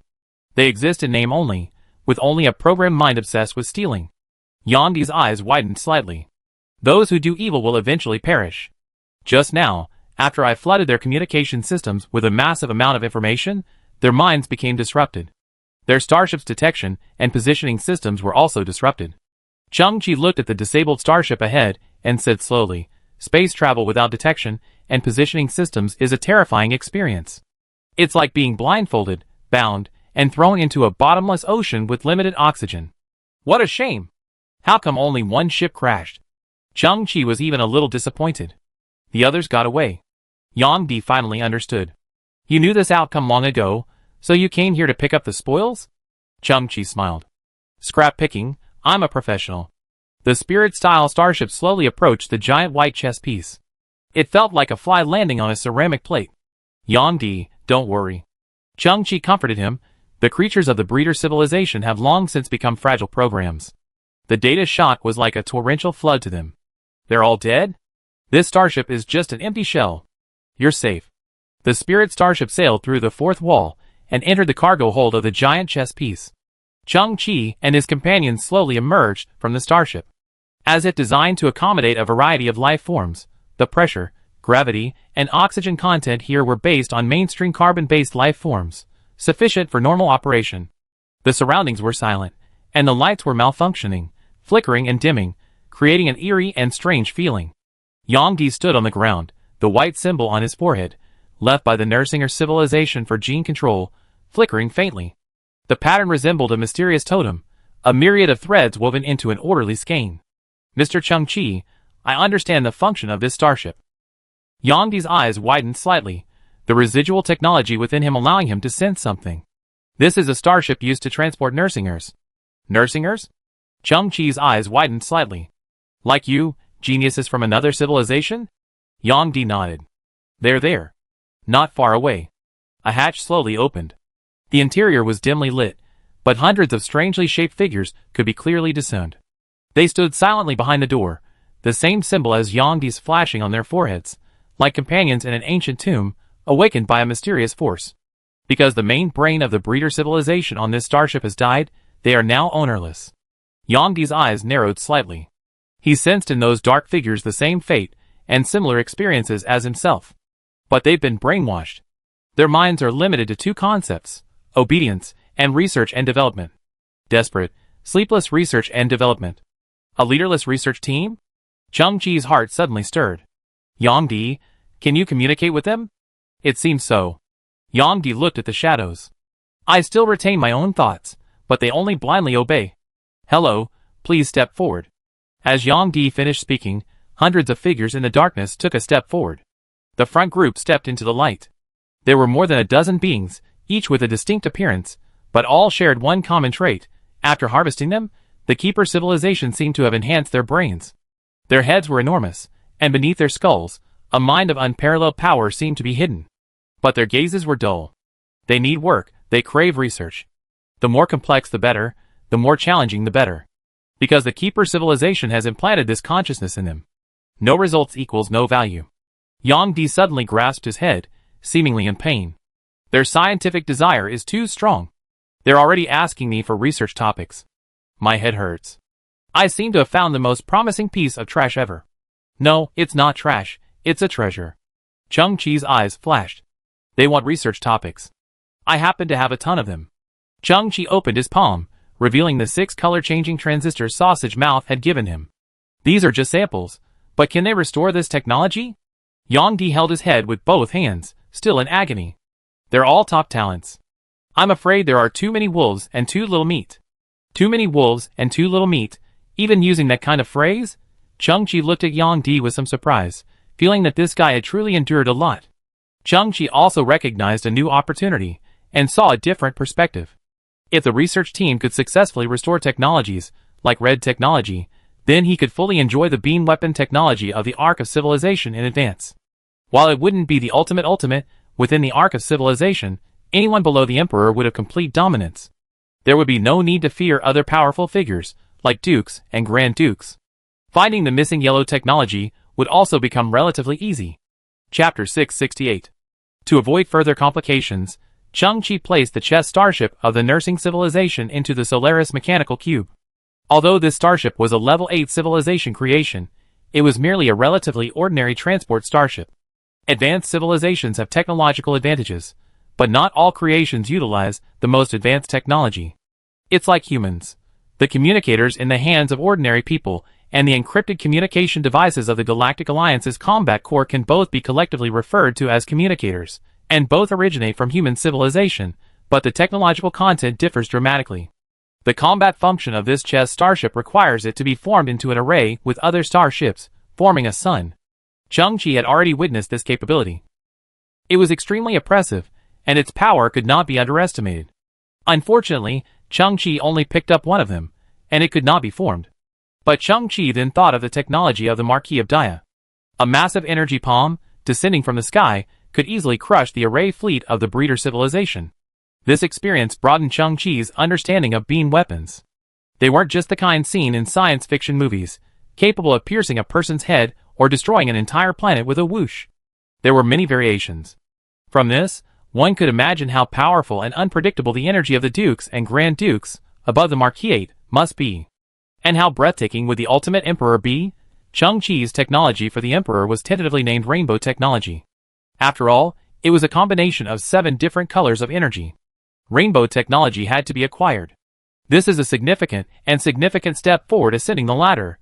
As for those pods, initially, Chang-Chi envisioned them living in a Dyson sphere, which boasted a vast warehouse space that, with a little renovation, could be transformed into a comfortable living quarters and laboratory. However, he realized his thinking was oversimplified. One of the pods, named Ragpicker, was the most brilliant physicist and inventor from the Level 2 technological civilization 82 civilization. Like Yangdi, it possessed immense talent, and the Breeder civilization had gifted it with a wealth of introductory technologies through robotic memoranda. Ragpicker told Chang-Chi that after being shrunk by the volume effect series, macro-micro converter, the Dyson sphere would enter a strange physical system. While suitable for survival and storage, it was perfectly adequate. But conducting scientific research within it would be a disaster. Because there, fundamental physical constants, basic parameters of the periodic table, and other experimental data can exhibit extremely minute deviations. These deviations can render all theories and results erroneous, and the consequences of rash use can be disastrous. For example, a beam weapon designed in a shrinking world, if brought to the normal proportion real world, would likely be the first to be killed by its user, exploding the moment it launches the attack. Ragpicker's appearance is quite strange. Its limbs are skin and bones, frail and fragile, giving the impression that a slight touch would send it straight to the ICU. But its head was enormous. Its exposed gray skull was shaped like a brain, more than 3 times larger than that of an average human. Surrounding its head was a ring of tiny hands, 12 in total. These hands resembled the long hair of a human girl, and they were capable of flexible movement, enabling them to perform a wide range of tasks. Ragpicker explained that the biological signals emitted by the brain also need to travel through nerves before they can be transmitted to the executive organs, such as the hands and feet. Their tribe had achieved a more efficient evolution. The tiny hands grew directly on their heads, greatly shortening the transmission time of biological signals, and significantly improving work efficiency and precision. At this moment, Ragpicker, all his little arms raised their middle fingers. The inventor of the volume effect series, macro-micro converter, is a complete loser, a disgrace to himself. How could he allow such a crude work to circulate in the outside world? He completely disregards human life, completely rapes young girls, and completely indulges his animal desires. He's a loser, a loser, a loser. Chang-Chi was stunned. What is it saying? Yang-Di stepped forward and gave an awkward laugh. After being brainwashed, their minds are a little confused, which leads to some misuse of words. We just need to understand the main meaning. Okay. Chang-Chi pursed his lips. Coincidentally, Chang-Chi actually met the inventor of the volume effect series, macro-micro converter, during his travels. Kufei, this guy, was a failed inventor in his own civilization. Later, he accidentally arrived in Yu Yang's world and unexpectedly became a god, perennially ranking first on the heavenly ranking. Kufei now loves being called a loser, a total loser.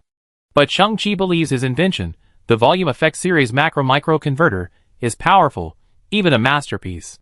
Without it, his Solaris Mecha Cube and numerous sub-star ships wouldn't be able to travel with him.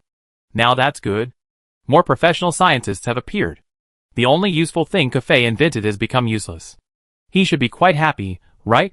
During the colorful civilization incident, Kufei helped him and gave him a useless cosmic information display. Chang-Chi hasn't thanked him yet, and when he has time, he brings Ragpicker over and calls him a rapist for half an hour. Chang-Chi nodded secretly. Kufei, you're welcome. This is what I should do. The group of trophozoite scientists complained bitterly, refusing to work in the shrinking world. Chang-Chi had no choice but to temporarily place them in the cargo hold of the Spirit starship. As a result, the Spirit-style starship seemed incredibly crowded, not to mention the scientists still had to set up their experimental base. Ragpicker's foot was accidentally broken by someone stepping on it. He clutched his foot and hopped on one leg, but the weight of his body couldn't support it, and it broke as well. Mu-chun, who had been watching the show, was sprayed with slime by a scientist who looked like a giant stomach. Then, the stomach scientist lay on Mu-chun and licked the slime back. Mu-chun was a little devastated. Yang-Di, are you sure these are top-notch scientific researchers? The cabin was in chaos. This won't work. We need to find a safe, large enough starship to serve as their research base. Besides, Mukin also wants to build a mecha assembly line, and Lulian wants her own botanical garden. Using starships from other civilizations is too unreliable. They could easily be controlled remotely. It would be best to find a suitable raw material starship with excellent basic functions and assemble one ourselves. Chang-Chi looked at the chaotic group of scientists in captivity, which Yang Di was diligently managing. Yang Di, they will be our research team from now on. Chang-Chi looked at Yang Di and smiled. Give them suitable names. For some reason, Yang Di's eyes sparkled despite his utter frustration. Previously, he was reluctant to face his former identity as an inventor. He was depressed and repressed, even feigning amnesia to avoid the past. But now, it seemed, these individuals with a strong desire for scientific research had awakened his passion. Mr. Chang-Chi. Yang Di surveyed the entire cabin, took a deep breath, and spoke excitedly. A colleague just told me that within their civilization, the most prestigious scientific research institution and its most prestigious scientific award share the same name. That's the ultimate dream of every scientist. Why don't we borrow that name and name our research team the Ursa's research team? What the hell? Mu Chun, dripping wet, approached. The idiot research team? Pretty fitting. Chapter 669. I came quietly. And I left quietly. Take away everything useful. After loading everything, the Spirit-style starship transformed into a streak of light, disappearing into the vast universe. Not long after, the Spirit-style starship once again arrived outside the energy wall of the Ark of Civilization. Here, as before, all foreign starships wishing to enter the Ark of Civilization must demonstrate their Stargate technology before being granted entry. At this point, there were hundreds of starships, large and small, queuing up here. Why was it necessary to demonstrate the Stargate? Chang-Chi was still a little puzzled. At that moment, Chang-Chi's gaze paused. His gaze was drawn to an unparalleled starship. He had never seen such a magnificent, mysterious, and awe-inspiring starship. It had a diameter of approximately 10,000 kilometers, its outline blurring geometric boundaries, like a forcibly flattened nebula. Across its main body, countless stars of varying colors flickered and spun faintly.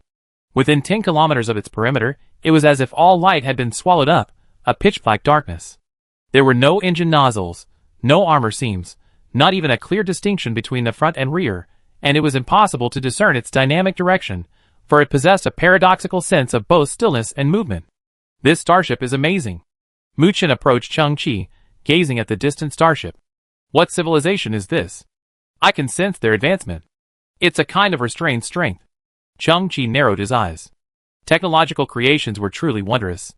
Often, they weren't even powered on, not even displaying their functions, yet the awe-inspiring feeling still washed over them.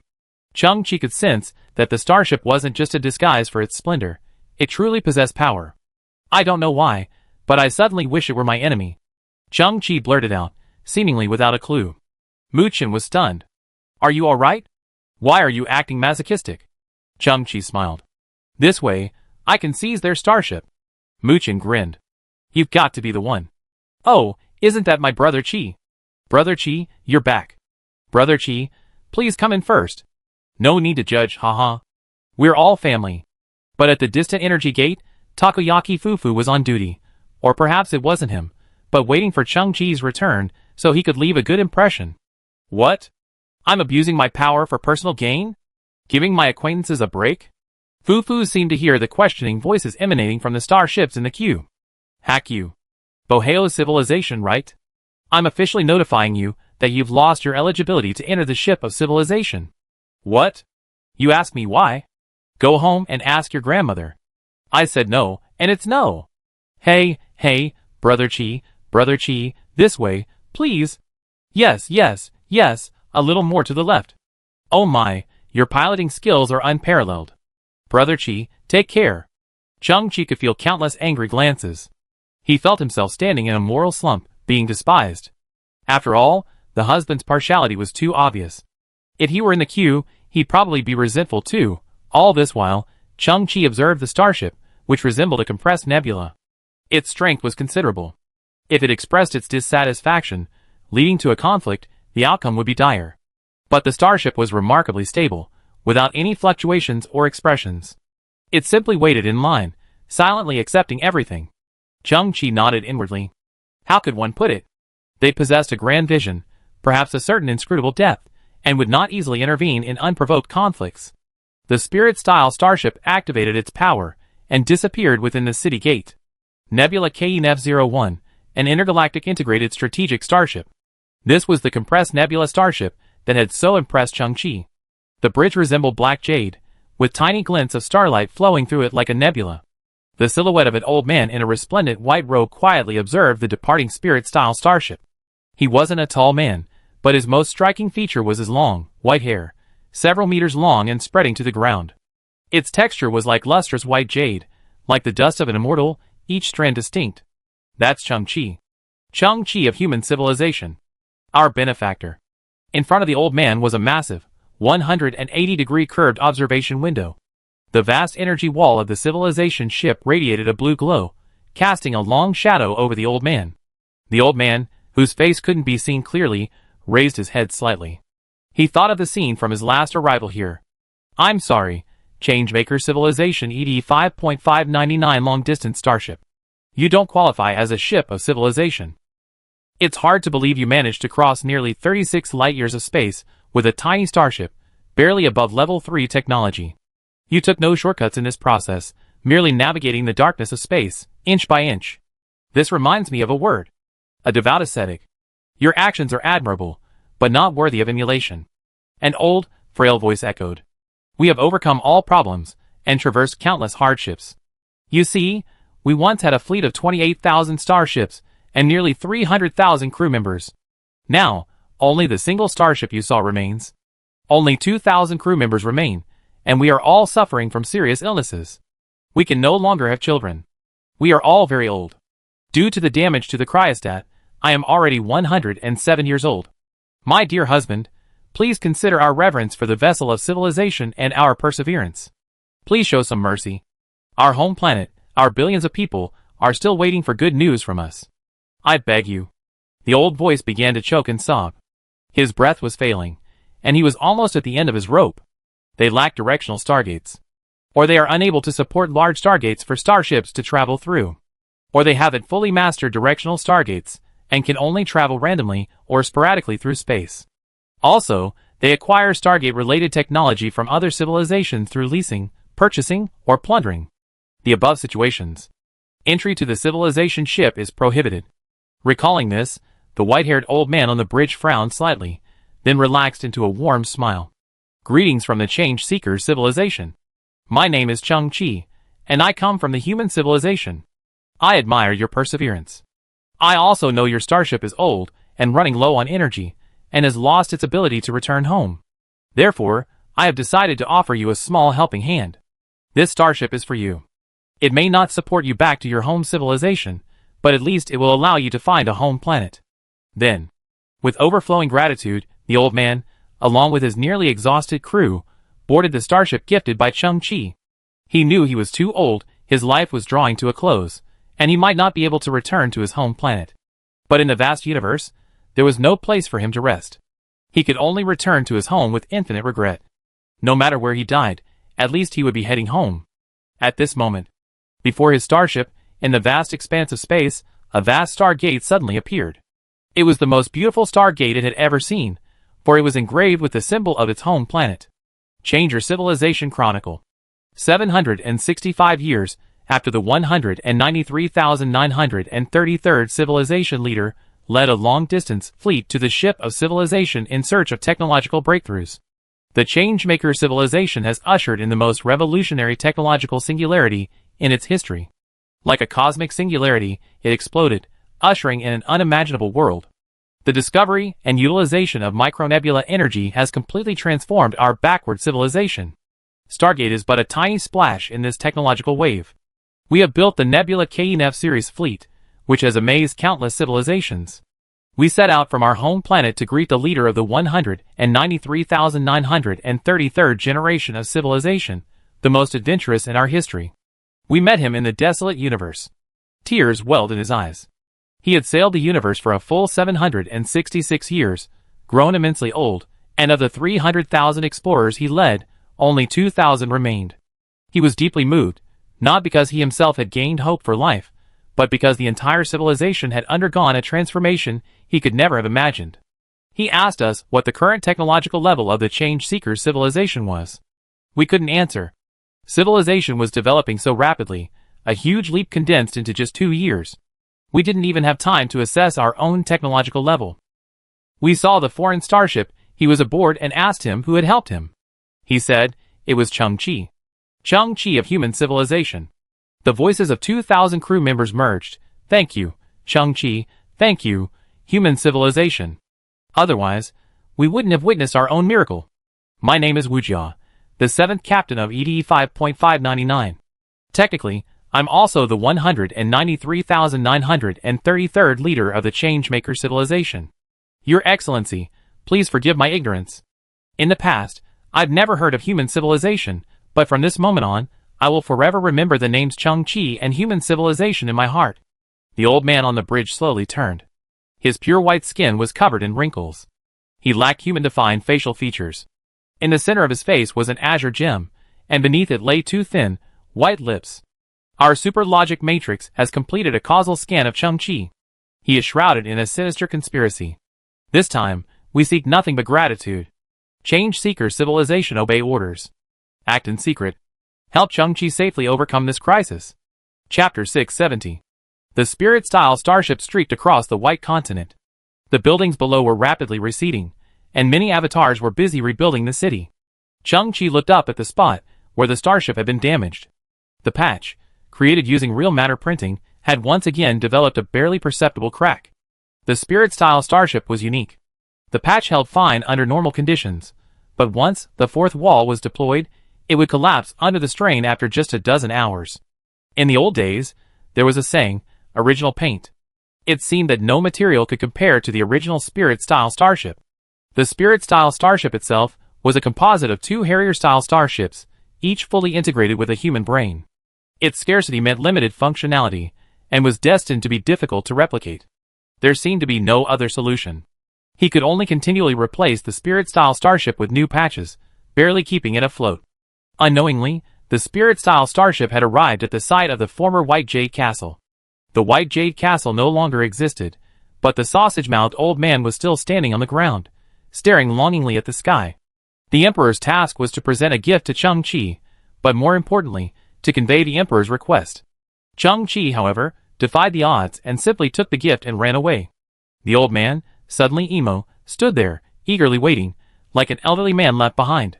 The Spirit-style starship withdrew from behind the 4th wall. Chang-Chi opened the hatch, hovering high in the air, and greeted the sausage-mouthed old man.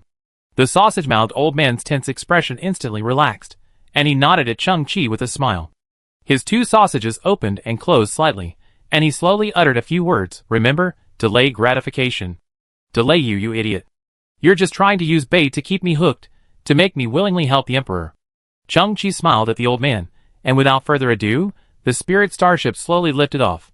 Chang-Chi lowered his head, staring at the ultimatum in his palm, which glowed with a milky white halo, like a ceramic plate. He exhaled slowly, and clenched his fist tightly. A straight beam of light shot straight into the sky above him. In that instant, there was a noticeable spatial disturbance. Ripples spread overhead, and a hidden continent slowly emerged, awe-inspiring and immense. It still resembled a circular jade pendant, crystal clear. Looking up, the continent above him was a faint orange. Looking down, the border beneath his feet was a faint reddish hue, dotted with a divine fire fleet equipped with macro technology. Chang-Chi wondered what the powerful Emperor of the Ark of Civilization had in mind for him, and perhaps a meeting with him was necessary. The energy sample he was missing was the yellow color of the rainbow, logically located on the 3rd continent of the Ark of Civilization. The orange continent overhead, the oasis in Sausage Mouth's mouth, was merely a stopover. But life is a journey, filled with scenery along the way. Even those seemingly passing sights hold gifts from fate, worth a glimpse. Chang-Chi blinked, and the Spirit starship suddenly accelerated, moving farther and farther away, ultimately transforming into a white dot of light as it flew towards the orange continent. Crack! Crunch! In the cabin, Lu Lian clutched a bright red apple, biting into it, the juice splattering as she slowly chewed it. Mu Chen stood beside him, stroking his chin and squinting his eyes. Didn't you grow out of the ground in the form of a plant? Aren't you the son of plants, the god of cuckolding? Why are you eating apples? Lu Lian glanced back at Mu Chen. He'd been trying to get some samples from him lately, slicing them up for research. Crack! Crunch! You're the god of cuckolding. Your whole family is. Lu Lian took another bite of the apple, savoring its sweetness. I remember you didn't like apples before. Mu-chun continued to chatter. Aren't you able to make friends with plants? Don't you feel guilty when you eat apples? Did the little apples beg in your mouth? Oh help! Don't eat me! How can you cannibalize the crystals of your own kind? Lu Lian slowly turned around. When you were a child, did you ever drink your mother's milk? Yes, so what? Then aren't you cannibalizing the crystals of your own kind too? Oh my god, your angle is tricky. Lu Lian ate the apple until only the core was left, but she didn't waste it. She tilted her head back, opened her mouth wide, and tossed the core into her mouth, swallowing it. Hiss. Mu-chun was stunned. You really don't know what you are right now. You're the thing. Lu Lian glanced at him. I feel like a tree, a small tree. Then Lu Lian bent down. At his feet was a basket filled with red apples. He picked up another one and, with a crunch, began to eat. At that moment, Mu-chun was suddenly captivated by the scenery outside the starship. His pupils trembled. Is that the legendary grassland? The spirit-style starship pierced a veil of white mist and swooped down toward the ground. The white mist dispersed like a veil, fading away, revealing a vast expanse of green. It was a sea of grass swaying in the wind, stretching as far as the eye could see. Whenever the wind blew, the power and vitality of nature converged into tangible waves, rising and falling, rolling endlessly. Chang-Chi, Mu-chun, and Lu Lian stood at the observation window, their eyes slightly open as they took in the vast expanse before them. None of them had ever seen anything like it. Ship of civilization, the continent is not a sphere, but a circular plane. Its area is so vast that there is no such thing as a horizon. The green ocean in their view seemed to have been pasted and replicated billions of times, with no clear end. Humans are accustomed to judging distance by the principle that near things appear larger and far things appear smaller, but here, the grass a few kilometers away looked almost as clear as the grass beneath their feet. Unbroken by the horizon and unobstructed by the undulating terrain, the grassland ended in a turquoise ball of light where the sky and earth intersected. Human vision has a limit to how much light it can receive, and so does the scattering and attenuation of light itself. But the awe that filled the hearts of the few people knew no bounds. This seemed not to be a natural expanse, but a regular expanse. The second continent of civilization ship is actually a vast grassland. The grass seems quite large, perhaps 7 or 8 meters high, worthy of being called an oasis. Mu-chun was puzzled. But what's the point of establishing such a place? At that moment, from the boundless grassland, countless animal roars echoed. It was as if the entire planet's grasslands were trembling. A rumble like muffled thunder echoed, and then the green waves were split apart. Countless alien beasts burst from the grass, charging in different directions. Some beasts resembled deer, but sported 4 pairs of translucent, membrane-like wings. Occasionally, a few would suddenly unfold their wings, emitting a sharp whistle, gliding in a low arc before swooping back into the herd, startling the surrounding grass waves into even higher ripples. There were also many creatures resembling spinning tops. They lacked distinct limbs, but their bodies were covered in dense barbs, which they used to grip the ground and roll across the grass at astonishing speeds. There were also creatures resembling lizards, but their entire backs were covered in a luminous membrane. As they ran, their bodies emitted pulsing red light, like a string of signal lights dancing across the grass. And a type of floating beast, similar to a manta ray, flew low over the herd. Hundreds of fleshy whiskers dangled from their abdomens. Suckers at the ends of these whiskers would pull up grass, which would then be devoured by the vast maws within their bellies.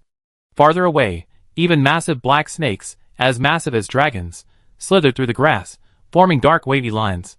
As far as the eye could see, it was impossible to count the number of species.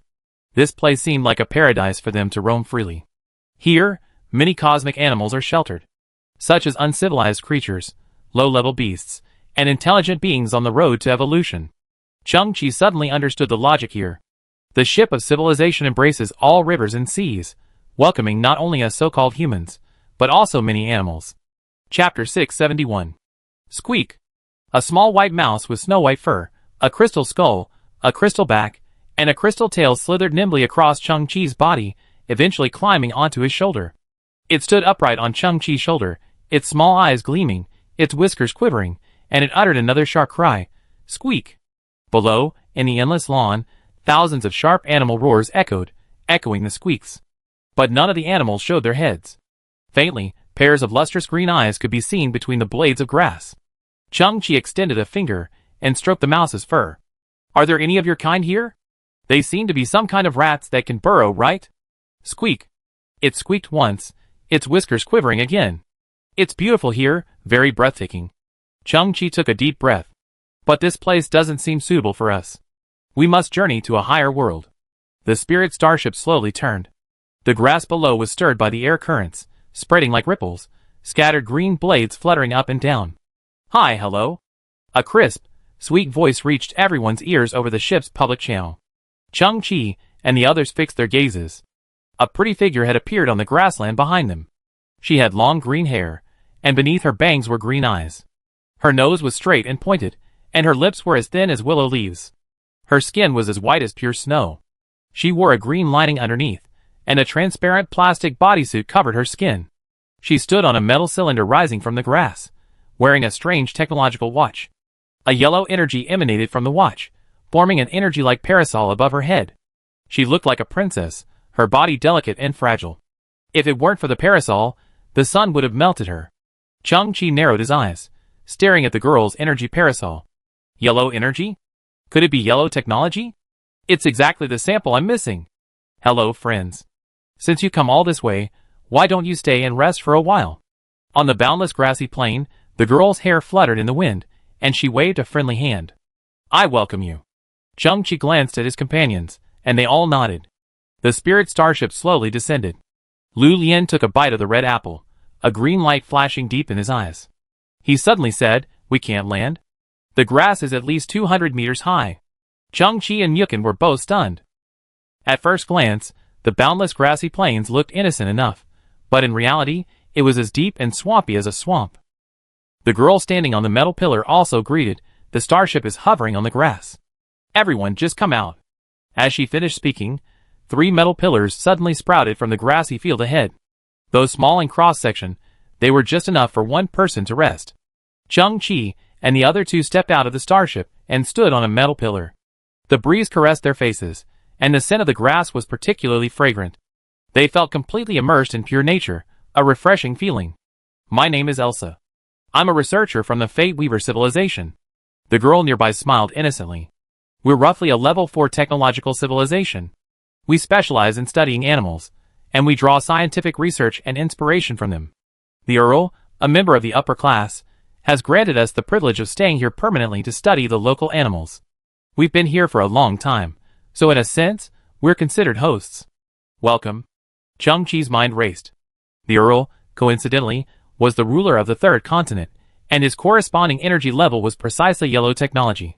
So, the yellow energy umbrella on Elsa made sense. It might have been a gift from the Earl. Teacher Yang has found a second life, staying in the warehouse with that idiotic research team. They're using the reality printer to create a simple experimental base. They're truly a tireless bunch. The warehouse is a bit crowded. I hope they don't damage the spirit starship. We really can't repair it. Muchin grinned. So, since Teacher Yang isn't coming down, we can explore this place briefly. Chang-Chi nodded, then looked at the girl in front of him. My name is Chang-Chi, and these are my friends, Myukin and Lulian. We're from human civilization. Hello, Elsa. Hello, you too. Elsa's eyes shone brightly. The sun here is very strong and can damage your skin. I take you to our base for a short rest. Don't worry, you also have ascension ultimatums, so we're all guests of the civilization ship and should help each other. Lulian took a bite of the red apple she had brought with her, tilted her head, and whispered in Chang-Chi's ear, "This place is covered in grass. If there's any danger, I be warned." Chang-Chi and Myukin sighed.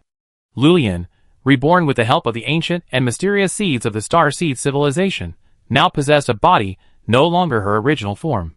She possessed an incomprehensible affinity for plants, capable of controlling them, a truly astonishing experience. This vast expanse of boundless green grass was precisely Lulian's home turf. Buzz, the metal column beneath their feet trembled slightly, then began to slowly descend. The group slowly descended amidst the vast green grass. The sensation was truly bizarre. All around them were giant grass stems, like a dense, endless, and bottomless mass of giant green pillars. As they descended, the light from outside was obscured by the grass, and the surroundings grew dim. It was the energy parasol in Elsa's hand that suddenly released a faint yellow light, illuminating the surrounding space. Some unknown insects fluttered around Elsa, reflecting the yellow light like fireflies, a dreamlike spectacle. The 3 of them glanced at the pillar beneath their feet again, and discovered that it led directly into the darkness beneath them. Everything around them was marvelous. It was like a few dwarfs had intruded into a giant's lawn, then stepped on a sinking nail, slowly approaching the ground. Hee, isn't this fun? Elsa tilted her head. We were surprised when we first arrived here too. Lu Lian's perception was indeed accurate. After descending 200 meters, they spotted dark brown earth between giant grass rhizomes. And ahead, a massive technological fortress, resembling an intricate palace, glowing with a bright yellow technological light, towered above the dark brown earth. Dang dang dang. Elsa placed one hand on her waist, pointing to the technological fortress with one hand, excitedly saying, "We've arrived at our biocomputer research center." Chapter 672. We're not stingy with our technology. Elsa stepped on the dark brown soil and arrived in front of the massive technological fortress, extending her arm. We like to invite everyone to see our technological achievements. The moment she reached out, a large blade of grass above her head swayed slightly, making light contact with her finger. This was an unexpected situation. The sharp edge of the blade scratched her finger, leaving a tiny wound, and a crystal-clear bead of red blood oozed out. Ouch, I'm hurt! Elsa's expression suddenly became tense. Around her waist hung a piece of equipment similar to a tactical belt, containing small square boxes. She quickly pressed each box with her uninjured hand. The small boxes opened one by one, and miniature robots resembling metal spheres flew out. These robots flapped their transparent wings and surrounded Elsa's fingers, disinfecting, reducing inflammation, stopping bleeding, stitching, bandaging, and finally spraying them with some kind of protective gel.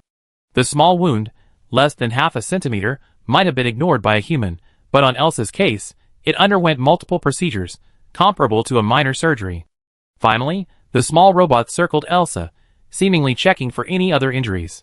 After confirming everything was normal, they returned to the small box on Elsa's waist. These are emergency response robots. Our lives are completely dependent on them. Physical injuries are extremely painful and unacceptable.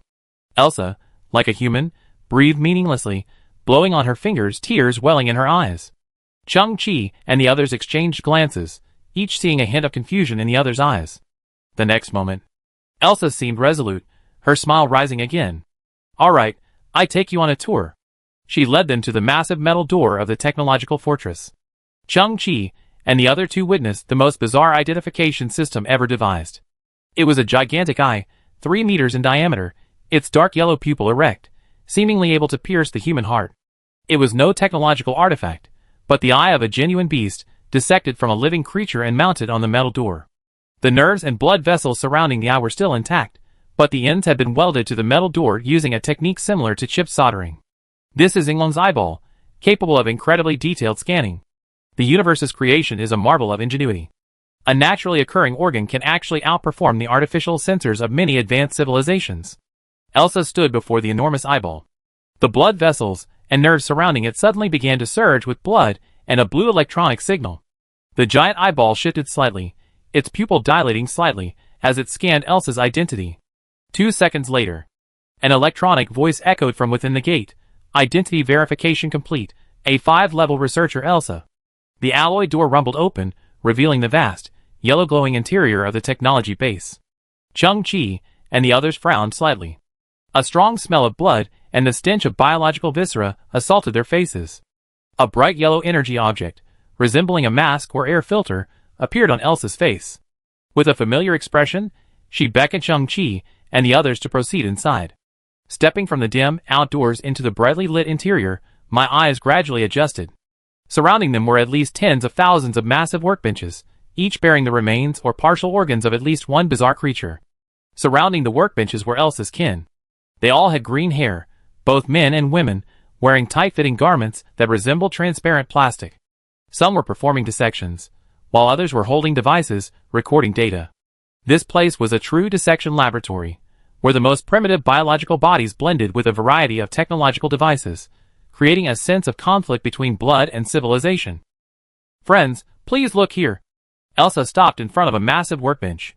This is the Starship navigation brain we're developing. It's derived from the biological technology of a giant octopus's neural center. It excels at 3-dimensional spatial calculations and, symbiotically with the warp engine's electronic control system, boasts a computing efficiency 2.5 times that of a level 3 civilization. On the workbench, Something resembling a giant crystal core, supported by metal supports, was alive. Vast red nerves could be clearly seen pulsing faintly within the core. These nerves, in turn, connected to a massive external energy box and a virtual screen. Elsa walked forward and approached an adjacent workbench. This mucus you see comes from the immune system of the Liming beast. It can repair damage to biological warships through metabolic repair, and even automatically restore burned circuits. On the workbench, a snot-like mucus spread out, soaking a living heart. A worker nearby, holding a sharp awl, punctured a hideous wound in the heart. But nourished by the mucus, the wound was healing at a visible rate. Furthermore, the severed aorta beneath the heart had begun to slowly grow back. Why is that heart metallic? Muchen stepped forward, staring intently at the heart on the workbench. It resembled a metal artifact, its metallic texture radiating, yet it was beating. Elsa patiently explained, "That's not a primitive heart. It's a metal muscle we've created by fusing a biological heart with metal.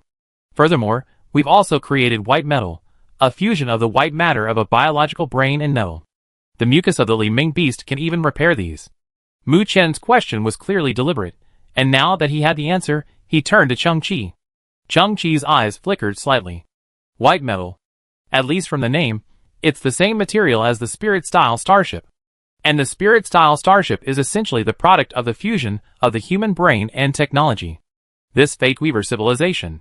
Just then, from the distant field, the wails of wild beasts rang out. Although the language was unclear, the heart-wrenching, agonizing feeling was all the more real. Just as you've seen.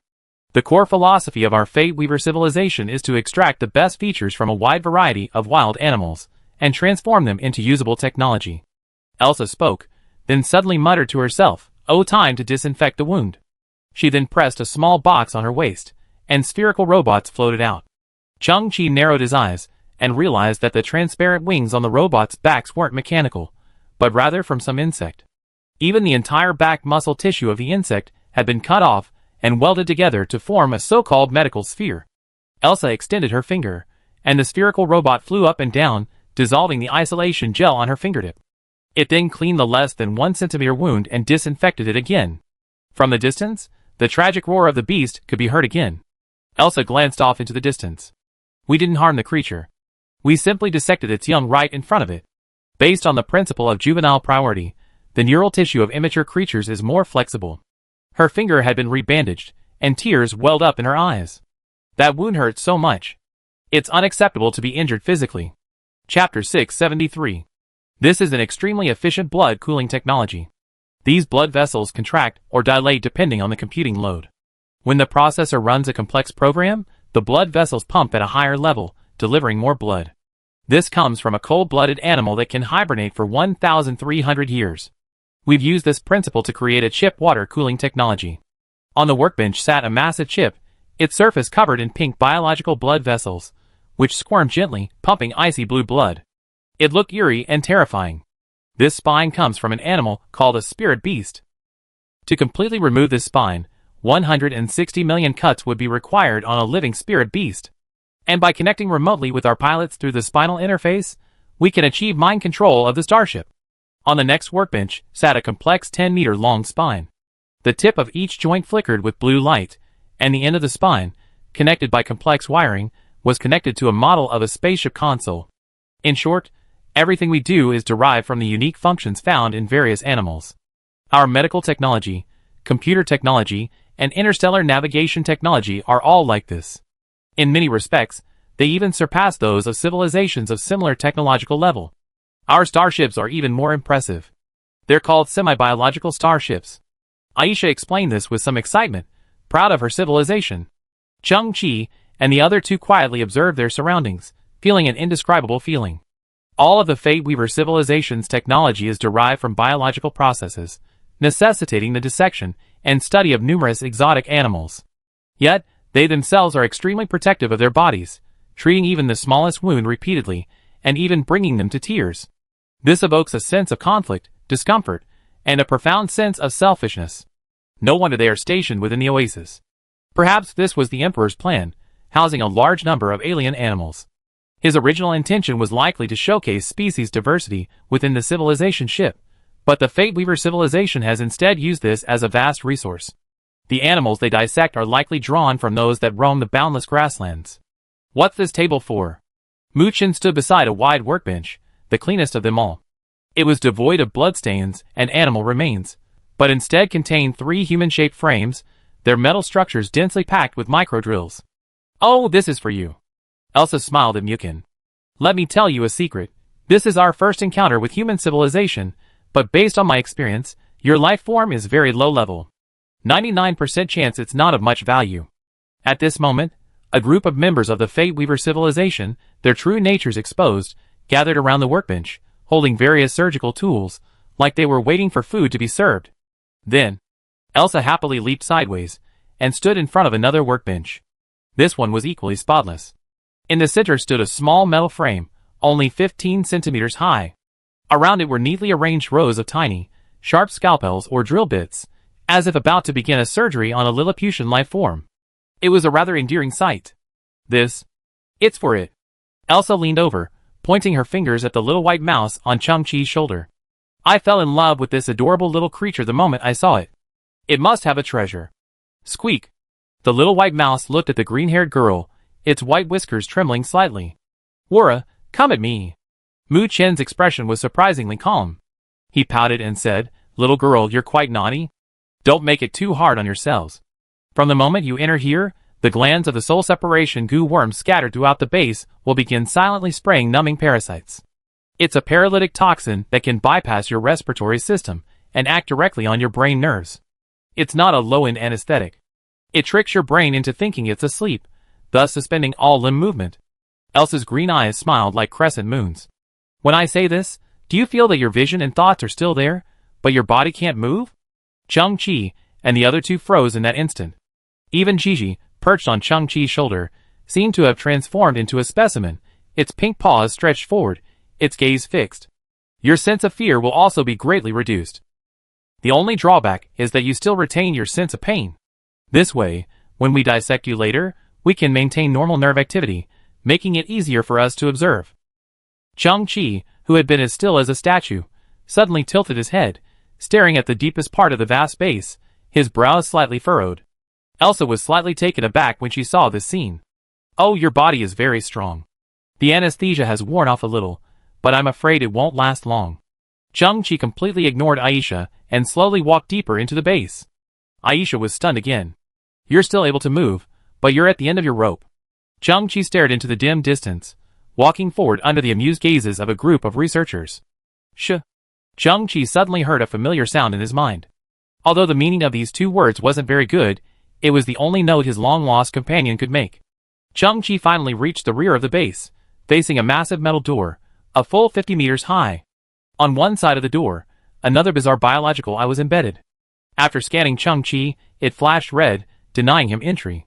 Chang-Chi reached out, partially siliconized, and crushed the eyeball, along with the various electronic circuits behind it. Squeak! With a twisting, piercing sound, the door slid open slowly. Chang-Chi's pupils suddenly constricted, and his body began to tremble slightly. Before him lay a separate operating room, its center a massive workbench, tens of thousands of square meters. A massive piece of arthropod remains, perched on a metal stand. Chang-Chi recognized its true form by its partial features. It was the light centipede, once a deity of the Zulu people. Its body was the very continent upon which they depended for survival. The fragment before him was perhaps 1/10,000,000th of its original size. Judging by the gaps, it looked like a fragment blasted from the main body by some powerful beam weapon. And atop this fragment stood a creature. It was a gigantic black eyeball, suspended from the ground by a series of octopus-like black tentacles. But this creature was already dead. Because its enormous eyeballs had been hollowed out, only a shell remained, held in place by various alloy supports. It was like a lifelike specimen yet lifeless. Zelu. A faint voice echoed in Chang-Chi's mind, his eyes wide open.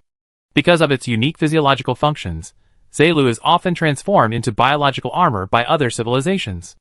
As its first and only owner, Chang-Chi had long since established a spiritual connection with Zelu. No language or contact was needed.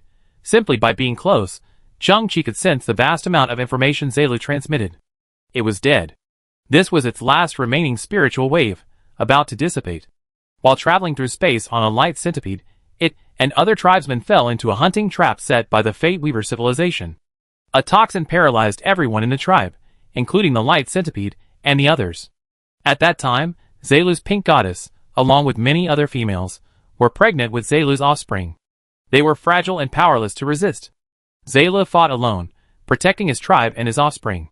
But the Fate Weaver civilization possessed extensive hunting experience, had long observed the situation, and had already prepared a comprehensive plan. Stop resisting. The damage to your body is a loss to us. Chang-Chi even heard the murderer's voice in the message Zaylu left. Zaylu was captured. Some of the elderly and frail members of the tribe were killed. The remaining members, those bearing new life, were also captured. Afterwards, Jialu and his tribesmen were brought to the experimental base. Based on the principle of juvenile priority, the cubs were dissected out early. Jialu and his tribesmen watched firsthand as each one was dissected, studied, and experimented on. Afterward, Jialu's messages were filled with anger and wailing, the overwhelming pain overshadowing everything else. Later, the adults of the tribe were dissected, studied, and gradually died. Jialu. Chang-Chi slowly closed his eyes. A vision of Jialu's massive body standing on the ground, extending a tentacle, and gently high-fiving his tiny self. Kill them all, leaving no one alive. Chang-Chi suddenly spoke in a low voice, eyes closed. Got it. Lu Lian, like a wooden sculpture, suddenly moved, pulling out another red apple and taking a bite. Elsa was a bit horrified. You aren't paralyzed either? These giant green grasses around here are called giant green velvet. If they want, they can purify the air of all impurities, including the neurotoxins you released. Lu Lian slowly raised his head, and saw that the ceiling of the base had suddenly been torn into countless cracks. Giant green blades of grass snaked out from the cracks and covered the roof. Lu Lian chewed an apple and said, From the moment I entered here, I knew your tactics and told Chang-Chi. We pretended to be ignorant because we wanted to test your strength. As for the paralyzing toxin, it was purified long ago. Muchen also resumed his movements. He glanced at Chang-Chi's back, and could sense a volcano about to erupt in him. Muchen shook his head and looked at Elsa. You're courting death. Squeak. The little white mouse on Chang-Chi's shoulder, surprisingly also a movie star, snapped back from its frozen state, turned around, and whinnied at Elsa, baring its pointed white teeth. We are the research team hand-picked by the Earl. Elsa frowned. I advise you to be sensible and beware of punishment. A flash of red light reflected into Elsa's eyes. In the distance, Chang-Chi clutched the Emperor's kill warrant, a 5-pointed star-shaped, glowing red document. Burn with Zaylu. Giant blades of grass suddenly swooped down from the ceiling. These vibrant, tender, and emerald green leaves had become unstoppable weapons. The members of the Destiny Weaver civilization had no time to pick up their weapons, or even to move, before they were engulfed by the giant blades. Elsa was also swept up into the air by a giant blade. The grass tightened instantly, and her 2 emerald green eyeballs popped out of their sockets, dragging a large swathe of optic nerves and blood vessels with them, dangling from her face like 2 bells. Her muscles and bones instantly shattered into mud, and a large amount of intestinal and visceral fragments poured out of her small mouth. It feels really bad to be injured. Bang! Her head was also enveloped by the grass, then exploded into a ball of white mud, scattering through the cracks in the blades. At the same time, not a single member of the Fate Weaver civilization escaped, all engulfed by the ferocious green grass. They all shared the same values, cherishing their bodies deeply, having undergone no transformation, and were inherently fragile. The air was filled with the relentless sound of cracking eggshells, mixing into a pool of fleshy mud, falling like rain. Chapter 674. Mangled flesh and blood spread beneath his feet. Some lives deserved death. But the mistakes they had made were irreparable. Chang-Chi didn't look back, simply letting the blood of the Fate Weaver civilization stain his feet. His pupils trembled as he watched the now specified Jialu. It stood under the spotlight, unable to stand on its own, relying on those additional metal supports. Jialu's main body was a giant eyeball, but it was gone. The internal organs behind it, along with all the other organs, were gone. Only a stiff eyelid remained. From the front, its body resembled a hideous, dark crater. Jialu. Chang-Chi could still hear its roar, but it was distant, as if it were perched on a distant mountain. If he hadn't unleashed his full potential, the sound would have dissipated into the air, like a lingering obsession. Only I can hear your call. Are you waiting for me? Chang-Chi's throat was bitter. Seeing his companion, who had followed him since Earth, now in this state, filled him with a gloom. Something dark surged through his mind like a tide, threatening to drown everything. Wait. The fact that Jialu could call me meant it still had a shred of consciousness. If I could restore its body, could it still revive? The dark tide within him was pushed back by something bright, and Chang-Chi's eyes widened. He slowly turned, his gaze passing through Lu Lian and Mukin, who were unsure how to comfort themselves. He looked at the countless workbenches in the field. Those workbenches held all sorts of biological organs, practically everything. Those that could survive here were almost all extremely special, possessing unique abilities that even surpassed many technological creations. A blood system capable of high-load operation. A spine capable of mind-driven. And a nervous system comparable to a computer matrix. It's got everything here, and most importantly the eye. Chang-Chi thought of the eye embedded in the base's gate, its identification system. This is Yinglong's eyeball, capable of incredibly detailed scanning. The universe's creation is a marvel of ingenuity. A naturally occurring organ can actually outperform the artificial sensors of many advanced civilizations. Chang-Chi recalled the previous introductions to Elsa, now reduced to pulp. Suture, if this most powerful organ were sewn all together to Zelu, could it be reborn? Aren't the gate god, the small gate god, and invincible Aji all creatures stitched together? Chang-Chi suddenly clenched his fists. This required advanced suturing techniques. Chang-Chi's mind raced with plans. The Fate Weaver civilization was completely wiped out by Lu Lian, all dead, but this wasn't worth regretting. Their deaths were not worth pitying. Even if they were left alive and threatened to sew up Zelu, Chang-Chi wouldn't trust them. Chang-Chi's gaze shifted to the holographic screens remaining in the field. Behind them were the computing and recording systems. The Fate Weaver civilization's technology could be accessed. Chang-Chi's pupils narrowed slightly as he looked at his other companion. Mu Chen, have you ever dabbled in biological suturing technology? Mu Chen's eyes trembled, and after a few seconds of thought, he understood Chang-Chi's intention. To be honest, I've never dabbled in anything like this, and there aren't so many exotic animals in the galaxy. Mukin pursed his lips and walked towards a nearby virtual screen. But I can learn and I do my best. I've even called in others to help you. Chang-Chi's eyes flashed. He had just contacted Yang Di, asking if any of his experimental subject team had scientists skilled in biological suture techniques. He received an ambiguous answer.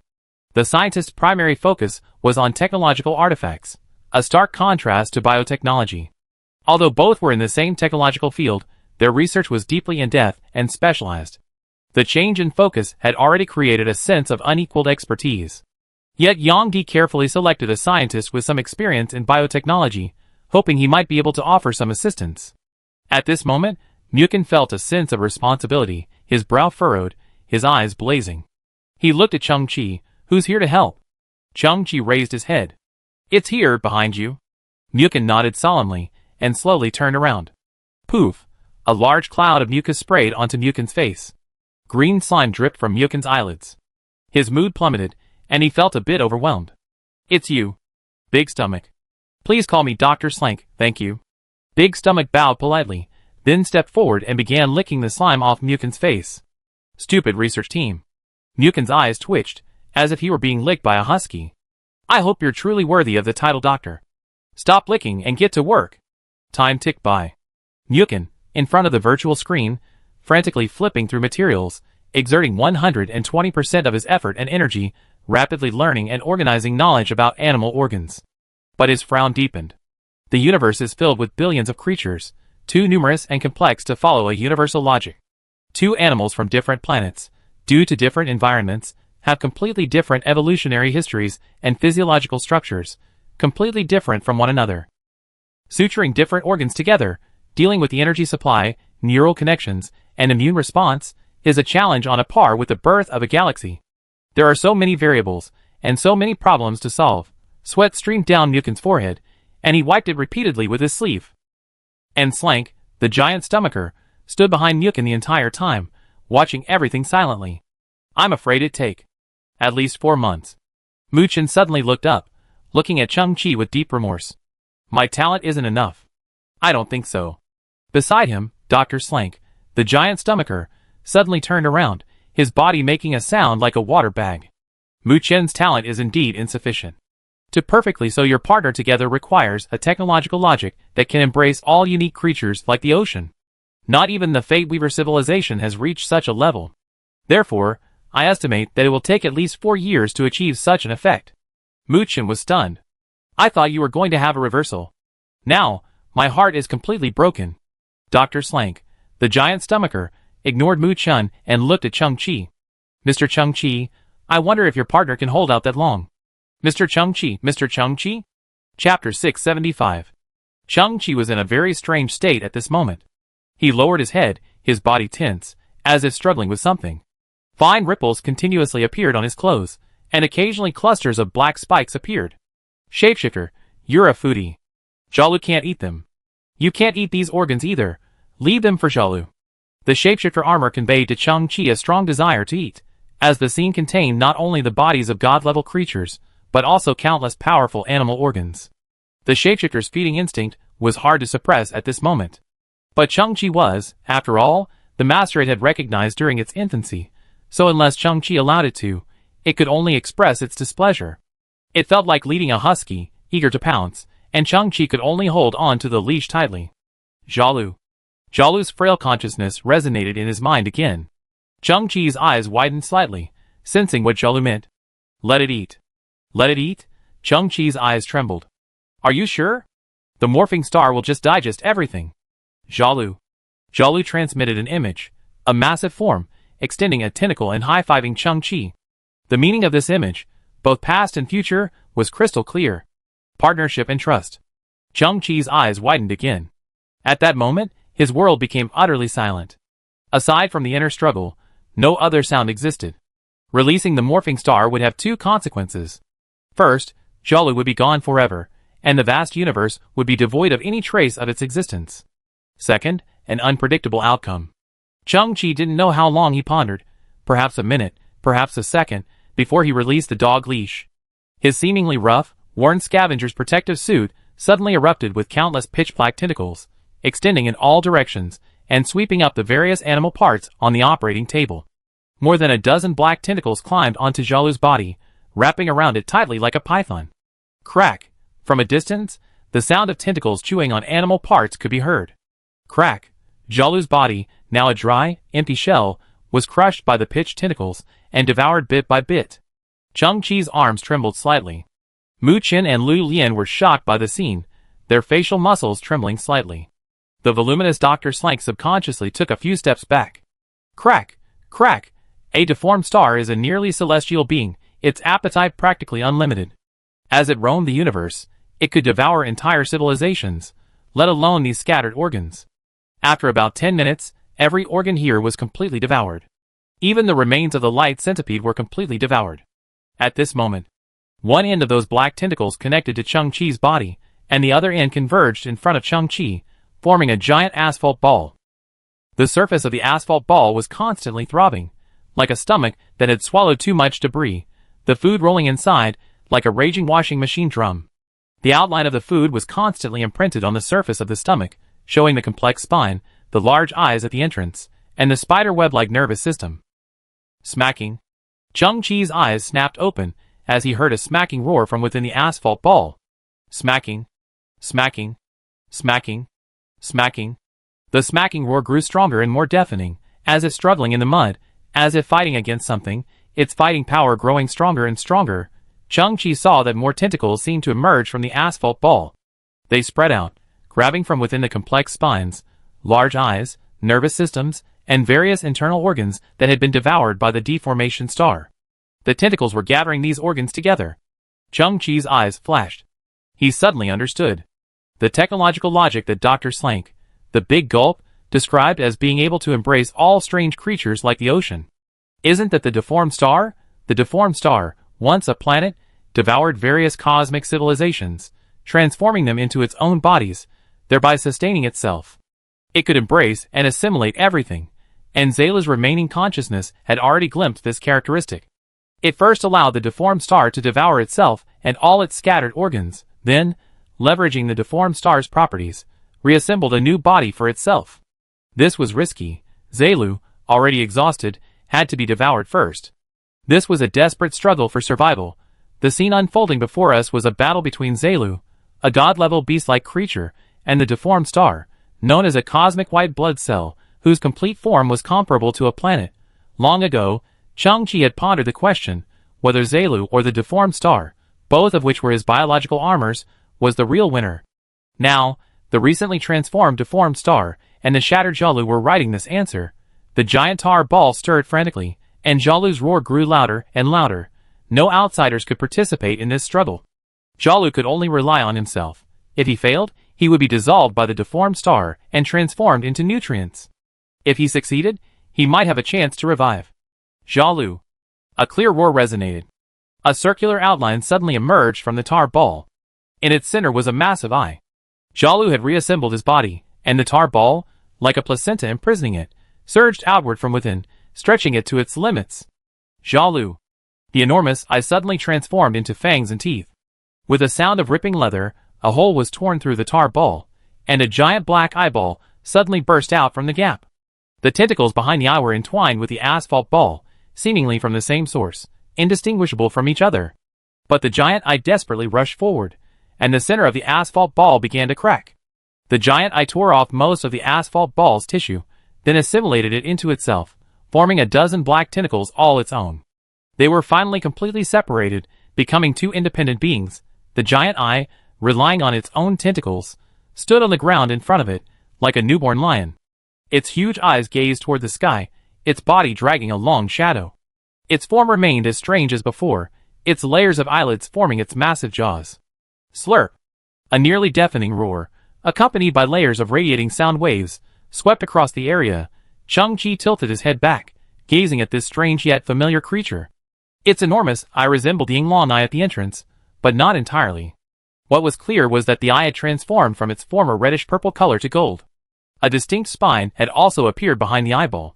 This spine was extremely complex, with all the nodes and protrusions emitting a star-like blue light, imbued with a sense of mystery. Veins resembling brain nerves also appeared on its body, pulsing rhythmically, as if breathing.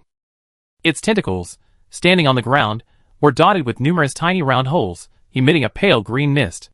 These were the glands of the soul-separating goo that Elsa had mentioned, silently emitting a paralyzing toxin capable of inflicting fatalities on god-level beasts. Just now, the poison glands scattered throughout the base had also been devoured by the Transfiguration Star.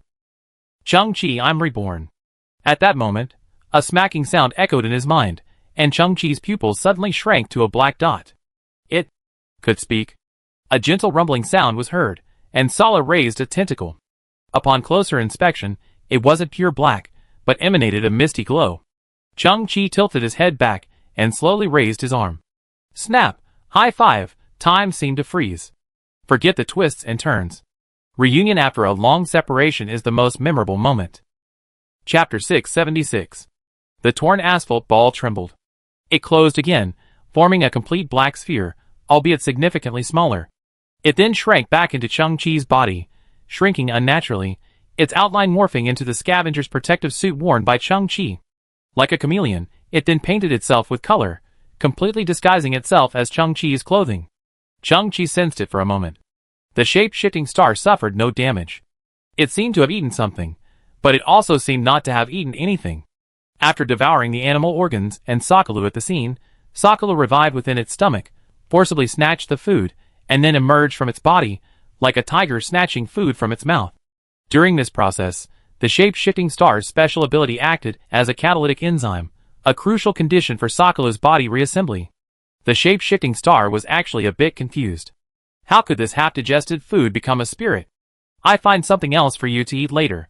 Chang-Chi patted his clothes, and then looked back at the majestic Zelu. It was different now. It had no home. Zelu roared to the heavens, and its body began to shrink infinitely. Its massive size shrank to a palm-sized golden eye. It soared through the air, and landed on Chang-Chi's chest with a snap. Then, like a piece of paper, the golden eye moved back and forth over Chang-Chi's body. It and the shape-shifting star's clothes became one. It wasn't a mutual devouring of each other, but rather a feeling of mutual respect, a kind of courtesy. They had fought before, but neither could defeat the other. They disliked each other, but they didn't want to provoke each other. Finally, the golden eye formed by Jalu rested on the back of Chang-Chi's neck and froze.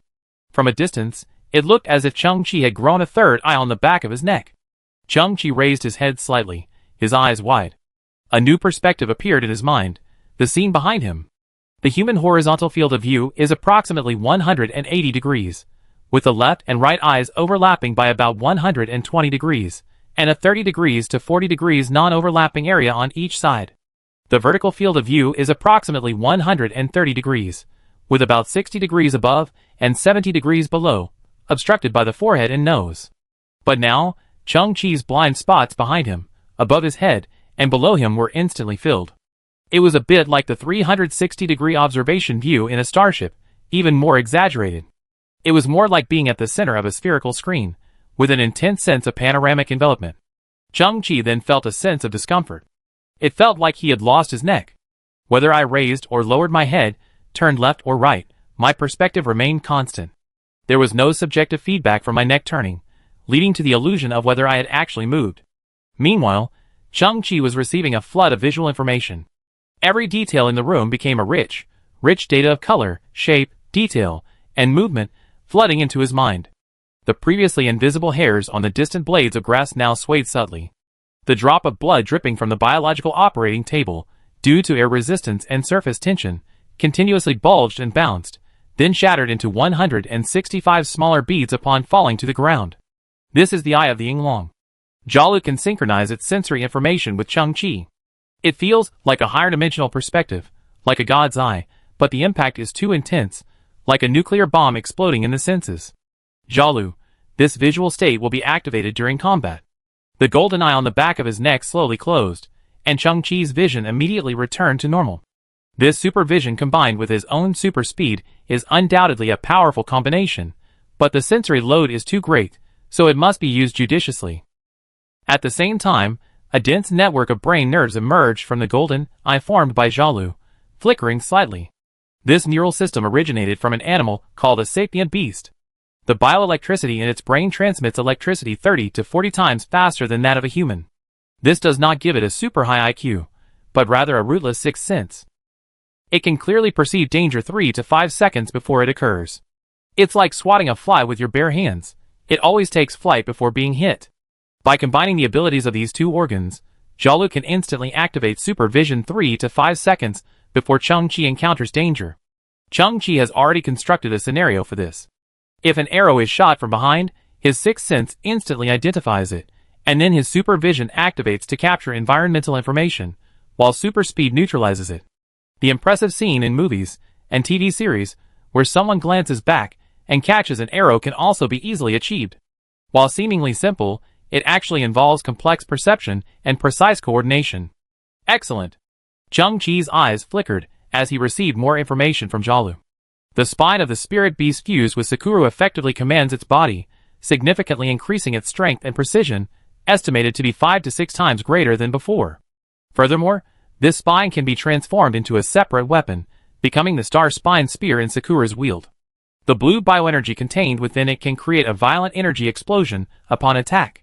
And its blood-cooling system can overload Sakura's body, causing it to enter a brief rampage state, further increasing its combat power by 3 to 4 times. The glands of the soul-separating goo worm fused with Sakura's tentacles can produce a targeted paralyzing mist. Sakura's will controls the spread of this mist, which can cover an entire interstellar base.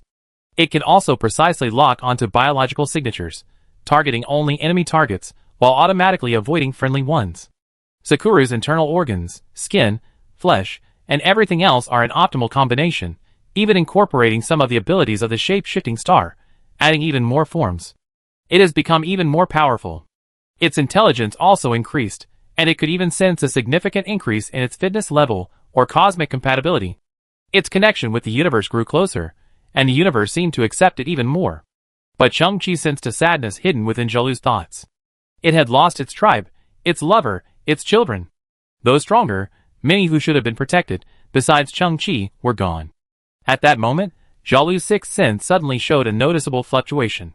Chang-Chi narrowed his eyes slightly, sensing that this sixth sense wasn't a warning of some kind of harm, but rather a multitude of strange beings rapidly approaching, targeting him. His newly acquired supervision was instantly put to use. The ultra-high-definition spherical view enveloped the entire scene, and Chang-Chi meticulously observed every detail. Mu Qian and Lu Lian noticed nothing unusual. Nothing had changed noticeably, as if his sixth sense had failed him. Just in that moment of confusion, a sticky, cold tentacle wrapped itself around his legs. Chang-Chi's pupils shrank sharply. But the next moment, the tentacle's true form slowly reappeared before Chang-Chi's view. It seemed to possess some kind of optical camouflage. A dense mass of colorful squares began to flicker beneath the empty ground, like a starship deactivating its cloaking system. After a moment of flickering, the colorful squares transformed into patches of black skin, revealing the creature's full form. A small black eye, and beneath it, an octopus-like tentacle, the size of a small lamb. This creature wasn't just one, but a dense mass of hundreds, all gleaming with colorful little squares. They then emerged from their invisibility, and reappeared around Chang-Chi, surrounding him layer upon layer, extending icy tentacles that gently wrapped around his thighs. Zelu. This familiar word didn't come from the Zelu within Chang-Chi, but from the tiny black eyes before him. Their voices weren't at all fierce, but rather had a hint of childish cuteness. Children. Zelu's voice echoed, filled with surprise and emotion. Chang-Chi had also received the message from Zelu. He had just learned that because the Zelu race was a natural biological armor, the Fate Weaver civilization didn't kill these little creatures after removing them from their mother's wombs, but instead conducted a strengthening experiment on them. They had been injected with a slower-acting growth-enhancing potion. At the same time, empty mirror beast genes were implanted into their skin, granting them the ability to block detection signals and achieve optical invisibility. Invisible little Zelu? Chang-Chi's eyes widened as he caressed a small creature before him. These little creatures were incredibly gentle. Zelu, Zelu, Zelu. The childish cries echoed one after another. Don't take the word's original meaning, or it will distort your mental state. Chang-Chi looked at the little creatures, and a smile slipped across his face. Zelu, you're no longer alone. Your race still exists, and can continue. Chapter 677. Squeak. A furry little white mouse leaped over the heads of the little slugs. After a leap, it dug its tiny claws into Chang-Chi's shirt. Then, like a nimble ball of white cotton, it climbed onto Chang-Chi's shoulders, stood up, and headed towards the center of the experimental base, squeaking. Clatter, clatter. The solid alloy floor of the experimental base was being dug from below by some creature. The alloy floor trembled and crumbled like rotten wood, and metal debris continuously surged to the sides. A tiny gray mouse head emerged. It had gray fur and dark gray eyes, and its head was tiny, about the size of a jujube. Squeak, is this your little friend? Chang-Chi smiled. I didn't expect something so small could dig through the alloy floor. Boom! The alloy floor was squeezed from below, twisting and deforming, then cracking and surging in all directions. Though the rat's head was only the size of a date, its body stretched a full 10 meters. Its muscles ripped as it emerged from the ground, tearing through the floorboards as it crawled. It stood on the ground like Sylvester Stallone. Chang-Chi pursed his lips. Excuse me, you're quite a bit. Squeak. The little white rat squeaked. The Stallone rat actually lay flat on the ground, a gesture of submission. It looked at Chang-Chi and pointed its paw at the hole it had crawled out of.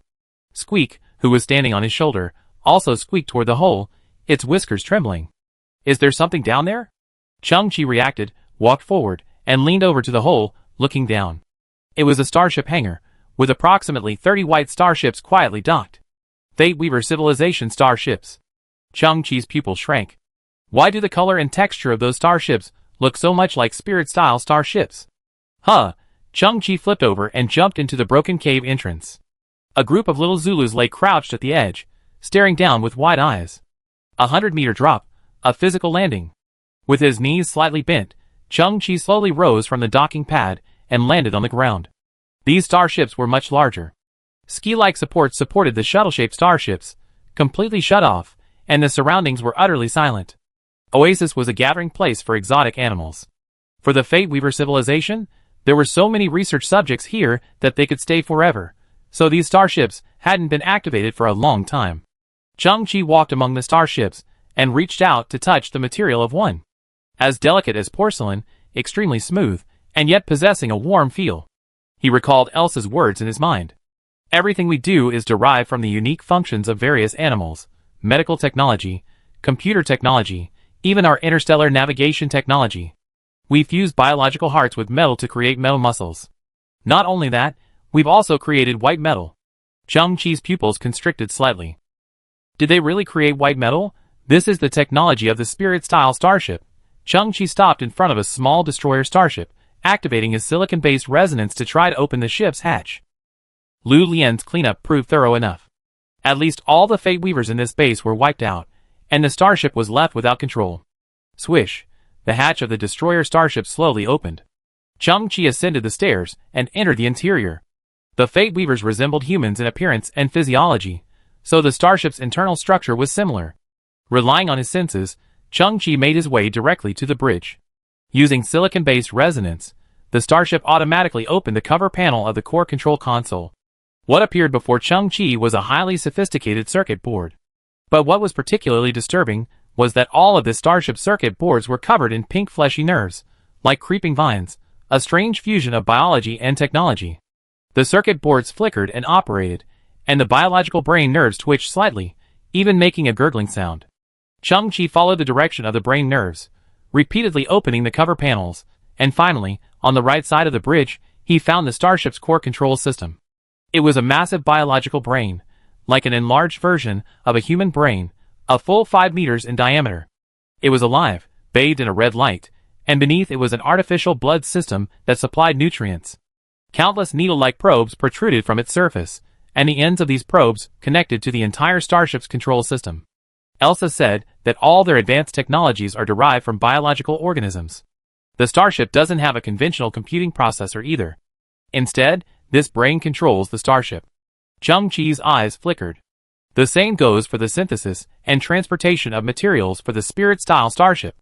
Back in the days of Garbage Earth, for twin brothers, pirates disguised as regular soldiers had their brains removed and connected to the Harrier starship's control system. Their eldest brother, through a mysterious telepathic connection between the twins, indirectly controlled the starship, achieving exceptionally difficult maneuvers. Chang-Chi defeated that imposter army. He acquired 2 unique Harrier starships, which he then synthesized into the current Spirit-style starship. The Spirit-style starship lacks a disgusting biological brain. Instead, the entire ship is transformed into a fusion of brain white matter and metal, possessing the unique fourth wall navigation technology. At the same time, a living, lifelike shipboard control system was born. Chang-Chi's companion, the tall blue skeleton spirit. Chang-Chi exited a Fate Weaver civilization destroyer starship and stood at the hatch, gazing out into the distance. Counting them one by one, I found 32 starships within the basement helipad. From the outside, they all appeared to be made of white metal, and their internal control systems, unsurprisingly, were all in the form of biological brains. Among them were several large transport starships of the same model, several large combat starships of the same model, several small exploration starships, and 2 destroyer starships of the same model. A huge sense of surprise washed over me. These were all precious, elusive raw materials for crafting cranial battleships, and their starting technology level was equivalent to a level 4 technological civilization. Unfortunately, they were all different from Spirit-style starships. But they could be synthesized into similar types. If these starships could all be synthesized into the same series as Spirit-style starships, nothing else mattered. Just being able to enter the fourth wall would be enough. This way, the scientific team will have ample, secure accommodations, and their research projects can proceed. Mu Chen's desire for a mecha assembly line and Lu Lian's botanical garden will be fulfilled. Chang-Chi will now have a true marching fleet. Chapter 678. In the vast underground docking bay, a row of white porcelain starships stood silently. Chang-Chi statically activated one of them and reconfirmed the situation. These starships lacked fourth wall navigation capabilities, nor did they possess a living command system like a spirit. They did incorporate advanced biotechnology, and the presence of white metal allowed them to navigate the universe like ghosts. With their cloaking systems activated, they possessed astonishing shielding and visual camouflage capabilities, but that was all. They were not on the same level as fourth wall navigation. It was too early to celebrate. It remained to be seen whether, after integration, they could follow the same technological path as Spirit-style starships. This fleet consisted of 8 large transport starships and 4 accommodation starships.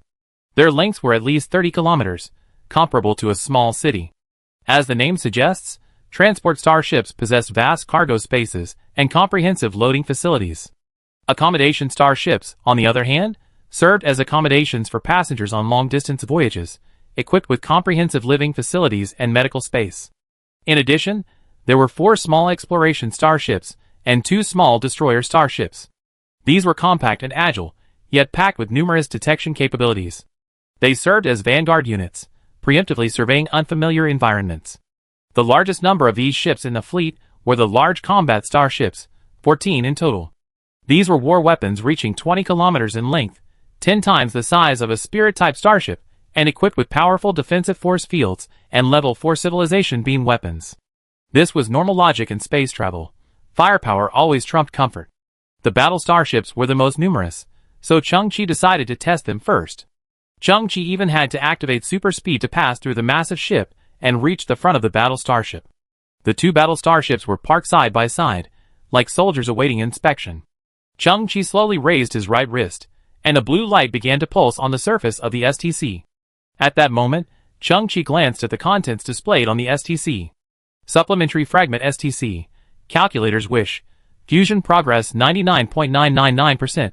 Remaining Energy 2.6%. The fusion of STC fragments always proceeds in this way. When reaching the last ounce of progress becomes extremely slow, and the time frame is unpredictable. Just like the immortals in novels, the final shackles are always difficult to break.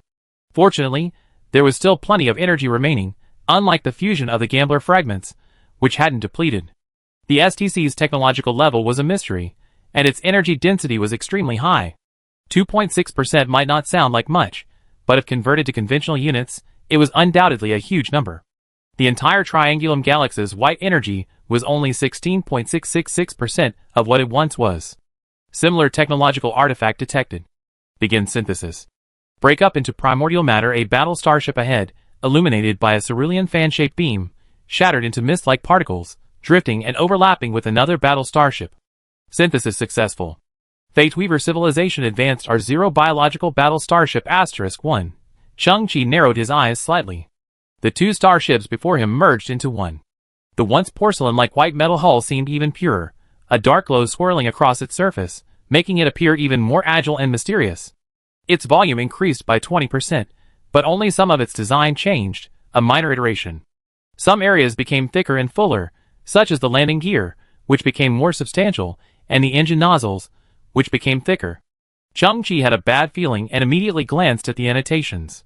Over the subsequent 300 years of technological development, the Fate Weaver civilization only made minor upgrades to its R0 biological combat starship, raising its technological level from 4.0 to 4.1. This upgrade was not revolutionary. The reason for this is that during subsequent exploration, the Fate Weaver civilization stumbled upon a large, uncivilized creature, the Sky Beast. This creature's body was well suited for semi-mechanization, and after being converted into a new generation of biological starships, its performance was extremely revolutionary. As a result, the previous generation of biological technology, the White Matter starship, was gradually marginalized, and this technology line eventually fell into decline, no longer having mainstream application. Chang-Chi's eyes flickered. Although the STC had merged and upgraded combat starships, the potential of this type of starship was insufficient. The STC's synthesis strategy is essentially acquiring future technology and, through synthesis, bringing it to the present. However, if this technology has no future, then the resulting equipment will be equally unsatisfactory. Is the tech tree skewed? Or perhaps the white metal technology has been abandoned? Chang-Chi clenched his fist in regret, then entered the advanced R0 biocombat starship to examine its performance. It basically only saw limited increases in speed, firepower, durability, and other common indicators, and certainly no fourth wall navigation or living control systems. Chang-Chi returned to the surface, his expression slightly dazed, trapped in a dilemma. The annotations clearly stated that the Fate Weaver civilization had abandoned this technology, so if further synthesis continued, it would likely be minor iterations. While these starships performed well, compared to Spirit-style starships, they were still considered ordinary starships. In other words, these extremely difficult to collect raw materials couldn't create much value. STC Supplementary Fragments. Calculator's Wish.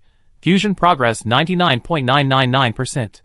Compatibility testing must be completed before reaching final progress.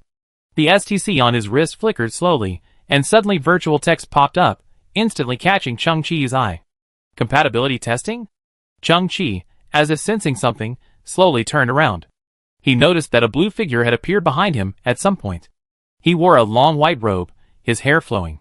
His eyes, like brilliant energy gems, were devoid of pupils or whites, emitting a brilliant blue light. He stood upright, scanning the entire underground docking area for all the white metal starships. Mountain Breeze. Chang-Chi's eyes trembled. Just like Gambler, when the STC's fragment replenishment function is activated, the corresponding character will appear behind him in a phantom form. STC replenishment fragments. The calculator's wish. Based on available synthesis materials, historically synthesized artifacts of the same series, and user needs, a comprehensive calculation can be performed before synthesis. Combined with the STC's built-in technology blueprint, an optimal synthesis plan can be re-established. Chung-Chi blinked at the text that popped up again. What does that mean? Chapter 679. Then Shanfeng's energy phantom slowly raised its head. A pair of eyes, gleaming with technological brilliance, released a solid blue beam. His gaze pierced the hole in the ceiling of the docking bay, passed through the experimental base of the Fate Weaver civilization, and then passed through the giant green grass on the ground. Finally, his gaze locked onto the Link-style starship hovering in midair. Core technology captured successfully. This technology comes from synthesis file EP64663, codenamed Link-style starship. Analyzing core technology, adjusting synthesis path. Calculating. Calculation completed. New synthesis path generated. Technology blueprint. Link-style series. Topological integrated fortress. Chung-Chi's pupils trembled slightly. The STC on his wrist suddenly activated, and a blue fan-shaped beam suddenly expanded, spanning more than 10 kilometers, and began to scan all the white metal starships ahead. Similar technological artifact detected. Fate Weaver Civilization T0 Biological Living Starship *4 broken into primordial matter. Synthesis successful. Series of warships. Spirit-style living starship *2, before Chung-Chi, for Fate Weaver Civilization living starships merged into two brand new warships. The previous shuttle-shaped hull had transformed into a nearly standard rectangular shape. Its size remained astonishing, approximately 30 kilometers long, and in the hazy light, its ends seemed unseen. It was clad entirely in a more refined white metal. On either side of the hull were long, black ribbon-like windows, resembling a giant luxury cruise ship. Chung-Chi was somewhat confused by the current situation. These two habitation starships didn't seem to have undergone any significant innovations. But the next moment, the two massive habitation starships began to rumble and vibrate. Their engines suddenly started, their landing gear retracted, and gusts of air spread out. Almost unmanned, they slowly floated into the air, then moved toward the hangar's exit. Soon, they sailed out of the underground dock and ascended into the sky. Chung-Chi suddenly realized something, and looked up through the hole in the ceiling. The ceiling of the Fate Weaver Civilization's ground-based laboratory had also been shattered by the invasion of giant blades of grass, leaving a clear view of the vast green grass on the outermost edge. The vast grass seemed to tilt to the sides, as if blown by a strong wind. Under the azure sky, the Spirit-style starships on standby also began to slowly descend automatically, finally hovering among the giant blades of grass. The two Spirit-style living starships that had sailed out earlier circled around and, from bottom to top, increasingly approached the Spirit-style starship, appearing to fit seamlessly. Topological splicing technology activated. Phase alignment completed, armor connected. Neural network synchronization. Fractal shield system synchronization. The Spirit-style starship actually released a voice command. Under Chung-Chi's stunned and incredulous gaze, the Spirit-style starship and the two newly combined Spirit-style living starships slowly joined together. It was a purely physical connection, like two giant rectangular blocks joined horizontally on either side of the Spirit-style starship. And at the moment of connection, they shimmered with a uniform luster. A dense blue neural network shone across the porcelain-like hulls. These neural networks connected and intertwined at the points where the three starships touched, acting as a kind of locking mechanism. Chung-Chi's eyes flickered violently. At this moment, the STC was still continuously synthesizing. Similar technological artifacts detected. Fate Weaver Civilization S0 Biological Transport Starship *8 disintegrated into primordial matter. Synthesis successful. Series of warships. Spirit-style transport starship *4, in the azure beams of light. For brand new starships appeared before Chung-Chi. Their shapes were infinitely close to cubes, like sacred relics cast in ceramic. Their volumes were still enormous, each side measuring 20 kilometers, casting a vast shadow. Unmanned, the four starships simultaneously launched again, exited the underground docking station, and ascended simultaneously. They must have been similarly assembled to the original Spirit-style starships, docking outside the two accommodation starships. The cluster of starships in the sky grew even larger. The STC on Chung-Chi's wrist continued to execute the calculated plan, its azure light flickering continuously. Similar technological artifacts detected. Weaver Civilization L0 Small Bioexploration Starship *8 synthesis successful. Series warships. Spirit-type small bioexploration starship *2. Similar technological artifacts detected. Synthesis successful. Series warships. Spirit-type small biodestroyer starship *1. Similar technological artifacts detected. Synthesis successful. Series warships. Spirit-type combat starship *6. In the docking bay, except for the initial failed product, all of the Weaver civilization starships had been synthesized.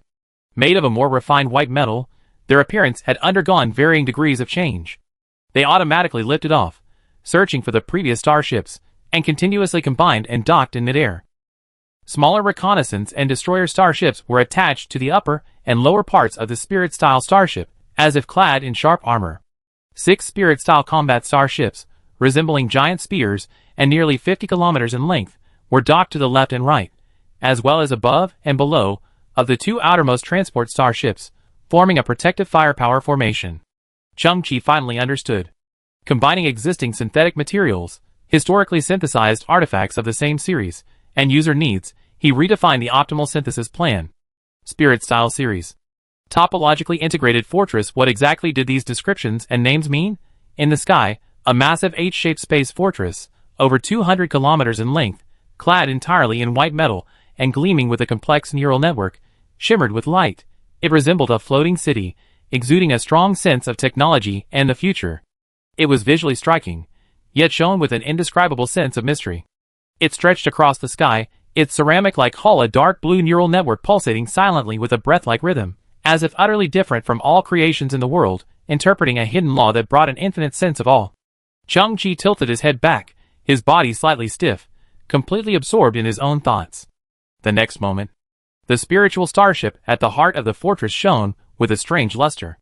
The neural network on its hull flickered violently, like a spark igniting a prairie fire, stimulating the neural network of the entire fortress. The neural network pulsed, and the fortress shone brightly. A mysterious and complex geometric pattern appeared in front of the fortress. The spirit-style fortress roared and moved, slowly entering the geometric pattern. Chang-Chi's eyes widened again. It disappeared. No! As the owner of a spirit-style starship, Chang-Chi had experienced this countless times.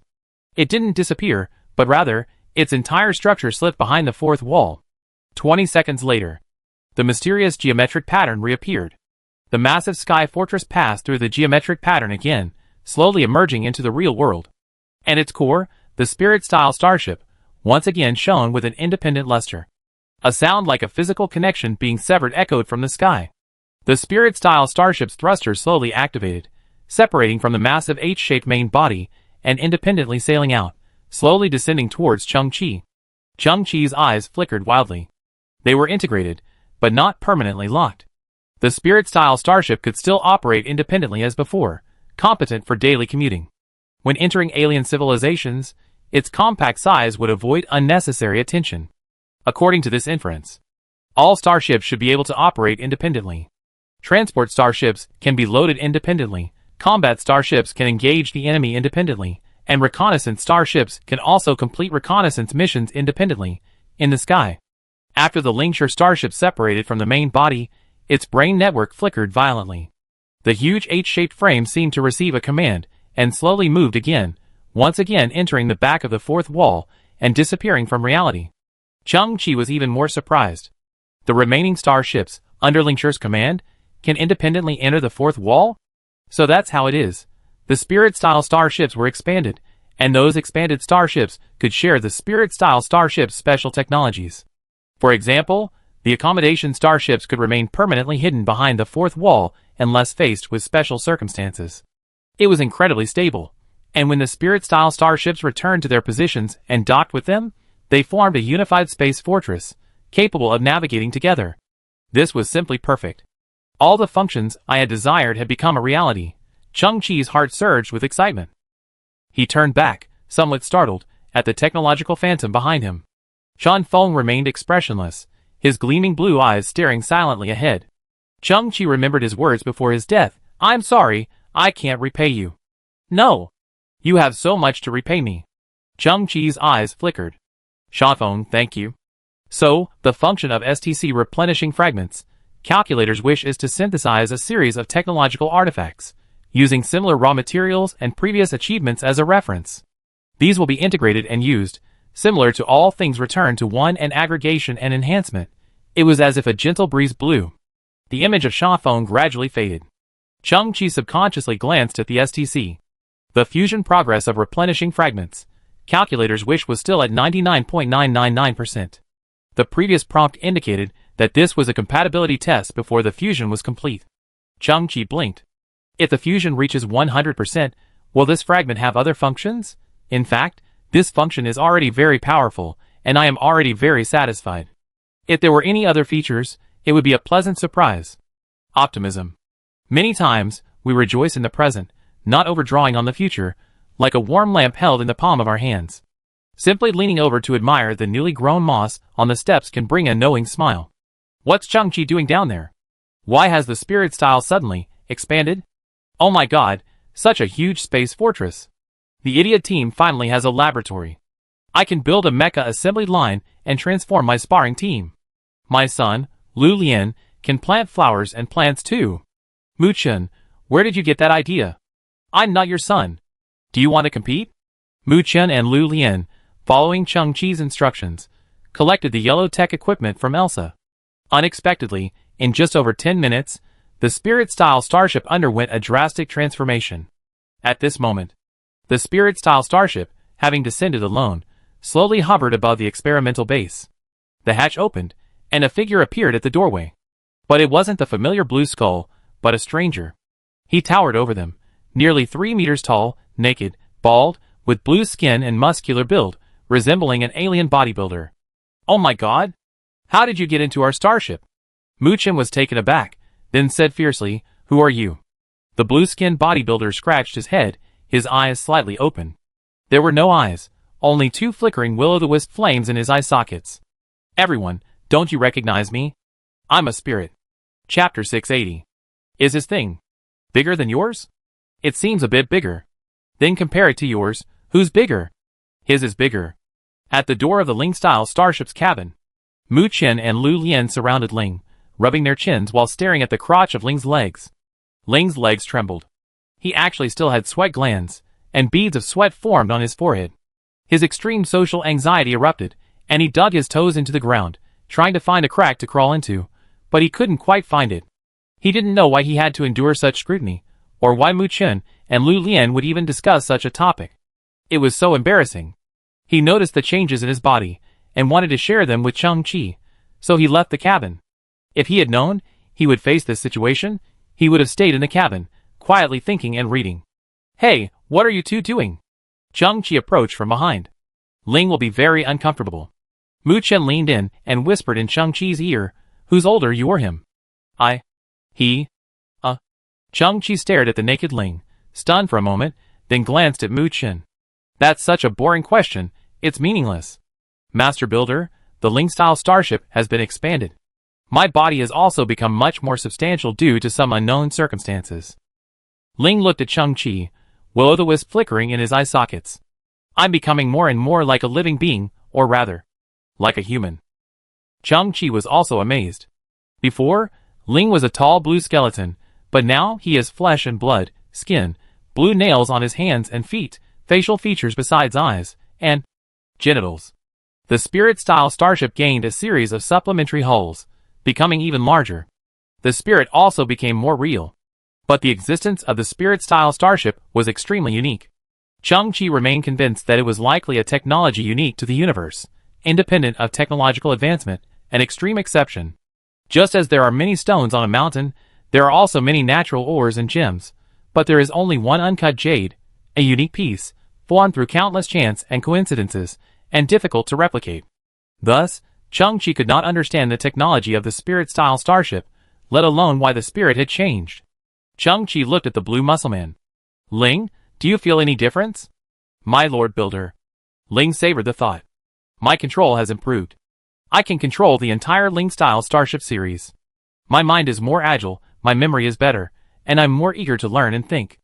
As for the rest, I'm sorry to disappoint the Builder, I don't seem to have any superpowers."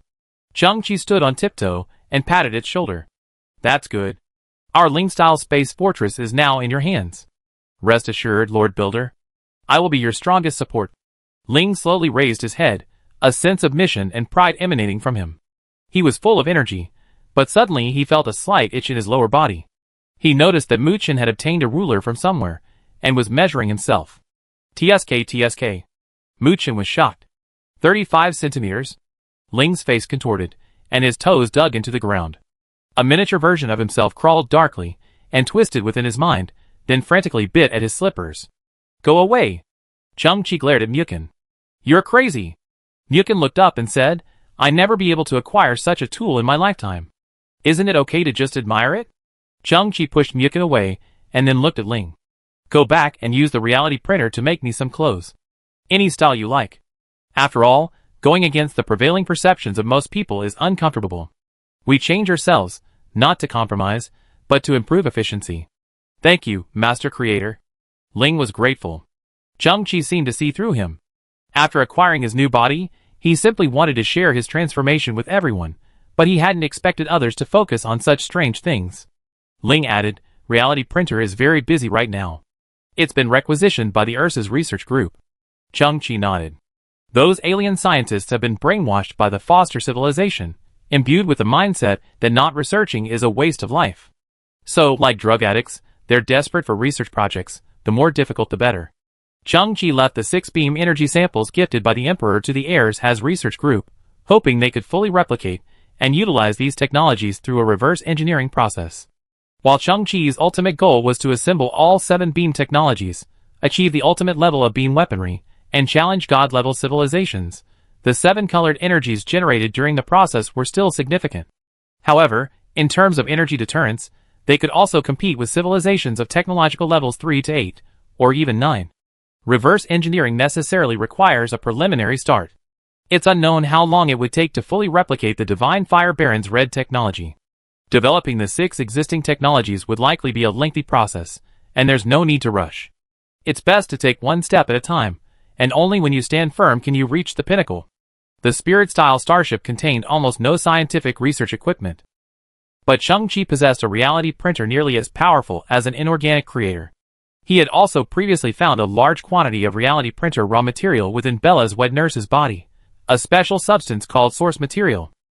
This created a perfect situation. The URSA's research team could print a variety of scientific research equipment to meet their needs, providing them with their own means. If they had to search far and wide, top scientists would undoubtedly have high standards, which would probably exhaust Chang-Chi. Chang-Chi was very fortunate to have obtained the reality printer. As for the strength of this research team, Yang Ning's example exemplified it. They themselves were the top talents of various alien civilizations, and with the enlightenment of the nursing civilization, they must be truly formidable. Thinking of this research team, hundreds of people were crammed into the Ling-style starship's cargo hold, while also accommodating a vast amount of scientific research equipment. It was quite a challenge. Now, the Ling-style starship has been expanded into a Ling-style space fortress. According to the data Ling provided, one of the accommodation starships alone is 30 kilometers long, divided into 8 floors. With an effective utilization rate of 70%, the usable space has reached 6 million square meters, or 6 square kilometers, equivalent to 10 to 15 large airports in the old days. It's truly luxurious. The universe is vast, and while you can set foot anywhere, there aren't many places that truly give you a sense of security. To have such a vast, reassuring space, completely your own, while navigating space is truly luxurious. Chang-Chi felt a surge of excitement just thinking about it. So this is what it's like to have a large house at home. Without the onboard guidance system, you'd be lost in a matter of minutes. Move the scientific team home. Chang-Chi beamed confidently. A high-quality environment will inspire optimal work. I hope they soon complete their first achievement and crack the red technology. Chapter 681. In the Spirit Starship's cargo hold. It was packed. Dear Dr. Carelese, please don't step on my tentacles. Sorry, dear Dr. Pillow, I have 293 legs and there's nowhere else to put them. Dr. Viridian, please don't enter the restricted area of my high-energy coils. You be subjected to a strong electric shock. Oh no! Help! Dr. Viridian's been electrocuted. Even his mother wouldn't recognize him. The scene was in chaos. Scientists tripped over the scattered wires, others were hit on the head by collapsing equipment, and some, turning around, kissed other scientists. Quiet! Yang Di and scientist Drophic 82 stood in the center of the field. Drophic 82 extended the small hands on his head, and pointed to the sky. A loud roar calmed the chaotic scene before them. The two stared at a large device in front of them, resembling a coiled spring. This is a handmade particle beam confinement device. Its purpose isn't to accelerate particles, but to slow down photons, allowing for observation and analysis. Superconducting coils generate a gradient magnetic field for confinement, but excessive beam energy can lead to a quenching phenomenon. The superconducting material they developed, a barium copper oxide coating, perfectly solves this problem. This is the sample beam energy Mr. Chung-Chi gave us. Everyone, keep quiet. We're about to successfully analyze it. Yang Di and Ragpicker stared intently at the device before them. All the scientists fell silent and stopped all movement. Their reverence for technology was unparalleled. Team 1, complete comprehensive data recording. Ragpicker directed the group. Team 2, I'm confident you can begin preparing for subsequent small-scale application experiments. Yang Di hesitated. Dr. Ragpicker, I'm still a little concerned. We've only achieved beam stability for one EW unit, and that output lasted only 10 seconds. If we suddenly enforce full control, there's a risk of energy loss such as an explosion. Ragpicker nodded. I respect Dr. Yang Di's thinking. Demodulation team, you must remain on high alert and monitor any abnormal data during the experiment to prevent any unforeseen circumstances. Ragpicker narrowed his eyes slightly, a hint of fanaticism emerging in his expression. Because of the breeder civilization's brainwashing, it was even more eager for results than Yang Di, even more impatient for success. A device resembling a coiled spring gradually lit up with a white light, spreading along the spiral pipe. A noticeable energy fluctuation permeated the entire cabin, and the faces of hundreds of scientists gradually became illuminated by the light. An imposing H-shaped spirit-style space fortress slowly emerged from behind the fourth wall. Under the azure sky, it possessed an indescribable aura and a dazzling sense of technology. The spirit-style starship slowly ascended and arrived at the core of the space fortress. This area resembled a standard slot, with small exploration starships and small destroyer starships at the top and bottom, and massive accommodation starships on the left and right. The spirit-style starship slowly entered the slot as if reversing. Boom! A low, trembling sound echoed, and the floor shook slightly. Chung-Chi and the others, experiencing this for the first time, were caught off guard and swayed. The Ling-style starship docked, seemingly protected by all the other starships, becoming the core of the entire space fortress. Immediately afterwards, the entire Ling-style space fortress, driven by the Ling-style starship, shimmered with a vast neural network across its hull, achieving a deeper unity. I don't know how to describe this, but it feels so awesome. Mu Chen, holding onto the console beside him, gazed around the cabin in amazement. The familiar Ling-style ship gave him a thrilling feeling. How do we get to other areas? Chung-Chi shared this doubt. A Ling-style starship is a complete entity, lacking the reserved passageways of a space station. How could docked starships travel between them? Ling had just torn off a large blade of grass from the ground and tied it around his waist. From a distance, it looked like a miniature green skirt, and combined with his unique appearance, it gave him a somewhat perverse air. He walked ahead, leading everyone toward the right cabin of the spirit-style starship. As they walked, he realized he made a mistake. As the old saying goes, there's a lot of silver here, but it's hard to hide it. With that green miniskirt, Mu Chen and Lu Lian couldn't take their eyes off her. For the socially anxious Ling, it was the ultimate form of social annihilation. She dug her toes into the ground as she walked. Mu Chen and Lu Lian were still pondering. Wasn't he getting impatient? The group arrived at a wide corridor on the spirit-style starship. A strange geometric pattern suddenly shimmered from the solid wall to the side. Then, the pure white wall slowly expanded, forming a vast entrance at least 20 meters across. The entrance led to a wide, straight corridor, constructed entirely of pure, white metal. Already, one could vaguely discern the spacious, bright space on the other side, bathed in a warm, white light. It was spotless, stretching as far as the eye could see. It must have some kind of human comfort technology, creating an urge to rush inside, either to run wild or to collapse into a deep sleep. It felt as if this corridor wasn't connecting to a starship, but rather to heaven. Ling explained, the entire Ling-style space fortress can be constructed with such interconnected passageways. Of course, other starships also have separate loading bays and personnel landing bays. Oh my god! Mu Chen's eyes widened. I also own a space fortress, but compared to this, mine is so weak. Chung-Chi realized something. The starship's hull, that white metal, can already undergo this kind of transformation? What about the gap before? Eager, Chang-Chi activated his super speed to verify the answer himself. He arrived at the location where the Ling-style starship had been damaged by the Black Giant's attack. But he could only rely on his memory, as the hull had returned to its former, seamless appearance. He gently stroked the hull before him, but it was smooth and wrinkle-free, with no trace of abnormality. Everything seemed brand new. Chang-Chi's voice trembled with excitement. It repaired itself. It's like a thorn in my heart has been removed. Who understands? Finally, I don't have to worry anymore. Ling's voice came over the ship's radio. Master Founder, you touched the wrong place. Huh? Chang-Chi was stunned, and the tears of excitement welling in his eyes were forced back. Of course, as you expected, the damage to the Ling-style starship has been perfectly repaired. Finding its location is indeed not easy. Ling's voice slowly rang out. Ling-style, like me, has been upgraded in terms of materials, and now possesses self-repair capabilities. Chang-Chi breathed a deep sigh, like a relieved old father. The Ling-style space fortress is simply perfect. I will never let it suffer any harm again. Let's go see how the scientists are doing. Chang-Chi felt that today was particularly beautiful. The sky was so clear, the grass was so green, his space fortress was so perfect, and Ling's little green skirt was actually quite beautiful. The group headed towards the Ling-style starship's cargo hold. Mukun had always been skeptical of those eccentric scientists. He believed that everything had its cause and effect, and that the idiotic research team, who had misheard something due to poor hearing, might just be a sign from heaven. Everyone arrived at the tightly closed hatch of the cargo hold. Through the tiny gap in the hatch, a blazing white light was visible. Those guys, conducting experiments in that crowded hold. Mukun's eyes widened. Nothing's going to go wrong, right? Inside the hold, a bright light illuminated everything. A tense atmosphere hung in the air. Drophic 82 stared. The beam stream is focused.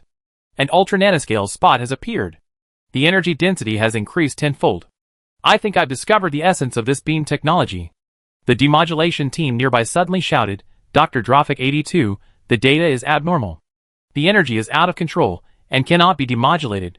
Chang-Chi placed his hand on the handle of the cargo hold, twisted it slightly, and exerted a slight force, opening the door. Boom! A violent energy explosion suddenly erupted. A golden sea of fire, composed of beam energy, suddenly rushed towards them, like a violent explosion of some kind of energy, fiercely engulfing everything. Chapter 682. That idiot is truly unreliable. The newly upgraded starship is about to be destroyed. Muchen stumbled and nearly fell. Chang-Chi frowned, his body instantly transformed into silicon, blocking the hatch. But then, everyone witnessed a bizarre scene. An unknown energy erupted from the center of the cargo hold, like a fierce flame, violently sweeping in all directions. It was clearly the result of some uncontrolled experiment. However, when this energy reached the edge of the hold, it was blocked by an invisible energy wall. Chang-Chi's eyes widened slightly. 30 meters in front of him, a faint red force field appeared, looming and blocking the fierce golden flames. The flames encountered the impenetrable wall, and could only swirl and leap within the hold. Did they arrange protective measures in advance? Chang-Chi's heart trembled. While the starship wouldn't be damaged, everything inside the cargo hold was engulfed in golden flames, including the entire research team, including Yang Di. The exploding golden flames, without sustained energy, quickly died down. The scene inside the cargo hold gradually became clearer. Chang-Chi's pupils constricted slightly. The cargo hold was in chaos, with various experimental equipment toppled over, and some large equipment shattered into pieces. The scientists were alright, but they were all dejected, slumped to the ground, their eyes glazed over, and in a state of disarray. How could you be so careless? Muchen had initially rushed into the hold, angrily saying, Don't force it if you don't understand. Fortunately, you're all safe, and the starship is safe.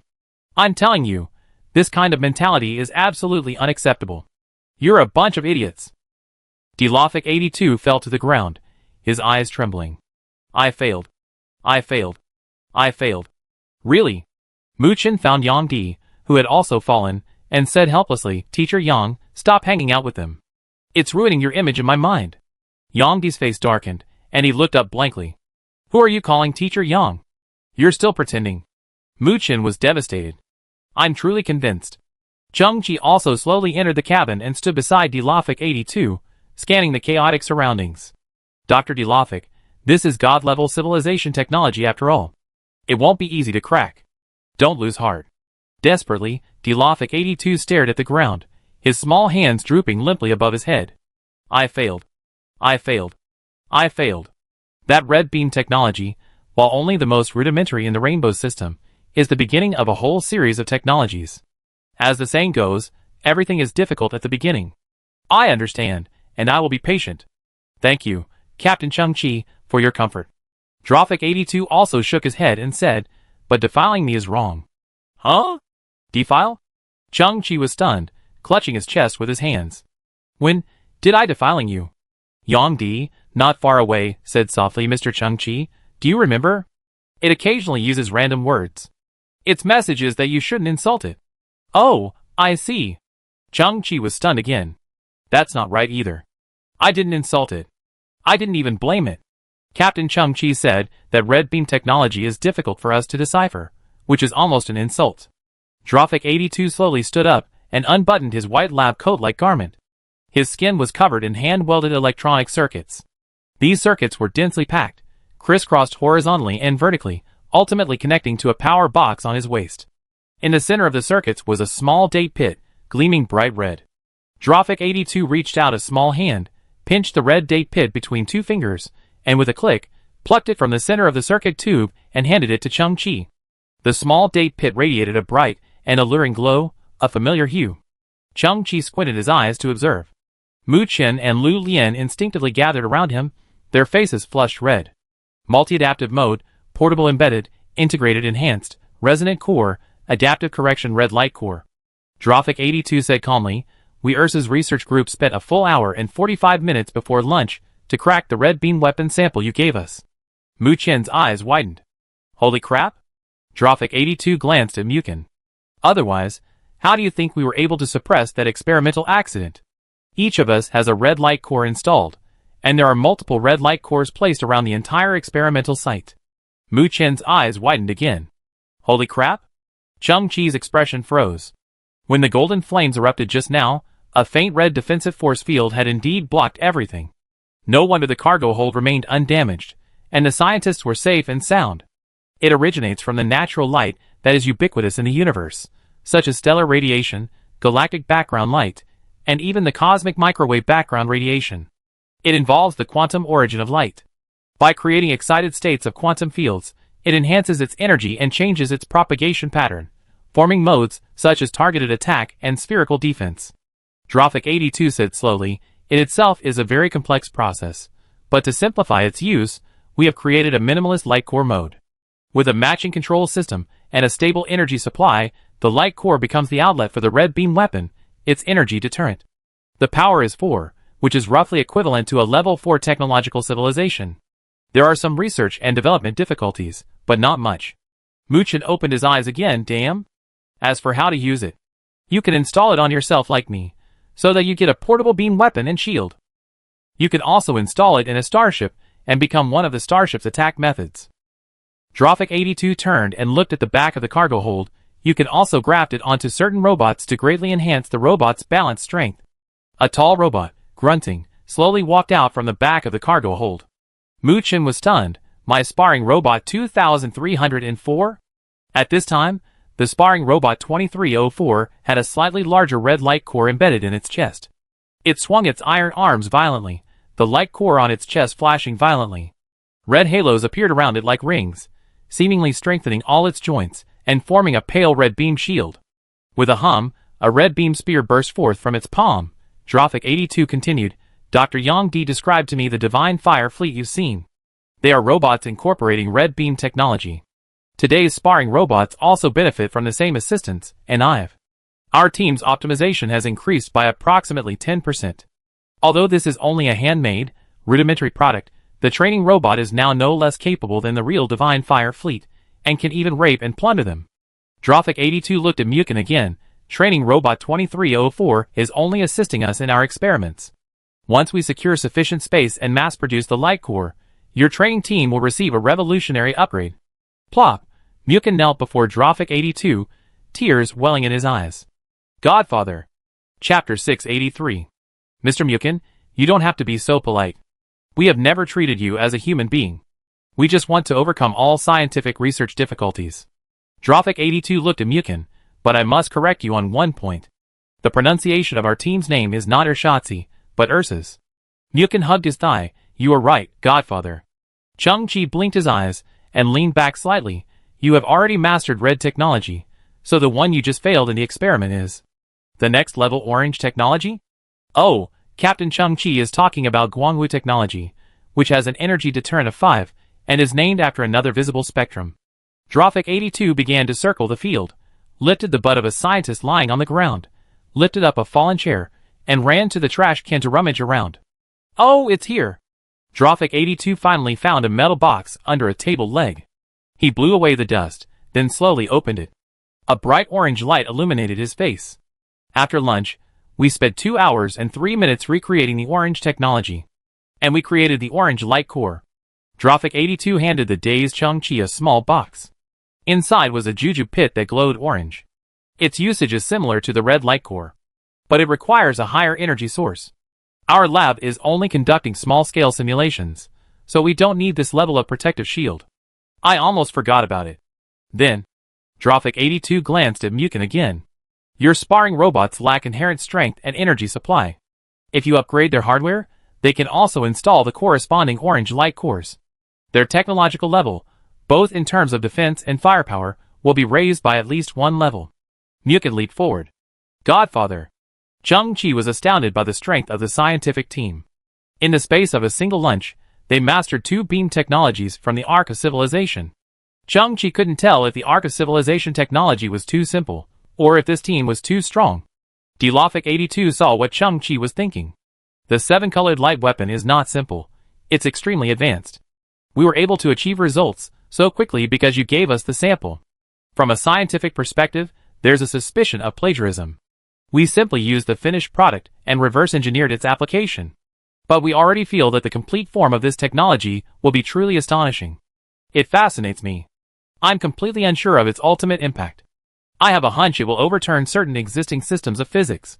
Furthermore, as the power of their energy deterrent increases, these different colored light weapons will possess unique properties.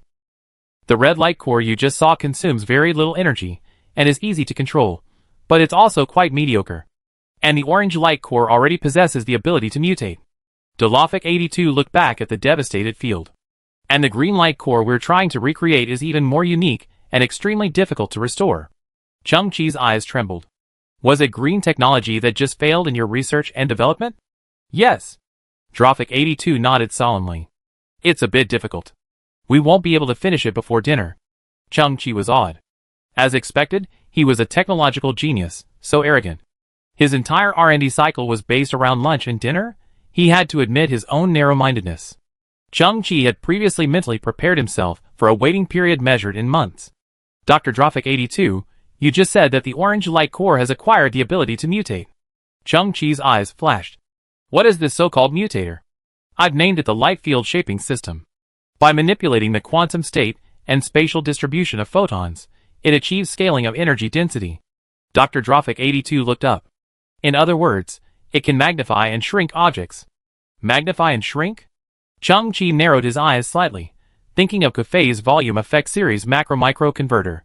Technology, to some extent, can intersect unexpectedly. Boom, boom, a sudden, loud vibration echoed from the ground outside. The world seemed to have transformed into a giant drum, its beats shaking the entire world. What's going on? Chung-Chi looked up and around. Ling immediately activated the ship's external detection system. A virtual screen popped up in midair, showing the view from outside the Ling-style space fortress. The endless grassland rippled with the breeze, embodying the harmony and tranquility of nature.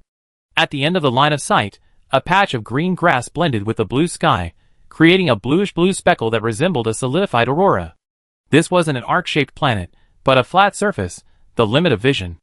A massive figure appeared amidst the cyan-blue light. He glowed with pure yellow energy, and with every step he took, the ground rumbled and trembled. This figure evoked a sense of déjà vu, akin to the legendary Quafu chasing the sun. He was a towering giant, his pure yellow energy granting him astonishing speed, each strike covering immense distances.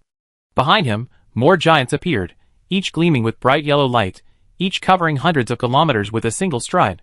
We are the Earl's Guard, who are so audacious as to attack the Earl's chosen research team. Their voices were like rolling thunder, their waves resounding and assaulting the eardrums. The research team they were referring to was the Fate Weaver civilization. Elsa had said that it was the Earl of the upper class who had granted them the right to remain here and study exotic animals. Perhaps Elsa's warning before her death had attracted these giant guards, but alas, the Fate Weaver civilization was not only attacked but utterly annihilated. Since they're the Earl's men, and the Earl's energy level is yellow technology. So the energy in these guards, like Elsa's, is the sample I'm missing. Chang-Chi narrowed his eyes. But why are they so huge? The giant guards came running from a distance. Gradually, their true appearance became clear. They were the same species as the Baron and Viscount of Divine Fire, dark red-skinned, humanoid beings. Chang-Chi's pupils suddenly shrank. Dr. Drophic 82, you just said that Orange Technology's mutant abilities are enlargement and reduction? Drophic 82 nodded. That's right. Chang-Chi's gaze fell on the vast green grass beneath his feet. It was a full 200 meters tall, and he felt like a tiny aphid when he entered it. The giants running in the distance were approximately 1,700 to 2,000 meters tall. Their proportions matched. I see. I've met the person in charge of this continent, the Viscount who tricked the Red Fox. That guy's power level is Orange Technology. He possesses an extremely strong desire for control. The lower-level frontiers were just the beginning of unrest, and he enacted a great purge plan. According to his mentality, this territory, which falls under his direct jurisdiction, must also be under his complete control. Interesting. This grass isn't as vast as we imagined, and the area here isn't as vast as we thought. Chang-Chi narrowed his eyes slightly. Because, the moment we entered here, we were shrunk by Orange Technology. Chapter 684. A gigantic, bright yellow figure galloped across the grassland, roaring terrifyingly. They were law enforcers of a higher order, bearing a defiance that defied all. Chang-Chi narrowed his eyes slightly. The spirit-style space fortress slowly entered the fourth wall. Everything within his sight remained unchanged, merely shrouded in a pale green filter. The giants, armed with yellow Guangwu technology, arrived at the location of the spirit-style space fortress.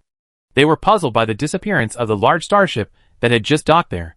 The spirit-style space fortress, in their eyes, remained a colossus. They split up, some using magnifying technology to examine the Fate Weaver civilization research base hidden in the grass. To them, the massive base resembled a matchbox discovered by pulling through the brush. Others activated the bright yellow bracelets on their wrists, creating a detection spot like a powerful flashlight, searching for any trace of the spirit-style space fortress. Chang-Chi ignored them. Although their size has been reduced, this is the Orange Technology the Viscount has deployed throughout the territory to strengthen their control. Once they leave this place, their capabilities will return to normal. Chang-Chi's goal is to gather all 7 types of color technology, achieve the ultimate level of beam weaponry, and elevate his own technological level. Huge progress has already been made. The URSA's research group possesses unexpected scientific capabilities, which has given Chang-Chi immense confidence.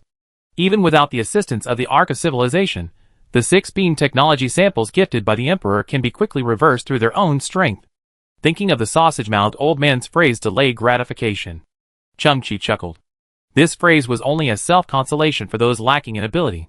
In less than a day, under such limited scientific research conditions, the research team had already mastered red and orange technologies. Next, after they moved into the living spaceship and built a more comprehensive laboratory, their efficiency would be further improved. According to this logic, by the time Chang-Chi entered the sausage-mouthed old man's territory, the fourth continent, he would likely have mastered the old man's signature green technology, which would probably make the old man's sausage mouth burst with anger. And the only thing Chang-Chi lacked, the yellow technology sample that the Emperor of the civilization ship had, for some reason, not given him, he already had. It was the equipment that Aisha of the Fate Weaver civilization had brought with her.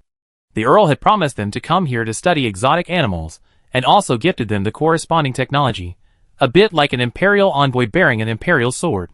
Earlier, when Lu Lian manipulated the giant green grass to annihilate the Fate Weaver civilization, he followed Chang-Chi's instructions, and tried his best to minimize the damage to Elsa's equipment. Lu Lian handed Elsa's relic to Chang-Chi. It resembled a delicate women's watch, with a thin tube connected to the back. The tube ended in a device resembling a power bank from an earlier era. The entire set glowed bright yellow, imbued with a sense of technology, perfectly in keeping with the hallmarks of yellow technology. The URSA's research team inside the cabin cheered. Knowing they would soon have a vast and secure research facility, as well as their own private living rooms, they were filled with excitement, running around to tell each other and hugging each other. Dr. Big Stomach, unable to contain his excitement, vomited all over Muchen again. Chang-Chi called Yang-Di and Drofik-82 over, and handed them Aisha's belongings. Please help me test this to see if it's the missing sample of yellow technology. Both of their eyes lit up, and they immediately began observing and analyzing it using the remaining equipment in the warehouse. It took only 10 minutes. They returned excitedly. Based on the homogeneity and serialization characteristics, this is exactly the sample we're missing. Drofik-82's eyes were blazing with passion. We've gathered all the basic samples. I have a growing feeling that these beam technologies will eventually form an unimaginable, complete form, transcending cognition and subverting some laws of physics. Everything is possible. I've never felt such a surge of scientific enthusiasm and anticipation in my life. Right now, I'm completely overwhelmed. Overwhelmed. Chang-Chi was slightly stunned. Drofik-82's word choice was understandable, but why were they always so awkward? Yang-Di was right. It was enough to understand the meaning. The next moment, Chang-Chi looked at the watch and power bank in Drofik-82's hands and felt something strange. That was advanced technology. Is it that simple? That's it? Perhaps it was because Chang-Chi had been constantly beaten down by society since leaving the galaxy. Although he had grown along the way, he had never lacked hard work and difficulties. Everything he had achieved was hard-earned. After entering the ship of civilization, resurrecting Lu Lian was a major challenge, but the technology collection had been incredibly smooth, almost unreal. Boom, boom. Outside the fourth wall, the guards, like giants of light, discovered the annihilation of the Fate Weaver civilization and were enraged. Using their own advanced technology, they created a fiery effect, then frantically attacked the surrounding air and grass. From their giant perspective, they perceived the tiny killer as a tiny insect lurking in the air or grass. Their widespread, indiscriminate attack could force the killer out or kill him. From an observer's perspective, they resembled a pest control squad. But the guards seemed to be divided into two factions. Half seemed unconvinced by the blind attack, yet they couldn't convince their teammates otherwise. Their steps were haphazard, each one causing the ground to tremble. Countless blades of grass were scorched, and many animals, unable to escape, were reduced to charcoal. Chang-Chi frowned. This watch device, similar to our light core, can release yellow light weapons, and the device connected to the back is similar to a power supply box. This device contains sufficient energy. We can briefly experiment with the capabilities of yellow technology, which should also have unknown variants. Captain Chang-Chi, would you like to try it yourself? Chang-Chi nodded and took the entire device. His eyes slightly opened, and countless silicon crystals emerged from within his pupils at a microscopic level, surging like miniaturized ocean waves. He connected the watch's control system through silicon resonance. It was surprisingly smooth.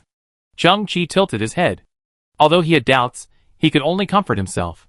Perhaps this time, it was just a matter of fate, unreasonably delivering food to his mouth.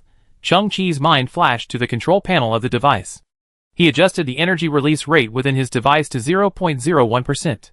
While ensuring safety, he first understood the yellow technology. An accident occurred. The moment Chang-Chi issued the control command, the device seemed to be out of control. The virtual panel went crazy, as if an invisible hand suddenly pushed the button, instantly increasing the energy release to its maximum level, and then instantly exceeded the limit. 130%. Chapter 685. The yellow technology within the watch instantly unleashed its full force. A dazzling yellow light, like a blooming lotus, instantly engulfed the entire cabin. But the next moment, the powerful yellow light began to rapidly contract, centered around Chang-Chi. Like a giant lotus of light, it began to close. The entire process took only a fraction of a second, and all the light vanished. The figures of the people gradually emerged. Everyone looked around in confusion. The starship's cargo hold was unscathed. They checked their bodies, moved their hands, and found nothing. It was as if someone had shone a powerful flashlight on them, then turned it off again, leaving only a few unpleasant shadows in their vision. Chang-Chi looked at the yellow technology device in his hand. The energy box had been drained in an instant, and the entire device had lost its light, becoming nothing more than a bland, transparent plastic. Yang-Di's startled voice echoed, "Mr. Chang-Chi, look up." Chang-Chi tilted his head back, his eyes adjusting to the sudden return of light. The glaucoma-like light gradually dissipated, and he discovered rows of strange symbols floating in the air before him. They resembled yellow, luminous characters floating in the air, mysterious and dreamy. A pattern of short horizontal lines and dots shimmered in the air, delicate and dynamic, like some kind of code. Chung-Chi's pupils constricted slightly, awestruck. What is this? I understand. I think I understand the variant function of yellow technology. Drophic82 stepped forward, excited as if discovering a new world. He looked up at the mysterious symbols in the sky. Yellow light is a medium wavelength visible light. Among the 7 colors of the rainbow, its wavelength and brightness are moderate, neither brighter than white nor darker than purple. It is easily perceived by the naked eye as a bright and stable color. Simply put, it has no merits, but it is very reliable. So, the arc of civilization incorporates this characteristic of yellow light, enhancing it in some way to achieve powerful communication capabilities. For example, long-distance communication, anti-interference, anti-cosmic turbulence communication, or penetrating communication between mysterious regions, and so on. Drophic82, don't underestimate this application. In the vast universe, stable communication is the cornerstone of advanced civilization. Chung-Chi nodded in realization, staring at the dots and lines before him. So, these symbols are a form of information? Dr. Sudoku. Drophic82 turned and shouted to the research team moving in, here's a set of encrypted communications.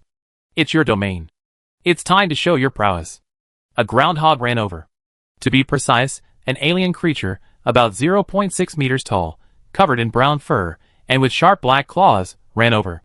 The little creature looked at the glowing symbols in front of Chung-Chi, and its small, black eyes suddenly lit up. A voice like a rooster shrieked, I get it. There are paragraphs, pauses, patterns, and linguistic features. Wait a moment while I infer the context and analyze the individual characters. Then, the groundhog stretched out its paws in front of it, its black nails clashing against each other, its entire body trembling, like a fortune teller about to start a deception, or a Taoist priest conjuring a spell. Chung-Chi was slightly stunned. This Ursa's research group is full of hidden talents. I wonder if they're reliable. It's actually 2 completely different physical constants, overlapping to form different compatibility ranges. The groundhog muttered something. Even Drophic82 couldn't understand it. It was odd. In Dr. Sudoku's domain, we are unmatched. Look at the obscenities and lewd language it uses. It's so profound and unfathomable. It's like a woman with big breasts and a big ass. It makes you want to burn with desire. Chung-Chi's eye twitched. On this entire starship, you're the only one speaking lewd language. Got it? The translation is successful. Here's a paragraph. I repeat it. The groundhog suddenly straightened up, its throat muscles moving. It could actually alter its voice, reproducing the tone, emotion, and even the voice of the sender in the message. A deep, powerful, baritone voice echoed. I have been trapped in this desolate land for 5 years, unable to escape, unable to save myself. Everything you see is chaos and illusion. Chung-Chi, I can detect your presence. I've discovered that you can change reality. Golden technology is the only way I can convey information to you. All the golden technology you collect from now on will become the information I convey. I bear a huge responsibility. I beg you to lend a hand. The first step I entrust you with is, kill half of the Earl's guards on the grassland, killing only the odd number of them. At this moment, behind the rows of strange symbols in the air, a tall and imposing male figure suddenly emerged. He faced Chung-Chi, slowly knelt, prostrated himself, and remained kneeling for a long time. I beg you to lend a hand. My name is Ian Lumine. At that moment, the strange symbols in the air and the prostrating man gradually dissipated like sand blown by the wind. Chung-Chi blinked vigorously. The watch in his hand was now a hollow shell, and the words in the air vanished, leaving no trace of the yellow technology. Like Drophic82 sighed regretfully, the yellow technology has been pre-programmed. Once it recognizes Captain Chung-Chi, it will transform into a fixed message. No sample can be left. It's like a burning candle, leaving behind a shadow message that no one can grasp. It's astonishing. How far away could this information come from? To consume so much energy in an instant, to cause death. Chung-Chi was speechless. Although he could understand Drophic82's words, they always felt unsavory. He had to be wary of parents and teachers. Soon, Chung-Chi stared at the empty sky.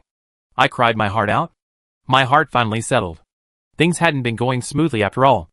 All the yellow tech I get my hands on turns into information, and who is the being that's delivering this information to me? Where is it trapped? Why is it asking me to kill? Or is it the singular? What exactly is that strange name? Ian Lumine, it sounds like ancient Greek for humans. Of course, it could also be the Transformer star armor, deliberately tailored to our knowledge for easier understanding. But the general meaning is what I'm thinking. Yang Di stepped forward. His identity was an unspoken secret within Changqi's team. He was Yang Ning, a top human scientist with a long life, extensive knowledge, and profound scholarship. Yang Di spoke slowly. Ian, pronounced Ian, means eternal time, and Lumine, pronounced Lumine, means light. For now, we can call this person Ian Lumine, meaning eternal light. Ion Lumine. Eternal light. Changqi narrowed his eyes slightly. It kneels before me, its voice filled with pleading. Who is this person? That's right. Things aren't that simple after all. Changqi thought rapidly. If he didn't figure this out, he'd never get the golden technology. Changqi's gaze fixed on the Earl's guards destroying the grasslands. Ion Lumine had entrusted him to kill some of them, so it was very likely that they knew Ion Lumine's true identity. Once he had an idea, he would verify it. Changqi took a deep breath. The spirit starship detached itself from the main fortress and sailed forward, opening a gap in the fourth wall. Just barely emerging, Changqi stepped out of the cabin and into the real world. The spirit starship then retreated behind the fourth wall, while Changqi, using the Pioneer gravitational weapon set, remained suspended in the air.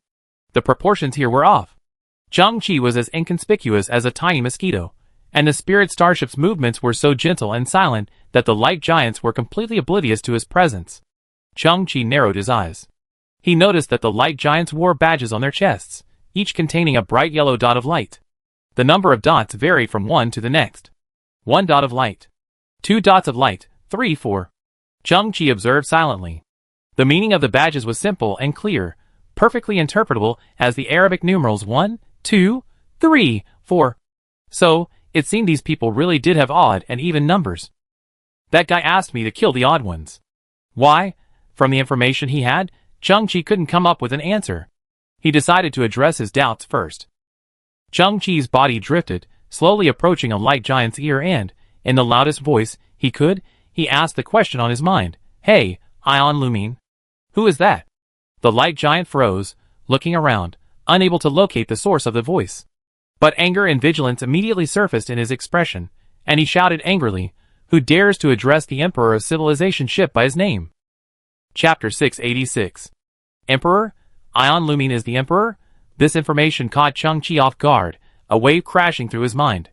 Almost instantly, his mind flashed with images of the 7 magnificent continents of the ship of civilization, the vast great wall of energy, the comprehensive system of power such as dukes, marquises, earls, and viscounts, and the hundreds of millions of civilians living there. And then, there were the 7 core magical beam technologies, and the ultimate rainbow technology that could rival god-level civilizations. He was the creator of this vast continent, the supreme authority, the possessor of ultimate lightspeed weapons, the Emperor who had also gifted him 6 types of lightspeed technology, ultimatum, and ultimatum to kill. Thinking of him, the words that matched him should be supreme, revered by all, and unrivaled in power. He relayed the message to himself. His words were filled with pleading, his posture humble, even kowtowed to him, prostrating himself, like a beggar trapped in despair, grasping at a last straw. Air currents surged across the grassland. The light giant, armed with yellow technology, grew even more furious, activating its detection devices and scanning the surrounding space. Bright yellow energy devoured the green grass and patches. Changqi ascended high into the sky, his tiny form overlooking everything. But his thoughts were filled with confusion. What had happened to the Emperor? This was a very interesting puzzle.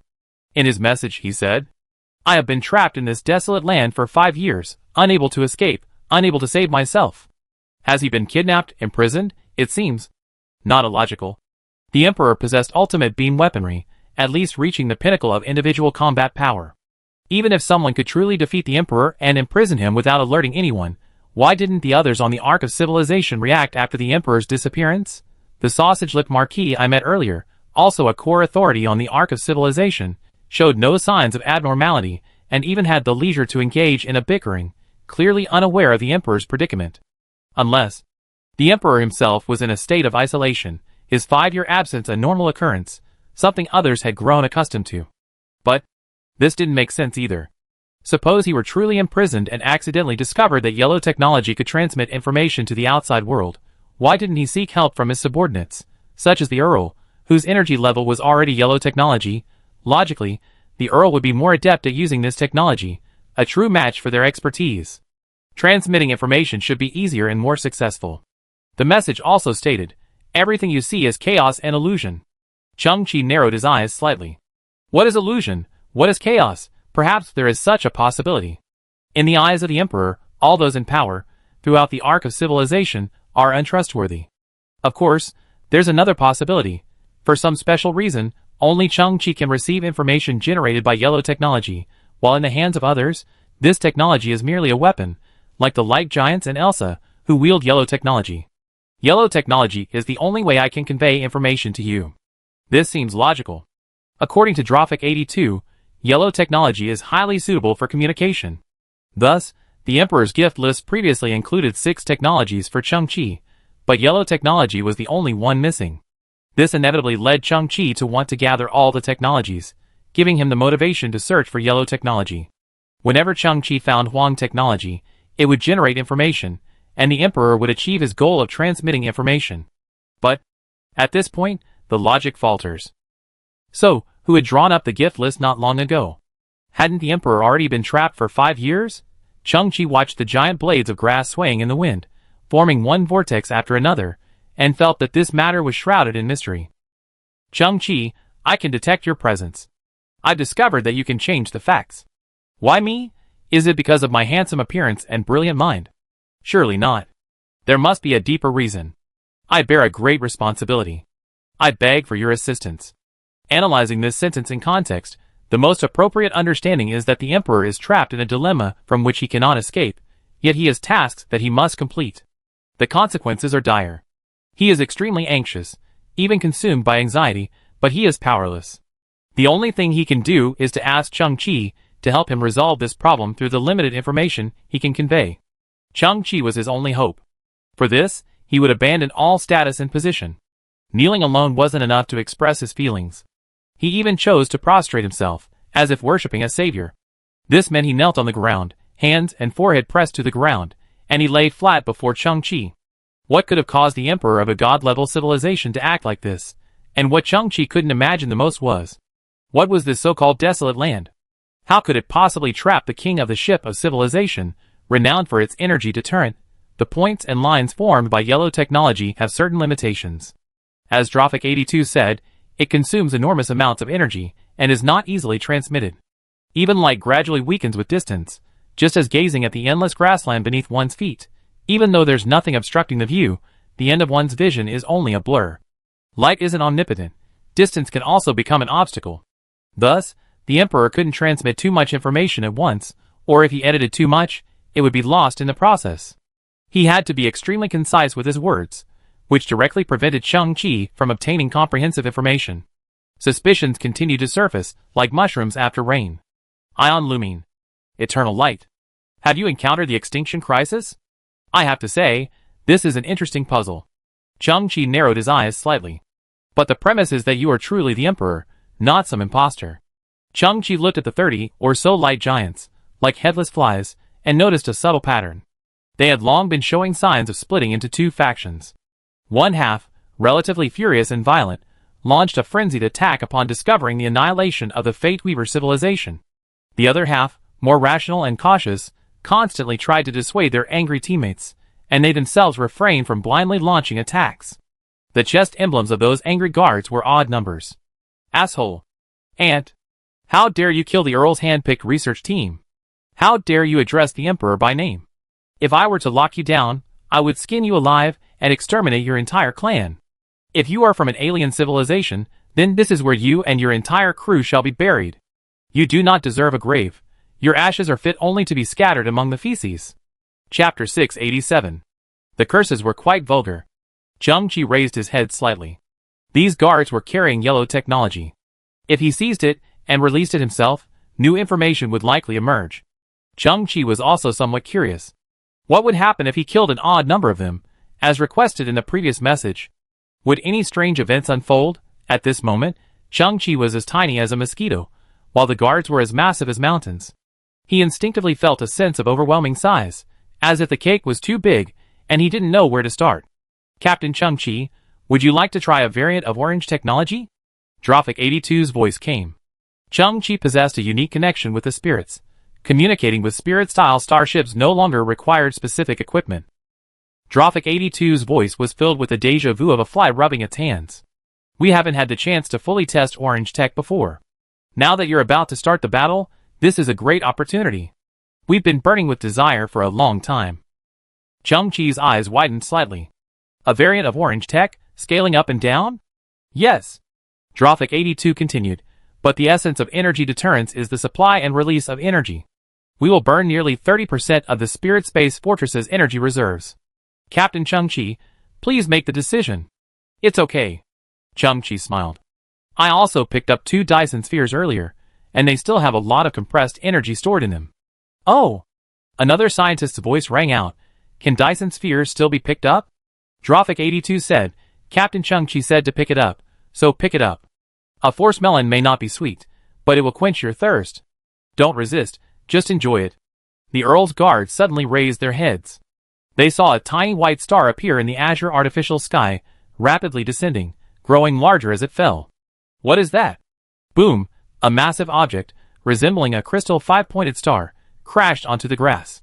One of its tips was rooted in the soil, slightly tilted, reflecting light. A red energy within it was constantly bubbling, eventually staining the star red. The Emperor's kill ultimatum. Who is it?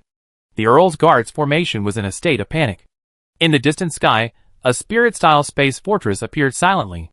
One of its main guns had already flipped out, and above the muzzle, a small, luminous orange date pit was embedded. The ship's onboard reserve energy surged frantically, like a dark cloud carrying a raging storm.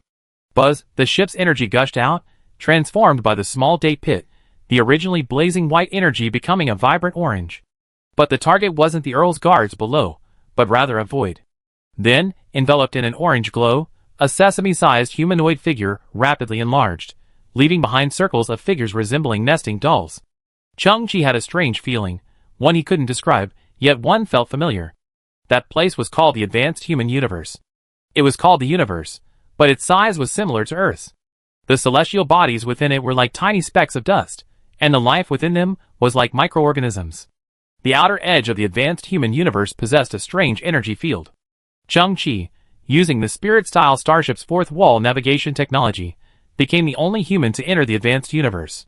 When he passed through that energy field, he felt a strange sensation, a sense of alienation from the real world, a memory still fresh. Chang-Chi felt the same way today. It was like walking on a path that broke the rules, but the road was long, and the destination was far away. Physical volume is also a rule.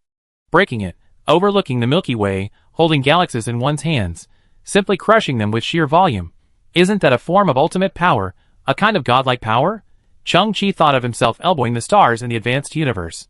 He also thought of Chang-Chi, the godlike creation-class civilization who stood outside the planet during the colorful civilization incident. All of this points to the power contained in volume. Of course, this is just an idea, simple to think about, but in reality, it presents countless difficulties.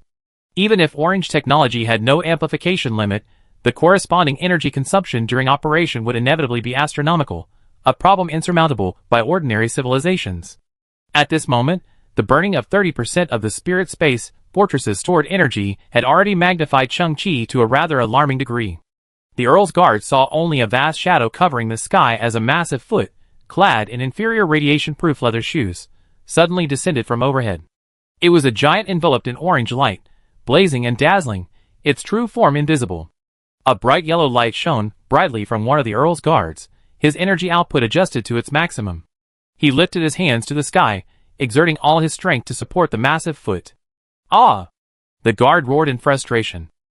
He knew the enemy's beam weaponry was inferior to his own, but his own energy supply was limited, while the enemy, undisciplined by the rules, possessed a massive spaceship as their supply, not to mention their overwhelming size advantage.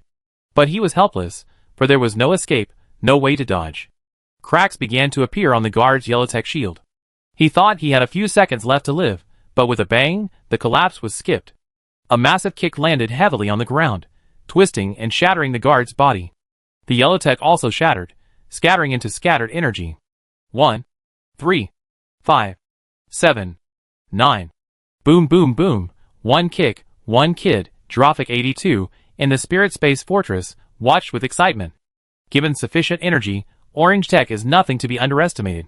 Look, it's like a pillar supporting the heavens. Fortunes change, and the once giant has become an ant. In an instant, the odd-numbered, hot-tempered Earl's guards were crushed without exception by Chang-Chi. The panicked even-numbered guards completely misunderstood Chang-Chi's attack logic, but from a combat perspective, retreat was their only option. They activated their technology and ran at an astonishing speed, their figures becoming increasingly blurred. Chang-Chi stood still. The vast green grass in his view now resembled a green carpet, delicate and smooth. He was waiting for two things. First, what if I killed the odd-numbered guards? Second, the yellow technology energy was flowing through the ground, which should be converging into new information. But there was a moment of silence. The yellow technology, shattered and slithering through the grass like electric snakes, produced no new information. Chang-Chi tilted his head. What's wrong? A humming sound echoed from the horizon, melodious and vast. A unique, magnificent warship approached from the horizon. It resembled a forcibly flattened nebula, its core awash with countless stars of varying colors, flickering and swirling faintly. As it moved, it was as silent as a ghost, silently devouring the surrounding light. Is that it? Chang-Chi narrowed his eyes. This was the strange starship he had seen outside the energy wall. Its appearance and technological sophistication were truly enviable. Chang-Chi even considered that if he became an enemy, he might have a chance to seize it. Were there other unknown forces seeking to intervene? Suddenly, the nebula warship unleashed a nearly transparent beam weapon, striking a patch of grass in the distance. Amidst the energy fluctuations, a figure emerged. It was a hidden member of the Earl's Guard. He wore a pair of thick glasses made of yellow technology. He had used some kind of cloaking technology to remain outside the battlefield. He must have been some sort of sentry or observer. Chang-Chi's pupils shrank as he noticed 31 yellow dots of light on the man's badge. He was also an odd number. But he almost escaped. The sentry screamed, his entire body instantly vaporized, and the yellow technology he carried exploded, dispersing energy. And the nebula starship in the sky, after completing this action, without any expression, slowly moved, and unexpectedly plunged into a black hole-like stargate, completely disappearing. Chang-Chi was a bit stunned. It's helping me. Do I recognize it? At this moment, all the yellow tech energy, like a preset command, converged, radiating a brilliant light. After reaching a certain peak, it dissipated with a bang. In the sky ahead, rows of strange patterns composed of dots and lines appeared again. Like a heavenly scripture, it drifted across the boundless grassland. Chang-Chi's ragged scavenger's cloak fluttered slightly. The situation was clear. To complete the yellow tech, the mystery of Ion Lumine must be solved. Dr. Sudoku, it's time for you to show off your prowess again. I get it. On the bridge of the spirit starship, the groundhog extended its pitch-black claws and began to chant, once again imitating that majestic bass voice. I know you doubt my identity. The following is the core formula I developed and derived for green technology. It's known only to me, on and off the ship of civilization. Dr. Groundhog Sudoku paused for a moment, then returned to his usual shrieking chicken voice and exclaimed in surprise, Dr. Drophic 82, this is what you need. I heard you. So that's it. The last explosion was caused by an entropy control issue. Drophic 82's eyes widened as he stared at Chang-Chi from a distance. I can already. We can conclude that this core formula is correct, and it's the most fundamental, original theory. The other party is the inventor of green technology. Captain Chang-Chi, you can trust me. Scientists working on the same project are in perfect sync. A single conclusion is worth 1,000 words. We are truly in perfect harmony. Drophic 82 was overjoyed. The bad news is, we've lost the joy of scientific research. The good news is, we can complete green technology before dinner. This must be the legendary Ice and Fire. Chang-Chi was slightly stunned. The words of the sausage-mouthed old man were vivid in his mind. The Emperor was the inventor of all beam technology. He created the Ark of Civilization and delegated different levels of technology to different powerful individuals. In other words, others only had the right to use it, while he was the only one who knew the underlying principles. In other words, Ion Lumine's message was self-identification. He truly is the Emperor. Everyone, don't worry. Dr. Groundhog Sudoku's voice, like a screeching chicken, caught everyone's attention. This message isn't over yet. Chapter 688. Trapped in a parallel universe. Dr. Sudoku mimicked a majestic, deep voice. As it repeated the words, even its own body trembled slightly, and it suddenly froze. The Ursa's research team was similarly hushed, as if a silent storm had passed through. Even the many scientists, still moving items in the distance, froze in their tracks, their eyes widening. They came from different civilizations, their technological levels varying, but generally speaking, their parent civilization's technological level never exceeded level 4. This was the nurser civilization's approach to cultivating scientists. They sought their scientists' potential and future. For scientists, the concept of a parallel universe carried an immense impact, like a tsunami. The theory of parallel universes is a collection of hypotheses derived from different physical theoretical frameworks. It spans fields such as quantum mechanics, astrophysics, and string theory. To date, neither the Heirs has research group nor any other civilization they know of has been able to prove the existence of parallel universes. Right now, from the countless ordinary civilizations to advanced civilizations, up to level 8 or 9, everyone is on the same stage. Thousands of civilizations, surviving and developing, destroying and evolving, genetic modification, astronautical engineering, interstellar travel, giant stargates, energy harvesting, energy deterrence. Everything is gathered within the same universe. When someone told them that parallel universes truly exist, their values and perceptions suffered an unprecedented shock. If parallel universes truly exist, then many existing physical systems and schools of thought will fail to withstand scrutiny.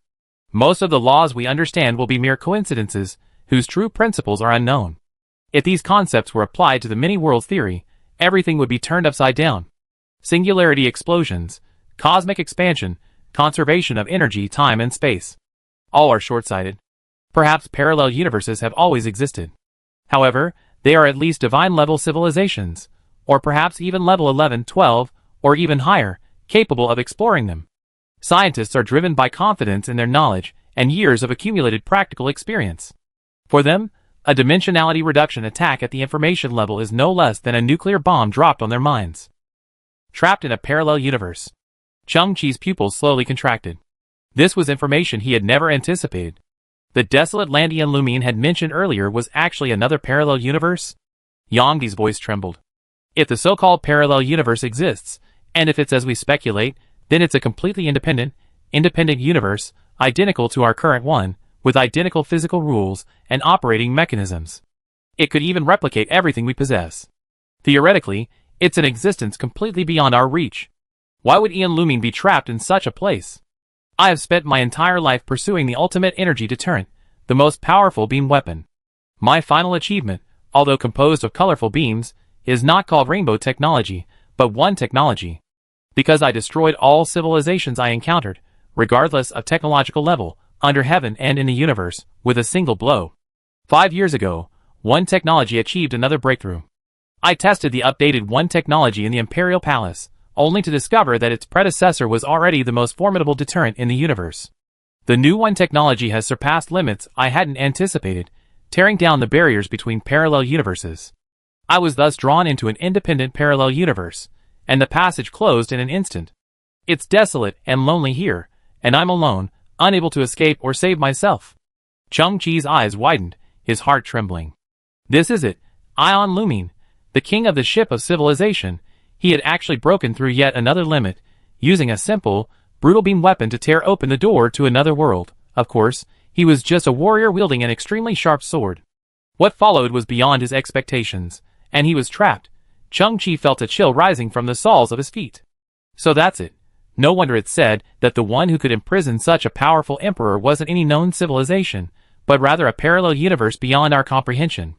My heart is filled with shock like a surging wave. I have to admit, my previous understanding was truly limited. As Dr. Sudoku translated this, his words suddenly paused. Chung-Chi turned to look at it, aware that Ian Lumine's transmission of information was limited. But Chung-Chi desperately wanted to know what happened next, and what Ian Lumine's situation was. And there were still several mysteries left to be solved, such as why Ian Lumine had pleaded with him, why he had prostrated himself before him. At this moment, Chung-Chi was worried about running out of information. 7 lines of coded language floated in the sky. Dr. Sudoku raised his head, his gaze focused on the 3rd line, his fingers moving even faster, seemingly encountering only a slight lag. Chung-Chi breathed a sigh of relief. This place isn't completely desolate. I discovered the Jade Disk continent here, the artificial continental plate I used to construct the ship of civilization. Chung-Chi was slightly stunned. Could the Jade Disk continent be the entire ship of civilization he had seen? Those space structures that resemble giant jade pendants, stacked one on top of the other, ultimately forming the 7-story ship of civilization? The team of scientists also subconsciously glanced at the surrounding grasslands. Yang Di explained in shock, the parallel universe is indeed, as we understand it, a one-to-one replica of the main universe. Therefore, the universe where the Emperor is trapped also has an arc of civilization. However, the Jade Disk continent here has become dim and lifeless. They are like pieces of shattered jade, broken and cracked, mottled and weathered. The buildings within them have all collapsed, the people have all been reduced to dry bones, and at the slightest touch, they crumble into dust. I walk alone through the former imperial dynasty, tears welling in my eyes, my steps struggling. This arc of civilization is destroyed. The scene before me is more desolate than nothing. In this palace, beside my tombstone, I found the only functioning clock of light I once crafted. I discovered that this is the future of the arc of civilization. Chapter 689. How many characters are left? Chang-Chi frowned and looked at the Sudoku expert. The groundhog-like cryptographic communications expert swallowed slightly. Don't worry, Captain Chang-Chi. This yellow technology is quite powerful, and there's still some content. Chang-Chi nodded, continued translating. I once didn't believe in the existence of parallel universes. Now, I'm amazed and filled with awe. Parallel universes are like two parallel lines, carrying the development of their own universes, like two identical trains on different tracks. One train is traveling faster, so this world's progress is also faster. Here, I discovered what I once. Everything, my laboratory, my bed, my now decayed dragon robe, the handkerchief I never take off. This fully proves that the two ships of civilization share the same trajectory. The only difference is that this is 300 years from now. I deduced. My true ship of civilization, where Chang-Chi resides, will be destroyed in 300 years. I will name the place where I am trapped the 002 parallel universe, and my true homeland is in the 0001 parallel universe. You understand. 002 is the future of 001. The ending of 002 cannot be changed, but 001 is still developing. I can stay here forever, I can die here, I can sacrifice everything. But my ship of civilization cannot be destroyed. I will reverse the future. Chang-Chi's scalp tingled. Who could have deduced such a truth? Ion Lumine was truly an emperor, truly arrogant. With his extraordinary power, he accidentally entered the parallel universe, and discovered that it was the future of his dynasty. The future was ruined, but he refused to accept it. He wanted to fight against cause and effect, and change everything. Chang-Chi thought of the previous 24 incident, where he had also completed such an incredible task. But the two events were completely different. Back then, he was flashing back to the past, while now, he was the emperor in the future. Fuck. Muchen called himself a young master and carried the title of a genius mechanical inventor, but in reality, his temper often showed, and he swore. He was very excited. This is a bit awesome. Chang-Chi's eyes flashed. There are few people in the entire universe who have experience with this kind of operation, but he happens to be one of them. To accomplish this, the past and future must be interconnected, with complex causal relationships. Changes upstream must be reflected downstream. Only in this way can the correct solution be found. Otherwise, repeated failures can lead to mental breakdown. Chang-Chi now has a phobia of white light. I have pondered for a long time, and found 24 possible causes for the destruction of the civilization ship. Chang-Chi shuddered at this. What the hell? 24? Stop it, I don't care. Do you know why I chose you? I beg you. I still have a small amount of energy left. While I can activate one technology, I cannot reach its peak. Knowing that yellow technology excels at communication, I released it separately. I have tried 40 million times to use yellow technology to transmit information back to Universe 001, but all attempts have failed. At the moment of despair, I saw a patch of green grass growing on the second Jade Disk continent, where the oasis once stood. It seemed like a ray of hope in this desolate world. I know that some aspects of the arc of civilizations past have been altered. Cause and effect, that is the hope of revival. I can actually see your figure, made of yellow technology. Although you are located in 001, you can project into 022. I can see you slowly walking, entering the arc of civilization, and the curtain rises. I set you as an information receiver, and it worked. All the yellow technology you encounter will be transformed into information I have precompiled. I speculate that you are not a native life form of the 001 universe, but have some unknown connection with the parallel universe. You are like a point of intersection between parallel lines that shouldn't exist. Chang-Chi was stunned. I I actually don't know who I am. I could be from anywhere. I could be scattered anywhere. What you do could alter the fate of the arc of civilization to varying degrees, and I can witness it firsthand from 002. I beg you, I kneel before you. Will you cooperate with me to keep the light of the arc of civilization burning forever? Together, we will accomplish a challenge unseen by anyone, yet most awe-inspiring. I will remember this in my heart, and I will be eternally grateful. Your greatness will be recorded in the annals of the arc of civilization, worshipped for generations to come. Though I hold out hope, if one day I linger and am fortunate enough to return to Universe 001, I will offer one technology to you with both hands, without breaking my promise. If I cannot return, my exclusive one technology will also be buried, and I regret not being able to repay Chang-Chi. Please do not blame me, I am at my wit's end.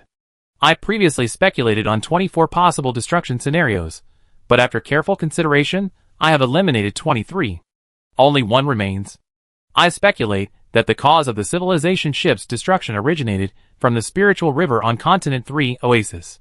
The key to the spiritual river lies in one person, his name is Captain Chang-Chi. Message translated. Dr. Sudoku blinked his black eyes and looked at Chang-Chi innocently. He knew it was a bad time to be stuck, but he had no other options. This was all the information he had. Chang-Chi's eyes twitched, and he inexplicably wanted to destroy something. What was wrong with this emperor? After all that talk, don't you know there aren't enough characters? The most crucial name, even left unwritten? Mu Chun, standing on the bridge, secretly clenched his fists, staring at the groundhog ahead. Although he knew it was just a relayer, he still wanted to punch it. At this moment, Chang-Chi, still in his giant form, suddenly saw several strands of yellow techno-energy slithering like electric snakes in the grass beneath his feet, seemingly uncoalesced parts. Boom! Chang-Chi stomped his foot violently, and the earth trembled. The strands of yellow energy, like tadpoles finding their mother, converged in the air, forming the final few characters. He is the energy Dr. Silonian, currently at the center of the storm. At the same time, behind the characters, the shadowy figure of Ian Lumine reappeared. He was tall and muscular, with a natural kingly aura. This time, the yellow techno-energy was more abundant, revealing some facial details. His eyes, a pair of rainbow-like eyes radiating a multicolored light, took shape. As before, he cast aside all his status and position, slowly kneeling, then placing his forehead and hands on the ground, prostrating himself before Chang-Chi. But in just a few seconds, all the encrypted symbols, along with Ian Lumine's figure, dissipated like a veil. It's so bizarre and twisted. Drophic 82's body trembled slightly. The fate of a civilization, the future of a technology, the plea of an emperor, a collaboration spanning parallel universes. I'm already 233 years old, and my once quiet heart is now surging. I doubt I ever encounter a more incredible event in my lifetime. I can hardly suppress the urge to turn the tide. Yang Di said helplessly, "You mean you hope Mr. Chang-Chi will participate in this matter?" Drophic 82 nodded. "Sorry, my vocabulary isn't good. A more accurate description would be that I can feel the Emperor's immense love for his people, and I'm willing to applaud that love. Thank you, no need to explain. You mean that if I miss out, it will not only be the Emperor's regret, but ours as well." Chang-Chi stood on the boundless grassland, his tattered cloak rustling. He slowly raised his head, and gazed at the azure sky. There lay the third continent, Lingchuan, the vessel of civilization. Chapter 690. They all call me Hot Boy. I suspect this is a novel. Because I traveled here 5 years ago, I fit the description of a novel's protagonist. But I didn't get the golden finger, and I lost my memory. You have no idea what physical and mental amnesia is. I couldn't even pee at the time, I was like a fool. I learned that this is a mysterious continent called Spirit River. This isn't just a novel, it's a fantasy novel. You've probably read novels like this, where the protagonist is a loser with destroyed spiritual roots. Are they as useless as I am? I can't even pee, the biggest loser in history. According to the cliché, the more useless the protagonist, the more resilient they are. I should stay here forever, constantly encountering opportunities, becoming a disciple of a powerful being, and my cultivation soaring, eventually breaking through the heavenly tribulation and becoming the XX Heavenly Emperor. But I was overthinking it. I was huddled in a small alley, discovering that my subconscious amnesia was even more severe than I imagined. My respiratory system frequently forgot to breathe, and every 5 minutes, I suffocate, each time taking half my life. I feared I wouldn't survive. Dr. Silonian saved me. He created a life support and subconscious training system for me that helped me learn how to breathe, urinate, eat, and so on. He was like a ray of light in a moment of despair. He was selfless, patient, and always had a comforting smile. He taught me everything, little by little, like a parent raising a babbling child. I discovered two things. First, this isn't a fantasy novel, but science fiction. Second, Dr. Silonine is the kindest person in this world. Dr. Silonine has three identities. First, he is the world's top energy expert. Second, he is the world's top energy expert. Third, he is the world's top energy expert. No one else can compare to him. This is a huge semicircular building, like a giant bowl inverted on the ground, the very tip of the curve reflecting a ray of light. A red-skinned young man stood atop the building. His resolute face held a hint of wildness, and his fiery red, medium-length hair, held in place with something like hairspray, slanted toward the sky like a volcanic eruption. He wore a black combat uniform that was easy to move in, and a bright red cape that fluttered in the wind. Outside the building, a noisy sound came. A group of local residents were demonstrating there. Silonine is the worst energy expert in history. 56 years of research, no results. He's only produced a bunch of failed products. The E3 energy battery he created emits extremely strong radiation, causing genetic mutations in babies born in 34 residential areas. He also embezzled scientific research resources from the civilized government and enriched himself. I heard he had affairs with the Count's wife and sister. He's a hypocrite with a wicked character. Investigate him. We can't let him cause any more trouble in society. The hot-tempered boy narrowed his eyes and clenched his fists, his knuckles crackling. These accusations had been going on for a long time. A bunch of ignorant followers. Dr. Silonine is a man of integrity and kindness, and his technology is also top-notch. Hot boy doesn't quite understand this world. This civilization is clearly technologically advanced, but their tech tree is focused on only one area, beam weapons. Other areas, such as education, healthcare, and information sharing, are relatively mediocre. And when it comes to beam weapons, we have to mention the enormous demand behind them. That's energy. Beam weapons are an export. Their power is determined by their technological level, but to ensure their perfect operation, they must have a matching energy source. Before reaching God-level civilization and overturning the fundamental laws of the universe, the law of conservation of energy is an unbreakable ironclad law. Thus, the energy demand here is immense. Originally, power and energy should have been two pillars of development, each developing simultaneously. But hundreds of years ago, another advanced civilization suddenly arrived here, the K civilization. The K civilization's tech tree is a bit straightforward, lacking expertise in anything except compressed energy production. They're also very kind, offering to sell their high-quality energy, called K-crystal, for a long time. That material, called K-crystal, boasts extremely high energy density and stability. What the K civilization desires is simply a common substance here, a mineral formed on the Lingchuan continent by a meteorite crash. The locals call this mineral wife, meaning something only they possess, and yet is difficult to use. So, for centuries, beam technology here has flourished, while energy technology has lagged far behind. Because the K civilization's K crystals are inexhaustible, there's no need to expend energy developing other energy sources. This place is called the Civilization Ship, and Lingchuan is the largest interstellar trading port, trading only one commodity, K crystals. But Dr. Silonine disagrees. He believes this will only put him at the mercy of others. So, for decades, he's been trying to develop his own energy technology for the Civilization Ship. However, the Civilization Ship's beam weapon technology is too advanced, requiring an extremely high energy demand, making this a very difficult task. Dr. Silonine has indeed been groping through failures. He has indeed made many mistakes. But his motives are impeccable, and his character is even more so. And sooner or later, he will succeed. But in recent years, his reputation has worsened. People have been causing trouble outside the research center. This hot-tempered kid doesn't tolerate anyone, and he's been assaulting hundreds of people, leaving them bruised and battered at best, and broken arms and legs at worst. Dr. Silonine reprimanded him, and strictly forbade him from doing anything like that again. That day, Dr. Silonine stood by the window, watching those outside the wall hurling vicious insults at him. He simply spoke calmly, and returned to his work. There are always people in this world who are unaware. Allowing them to exist, and paying too much attention to them, will only slow down your progress in proving yourself. At this moment, the hot-tempered boy stood on the rooftop of the research center, narrowing his eyes, as he watched the troublemaker's every move, trying hard to suppress his explosive temper. Anyone who dares to break down the door or climb over the wall will be punished.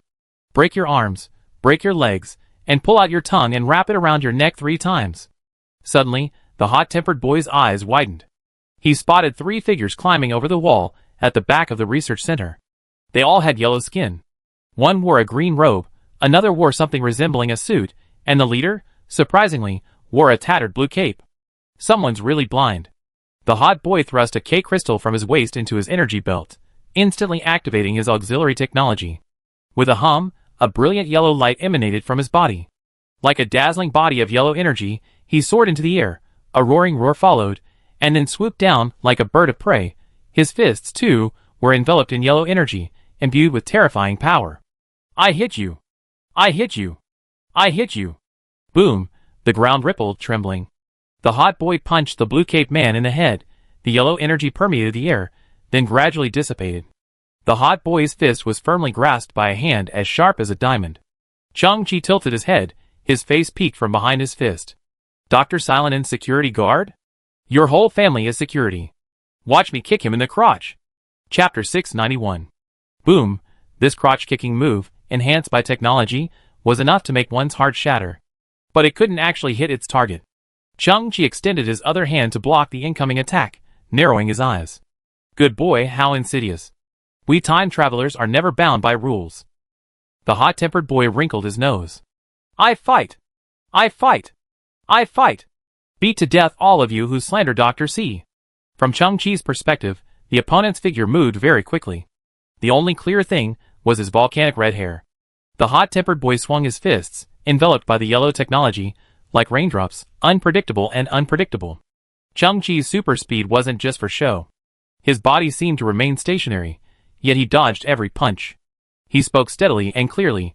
The Emperor sent me here to investigate something. I fight! I fight! I fight! I said, we're not necessarily enemies. I fight!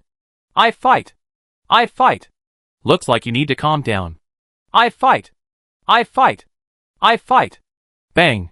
Chang-Chi kicked the hot-tempered boy dozens of meters away, tumbling repeatedly before crashing into the wall of the research center with a loud bang. That was no ordinary wall either. The moment it shook, a blue protective shield suddenly flashed, lasted a moment, and then vanished. The hot-tempered boy was knocked unconscious and fell to the ground, coughing violently. But he quickly suppressed the pain, raised his head, gritted his teeth, and glared at Chang-Chi with anger. Tongue! The hot-headed boy's yellow tech energy surged, and he stood upright in a posture that defied common sense.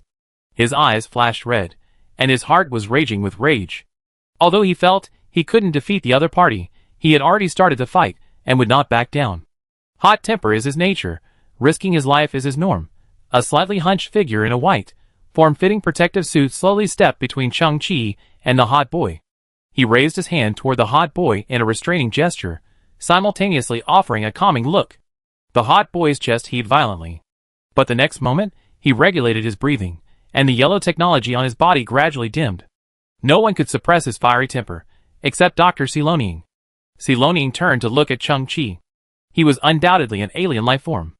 The native life forms of the civilization ship, or rather, those in power and position here, were all red-skinned humanoids, speaking and moving in a manner very similar to humans. This was true of the Divine Fire Baron, the Viscount, and Dr. C before him. But he was very old, his red eyes wrinkled with wrinkles, and his hair was gray, but neatly groomed. Siloning looked at Chang-Chi calmly. My foreign friend, who sent you? Ian Lumine. Chang-Chi looked up at the old man. Your emperor. Dr. C smiled silently, and shook his head, as if finding the story too far-fetched to believe. Chang-Chi then continued, Ian Lumine discovered a truth. Your ship of civilization will be destroyed in 300 years, leaving the 7 continents bleak and lifeless.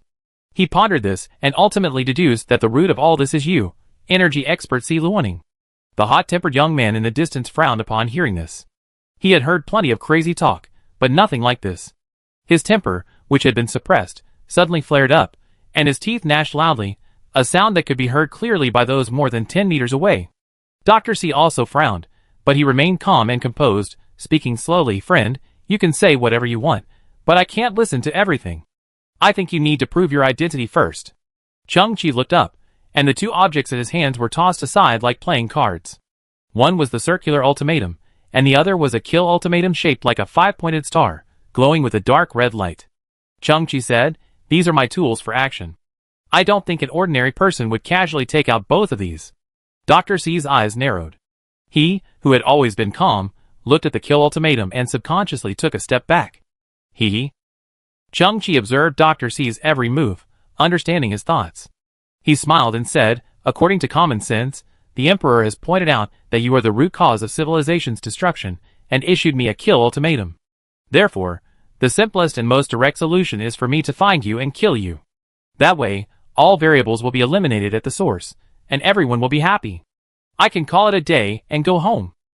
Dr. C's eyes trembled. "But," Chang-Chi suddenly sighed softly, "I'm a cheerful, optimistic, hard-working, and handsome man, but I've been plagued by misfortunes. Some time ago, I unfortunately undertook a mission to travel back in time and save the world, gaining some experience I'm reluctant to mention." Chang-Chi looked at Dr. C, his expression flickering. "That is, the cause and effect are complex and confusing. The ultimate cause must be hidden deep beneath the sea. Killing you rashly would only accidentally interrupt the clues." Mu Chen beside him was stunned. "This happened before I met you, right? You make a lot of sense, but then again, what good person would have such an experience? Otherwise, would I have used the word ill-fated?" Chang-Chi glanced at Mu Chen helplessly, then at the somewhat stunned Dr. C. "Fortunately, time isn't so tight this time. I need to get to know you better." Just then, a trembling and roaring sound came from the distant sky. Everyone looked up and gazed into the distance. Suddenly, 7 or 8 massive silver stargates appeared in the clear sky. These stargates were of a high technological level, forming a silver vortex, with what looked like some kind of nanoscale liquid metal swirling gently within them. Then, a sound like a horn rang out. Huge cargo starships sailed out of the silver stargate, followed by unusual lifeforms emerging from them. They resembled robots, yet their entire bodies seemed composed of silver nanometal, seamlessly connected, and their movements smooth and fluid. A small transport vehicle rose from the ground, carrying red-skinned natives of the civilization ship. They appeared to be conducting some sort of liaison work. Soon, large transport starships also rose from the ground. Within these ships, residents of the civilization ship produced a colored stone, which appeared to be a cargo sample. The silver robots examined the stone carefully, rubbing some powder off with their fingers. After examining it for a moment, their smooth, featureless faces strangely cracked open. The robots dabbed the colored powder with their fingers and placed it in one side of their mouths. Their cheeks puffed as they savored the powder carefully, then nodded deeply. The two parties shook hands cheerfully. Chang-Chi was stunned. He'd seen a similar film on Garbage Earth before. The more he looked at the scene, the more it looked like a drug deal. Chapter 692. That's the K civilization. Dr. C approached Chang-Chi, gazing at the massive transport starships and the nanobot-like creatures in the sky. "This is Lingchuan. You can think of it as the civilization ship's only cosmic trading port. They're trading K crystals." Chang-Chi tilted his head. "K crystals? You should understand that the civilization ship specializes in beam weapons. In fact, everything here is based on powerful beam weapons." Dr. C paused, somewhat unwillingly. Beam weapons are essentially a form of energy release. They require energy, and that energy is the K crystal sold to us by the K civilization, a highly advanced compressed energy source. Chang-Chi suddenly realized something. "You don't even have your own energy technology?" Dr. C pursed his lips and didn't answer the question. Chang-Chi asked again, "Is that colorful stone your specialty? Why would K's civilization exchange it for top-tier energy?" "That's wife." "What?" "It's a meteorite that crashed onto civilization ship. It's completely useless." Dr. C shook his head helplessly. "But to K civilization, it's very precious." Chang-Chi speculated, "Wife, it's strange to say, is there some mysterious energy or substance hidden within wife that only K civilization can exploit?" "Yes and no." Dr. C gazed at the K civilization starship in the distant sky. "What you see is their true form, not a surrogate robot. They are a highly advanced life form, blessed with exceptional intelligence. They reached level 9 civilization tens of millions of years ago. From home renovation to their own genetic makeup, not to mention the most basic survival needs, they've already solved all of these problems. They don't need to struggle for survival at all, and they could even continue to exist forever. They haven't reached the pinnacle of civilization, but they've stopped pursuing technological advancement. Instead, they'd begun pursuing art. Chung-Chi was stunned, then spoke word by word. Art? Yes. Dr. C nodded. After the K civilization broke through level 9, they abandoned technology and began pursuing art. Chung-Chi gazed into the distance. On the shipboard platform, 2 K civilization creatures were communicating. And their communication method was unprecedented. They faced each other, the silver skin on their chests flowing like mercury, and then, like a display, each of them displayed an abstract painting. Those paintings, how can I describe them, as abstract as they could be? One looked like someone had swished ink with a brush. The other looked like a drunkard vomiting out a mouthful of vomit. Chung-Chi had once stumbled upon a very abstract oil painting in the ruins of a museum on Garbage Earth. The annotation said it was Mark Rocco's orange, red, yellow. A milestone in the history of abstract art. It once sold for $120 million. But to Chung-Chi, it was just a few squares of different colors, uncertain whether they were authentic. Later, Hansi used them to wipe the oil off his crotch. Later, Chung-Chi came across an interpretation of abstract painters in an old magazine. Some say that abstract painters are the quintessential line between genius and madness. They create their works in a strange state of mind, having already touched a higher dimension. Their paintings contain a wealth of information that ordinary people find incomprehensible, while connoisseurs can sense a strange spiritual resonance. However, to truly understand, one must transcend the dimension. At this moment, in the distant sky, 2 K civilization beings, without a single word exchanged, simply by observing each other's work, completed their communication. A massive transport starship descended and began loading its cargo efficiently and orderly. Their artistic communication method can convey vast amounts of information in an instant, tens of thousands of times more efficient than our conversations. Dr. C said, they believe that reality is empty, while art has no end and is an eternal pursuit. Ha ha. Ha ha. For some reason, the fiery young man standing nearby suddenly burst into laughter, clutching his stomach and swaying back and forth. Chung-Chi was stunned. Is there something wrong with this kid? Why is he so jumpy? Is he mocking art? No. Dr. C said, I took him in for 5 years.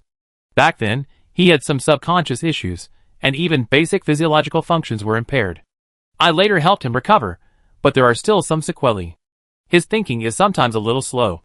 For example, he only just realized something he heard 5 minutes ago. Chung-Chi was stunned again. What he heard 5 minutes ago. Ha ha. Then the hot-tempered boy clutched his stomach with one hand and pointed at Chung-Chi with the other. That guy just said bad luck. That's hilarious, ha ha. Chung-Chi pursed his lips, embarrassed. What a slow-paced guy. Please don't mind. Dr. C excused the hot-tempered boy, he's just like that sometimes. At this point, the hot-tempered boy's reaction ended. He dropped his smile and looked at Chung-Chi with another frown, his face filled with anger. Chung-Chi ignored him and looked at Dr. C again. After asking the question, he felt a little strange. Then what does K-Women want a wife for? As paint. Paint? The kind you use for painting? Yes. Sibo's expression was complicated. They said my wife has a unique and beautiful color that cannot be replaced. Chung-Chi was stunned. The universe is so vast and full of wonders. Once again, it was an eye-opener. Isn't that bizarre? Dr. C took a deep breath and said, worthless stone for top-tier compressed energy. I'm deeply skeptical of this unequal exchange, so I publicly issued a statement opposing this energy import model. Then I was met with widespread skepticism. People say the K civilization despises everything except art. There are many real-life examples. For example, once a K civilization creature stared at a child's urine stain here for a long time. It thought the shape was beautiful and artistic, so it framed the soil, took it away, and paid for 500,000 tons of K crystals. In their hearts, art is everything. And this exchange has been going on for 500 years, with no incidents. So, they have no ambition, no schemes. Let me put aside my self-righteous conspiracy theories. Chung-Chi took a deep breath upon hearing this. You know what? These guys really do respect art. Then I shut up. I focused all my energy on energy technology. If I could develop an energy source to replace the K crystal, all my concerns would vanish. But I haven't succeeded. For the entire arc of civilization, energy technology has been abandoned for far too long. Not only have I failed repeatedly, I've also caused numerous disasters. See those humans marching outside? They condemn me every day, hoping I go to hell. Dr. C looked at Chung-Chi, tears welling in his eyes. You said you wanted to understand me, But what's there to understand about me? I'm just an old man who's completely defeated. Destroying the Ark of Civilization? Don't be ridiculous. I can't destroy anything. That sounds even more right. A familiar feeling, a seemingly impossible reason. Chang-Chi tilted his head slightly, squinting his eyes, his mind racing with information. Let me think. Chapter 693. There's a simulated sky here. The sky is clear and azure, as if everything is visible at a glance. In front of the white semicircular building, Chang-Chi stood quietly. The wind was light, and the edges of his ragged scavenger's cloak fluttered slightly. Si Luaning stood beside him, a little uncomfortably. The hothead frowned. If Chang-Chi made any unexpected move, he would rush over immediately. Parallel universes actually exist. The most incredible thing is that different parallel universes experience different time processes.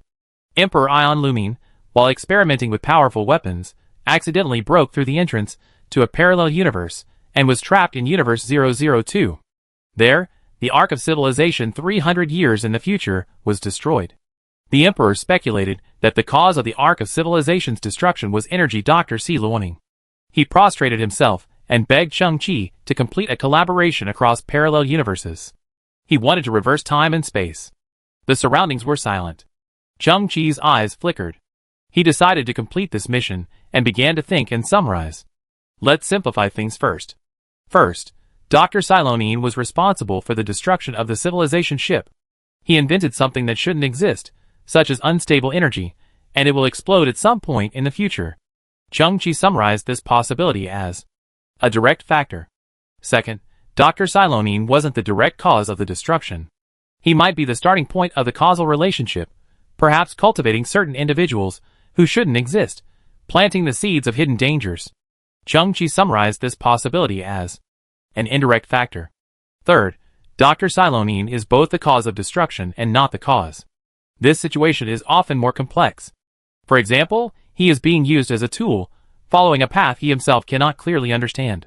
Everything he does is correct, but one day in the future, another factor will emerge, causing a shift in nature and leading everything to destruction. Chang-Chi summarized this possibility as variable factors. This is all experience learned from a history of blood and tears. For direct factors, we need to understand Dr. C's research results. He said his research was a complete failure, but what kind of failure was it? For indirect factors, the hot-headed boy is quite conspicuous. He is actually the one Dr. C took in 5 years ago. His origins are unknown, and he has lost his memory. For variable factors, the current K civilization has behaved irrationally. Ion Lumine said that 300 years later, the Ark of Civilization would be desolate and desolate, its inhabitants reduced to mere bones. However, he didn't mention any traces of battle left at the scene. Therefore, it's possible that the Ark of Civilization was destroyed instantly, either because it had no time to resist or because a sudden disaster struck. Given the Ark of Civilization's combat power, the probability of it not having time to resist is low. At least several rounds of fighting would have left some traces. Dr. C explained that the K crystal is the energy source for all of the Ark of Civilization's beam weapons. In other words, the K crystal enters from here and then flows throughout the Ark of Civilization, spreading to every corner. Chang-Chi's eyes widened. If all the K crystals exploded simultaneously, since they were already installed within the beam weapons, it's possible that all of them would be detonated simultaneously. This seems very reasonable.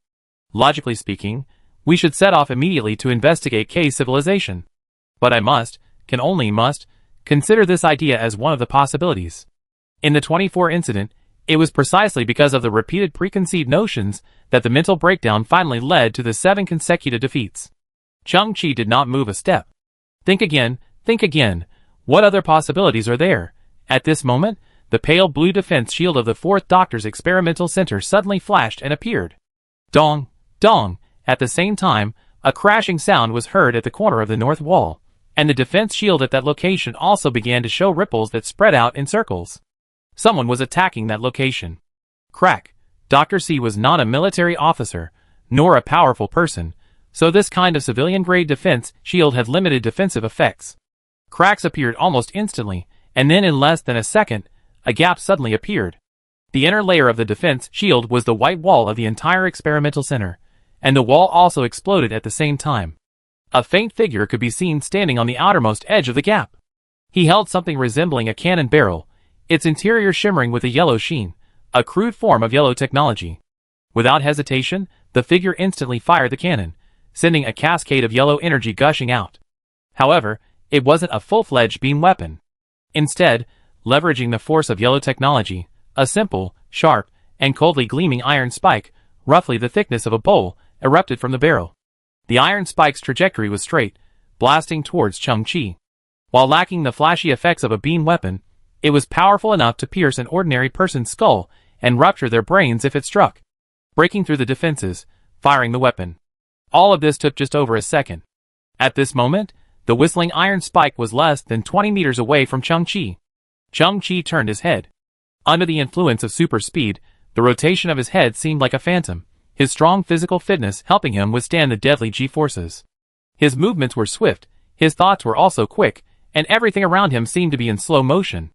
The fragments of the wall seemed to be frozen in time. The sharp edge of the iron spike's tip resembled a static hexagram. The hot-tempered boy's brows slowly knitted together, his leg muscles bulging. He was about to turn and pounce on the murderer, but his movements were like frozen frames. Chang-Chi saw the murderer, gritting his teeth. He was a middle-aged, red-skinned man, dressed simply, likely an ordinary local. Behind him was an unfurled electronic banner, depicting a red-skinned girl, about 7 or 8 years old. But one of the little girl's arms was missing, as if corroded by some acidic liquid. The wound bore a hideous scar, and her shoulder was festering and oozing pus. Above the banner were the words, "Devil Silonine, you overestimate your capabilities in developing energy, causing my daughter's genetic mutation." The sharp iron spike was less than 10 meters away from Chang-Chi.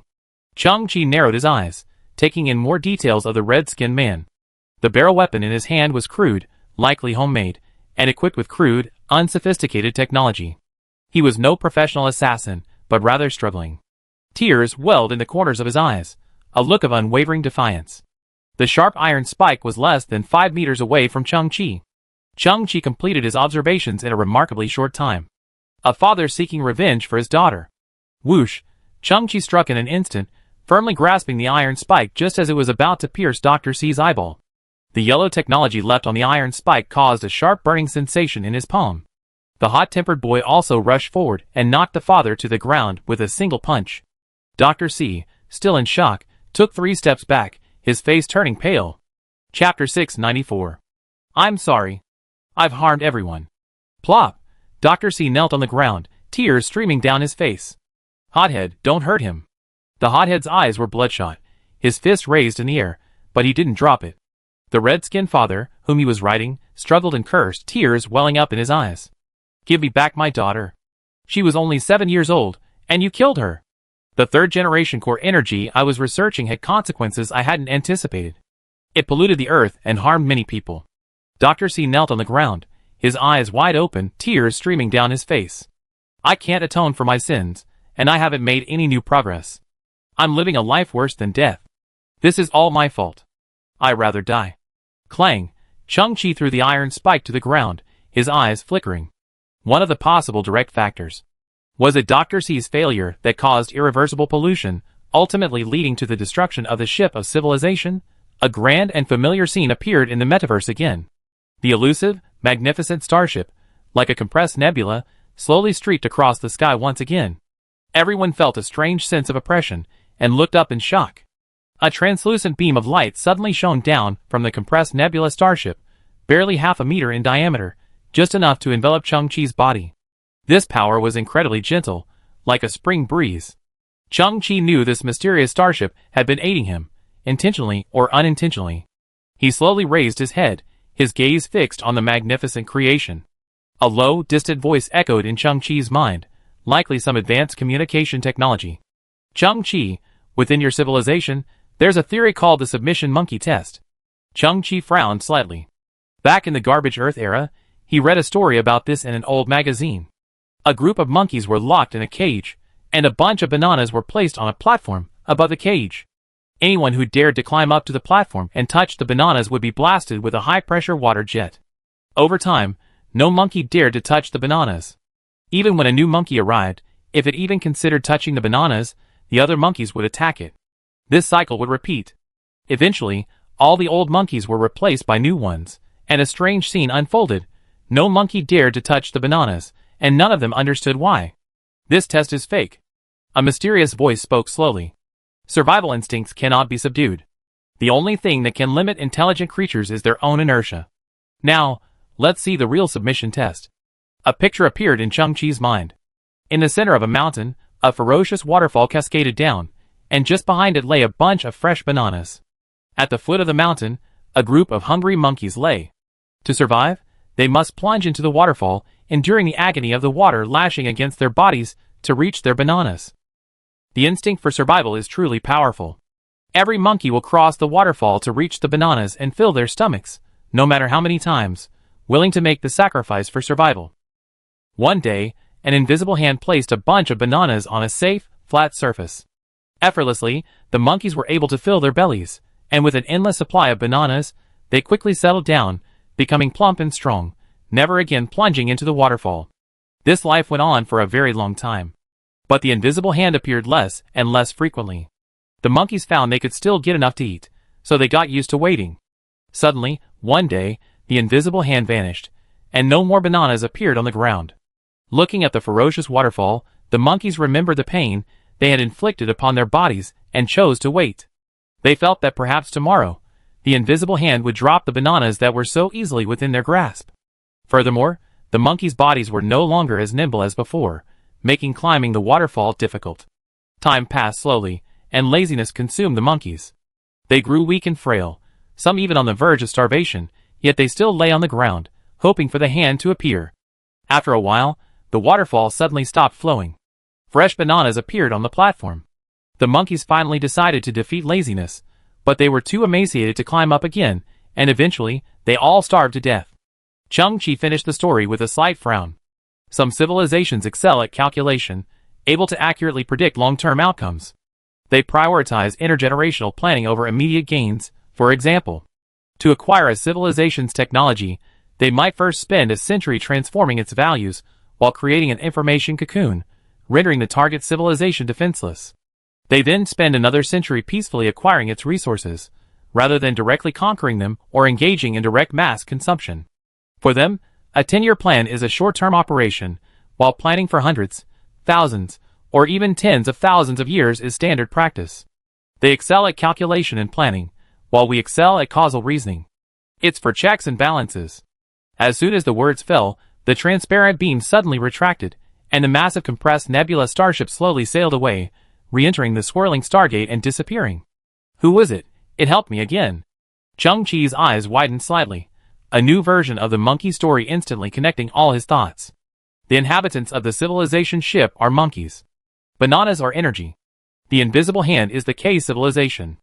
No, that hand is more like the calculating black giant. Chang-Chi's eyes narrowed. Thinking of the Baron of Divine Fire incident, Black Giant's robot stand-in was involved, on the one hand, fueling the Frontier Rebellion, and on the other hand, standing behind the Viscount, assisting him in cleaning up everything. Why would Black Giant do such a contradictory thing? It's provoking war, increasing energy consumption, and making the civilization ship even more dependent on K crystals. And what exactly is the position of the K civilization that provides K crystals? Chang-Chi thought of an idea the mysterious voice had mentioned. That calculating civilization would never engage in direct confrontation. Never engage in direct confrontation. Like the Zerg army that intercepted Chang-Chi in space after their pheromones were deciphered. Chang-Chi's eyes widened again. He recalled a detail from the K civilization. They communicated through abstract paintings that emerged from their chests. Dr. C said that kind of art contained a vast amount of information, making it far more efficient than direct conversation. Since it contained so much information, there must be patterns for its interpretation. And as long as there are patterns for its interpretation, there is the possibility of deciphering and tampering. The K civilization chose to cease development upon reaching level 9, while the calculator Black Giant was a god-level civilization. Chang-Chi's eyelids fluttered. The K civilization's communication method had been cracked by the Black Giant, and like the Zerg before them, they had become mere tools.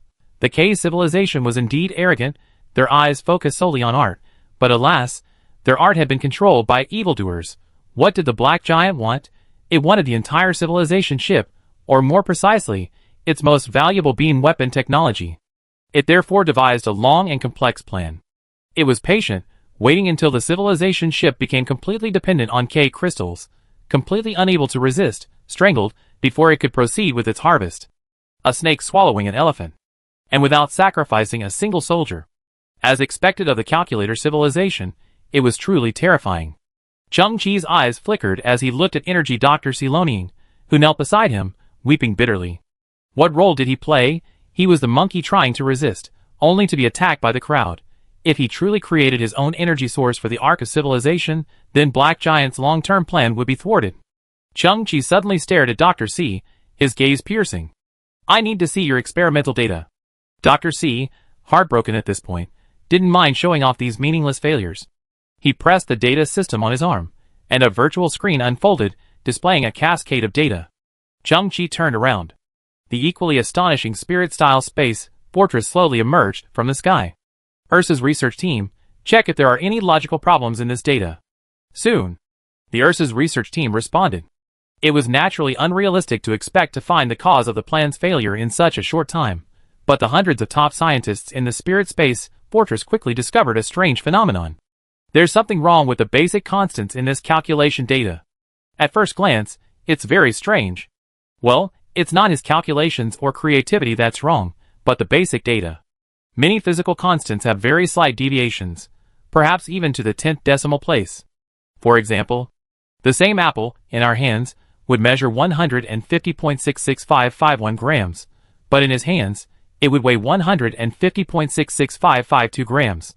It's this tiny difference that renders all his research impossible. It's like he's working against the entire universe. Chang-Chi nodded in surprise, but everything fit his suspicions. About those anomalies. The Ursa's research team were outsiders, unblind by superficial observations, able to instantly spot hidden errors. Dr. C, however, was completely unaware of his predicament. Where did you get all this basic knowledge? Chang-Chi looked at the bewildered Dr. C. Have you never doubted the accuracy of this knowledge? Dr. C still hadn't grasped the crucial question. Where did it come from? Accuracy. Isn't that the most basic thing? It comes from the textbooks and teachers' teachings from my school days, and ultimately, from the repeated demonstrations of countless pioneers. It's like why 1 is 1, why 2 is 2. It's a well-established concept. We just need to apply it.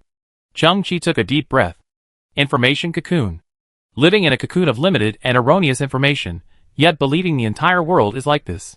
Dr. C, or indeed all scientists in this world, are trapped in a flawed knowledge system. They will never be able to develop their own energy technology. They will only pay the price for their mistakes time and time again, while public opinion and public outrage will strangle them in the cradle. Just like those new monkeys, they will never understand why they can't touch the banana. This must also be the Black Giant's method. Its plan stretches back far more than 500 years. Chang-Chi took a deep breath. Luckily, he didn't leave just now, grabbing the iron spike in time to save Dr. C. The destruction of the Ark of Civilization was indeed caused by Energy Dr. Silonian, but instead of stopping him, he helped him develop a completely new energy source to replace K Crystal. Under the clear sky, the ragged scavenger's cloak fluttered slightly. Chang-Chi blinked and smiled in relief. After going through so much, he made some progress. His thinking had become much more stable and comprehensive. Ha ha. In the distance, a fiery red-skinned kid suddenly burst into laughter, pointing at Chang-Chi, gasping for breath. This guy, he actually said before that he's positive, hardworking, and handsome. Ha ha, especially that handsome part. How funny! How could anyone be so braggy and boast about themselves? Ha ha.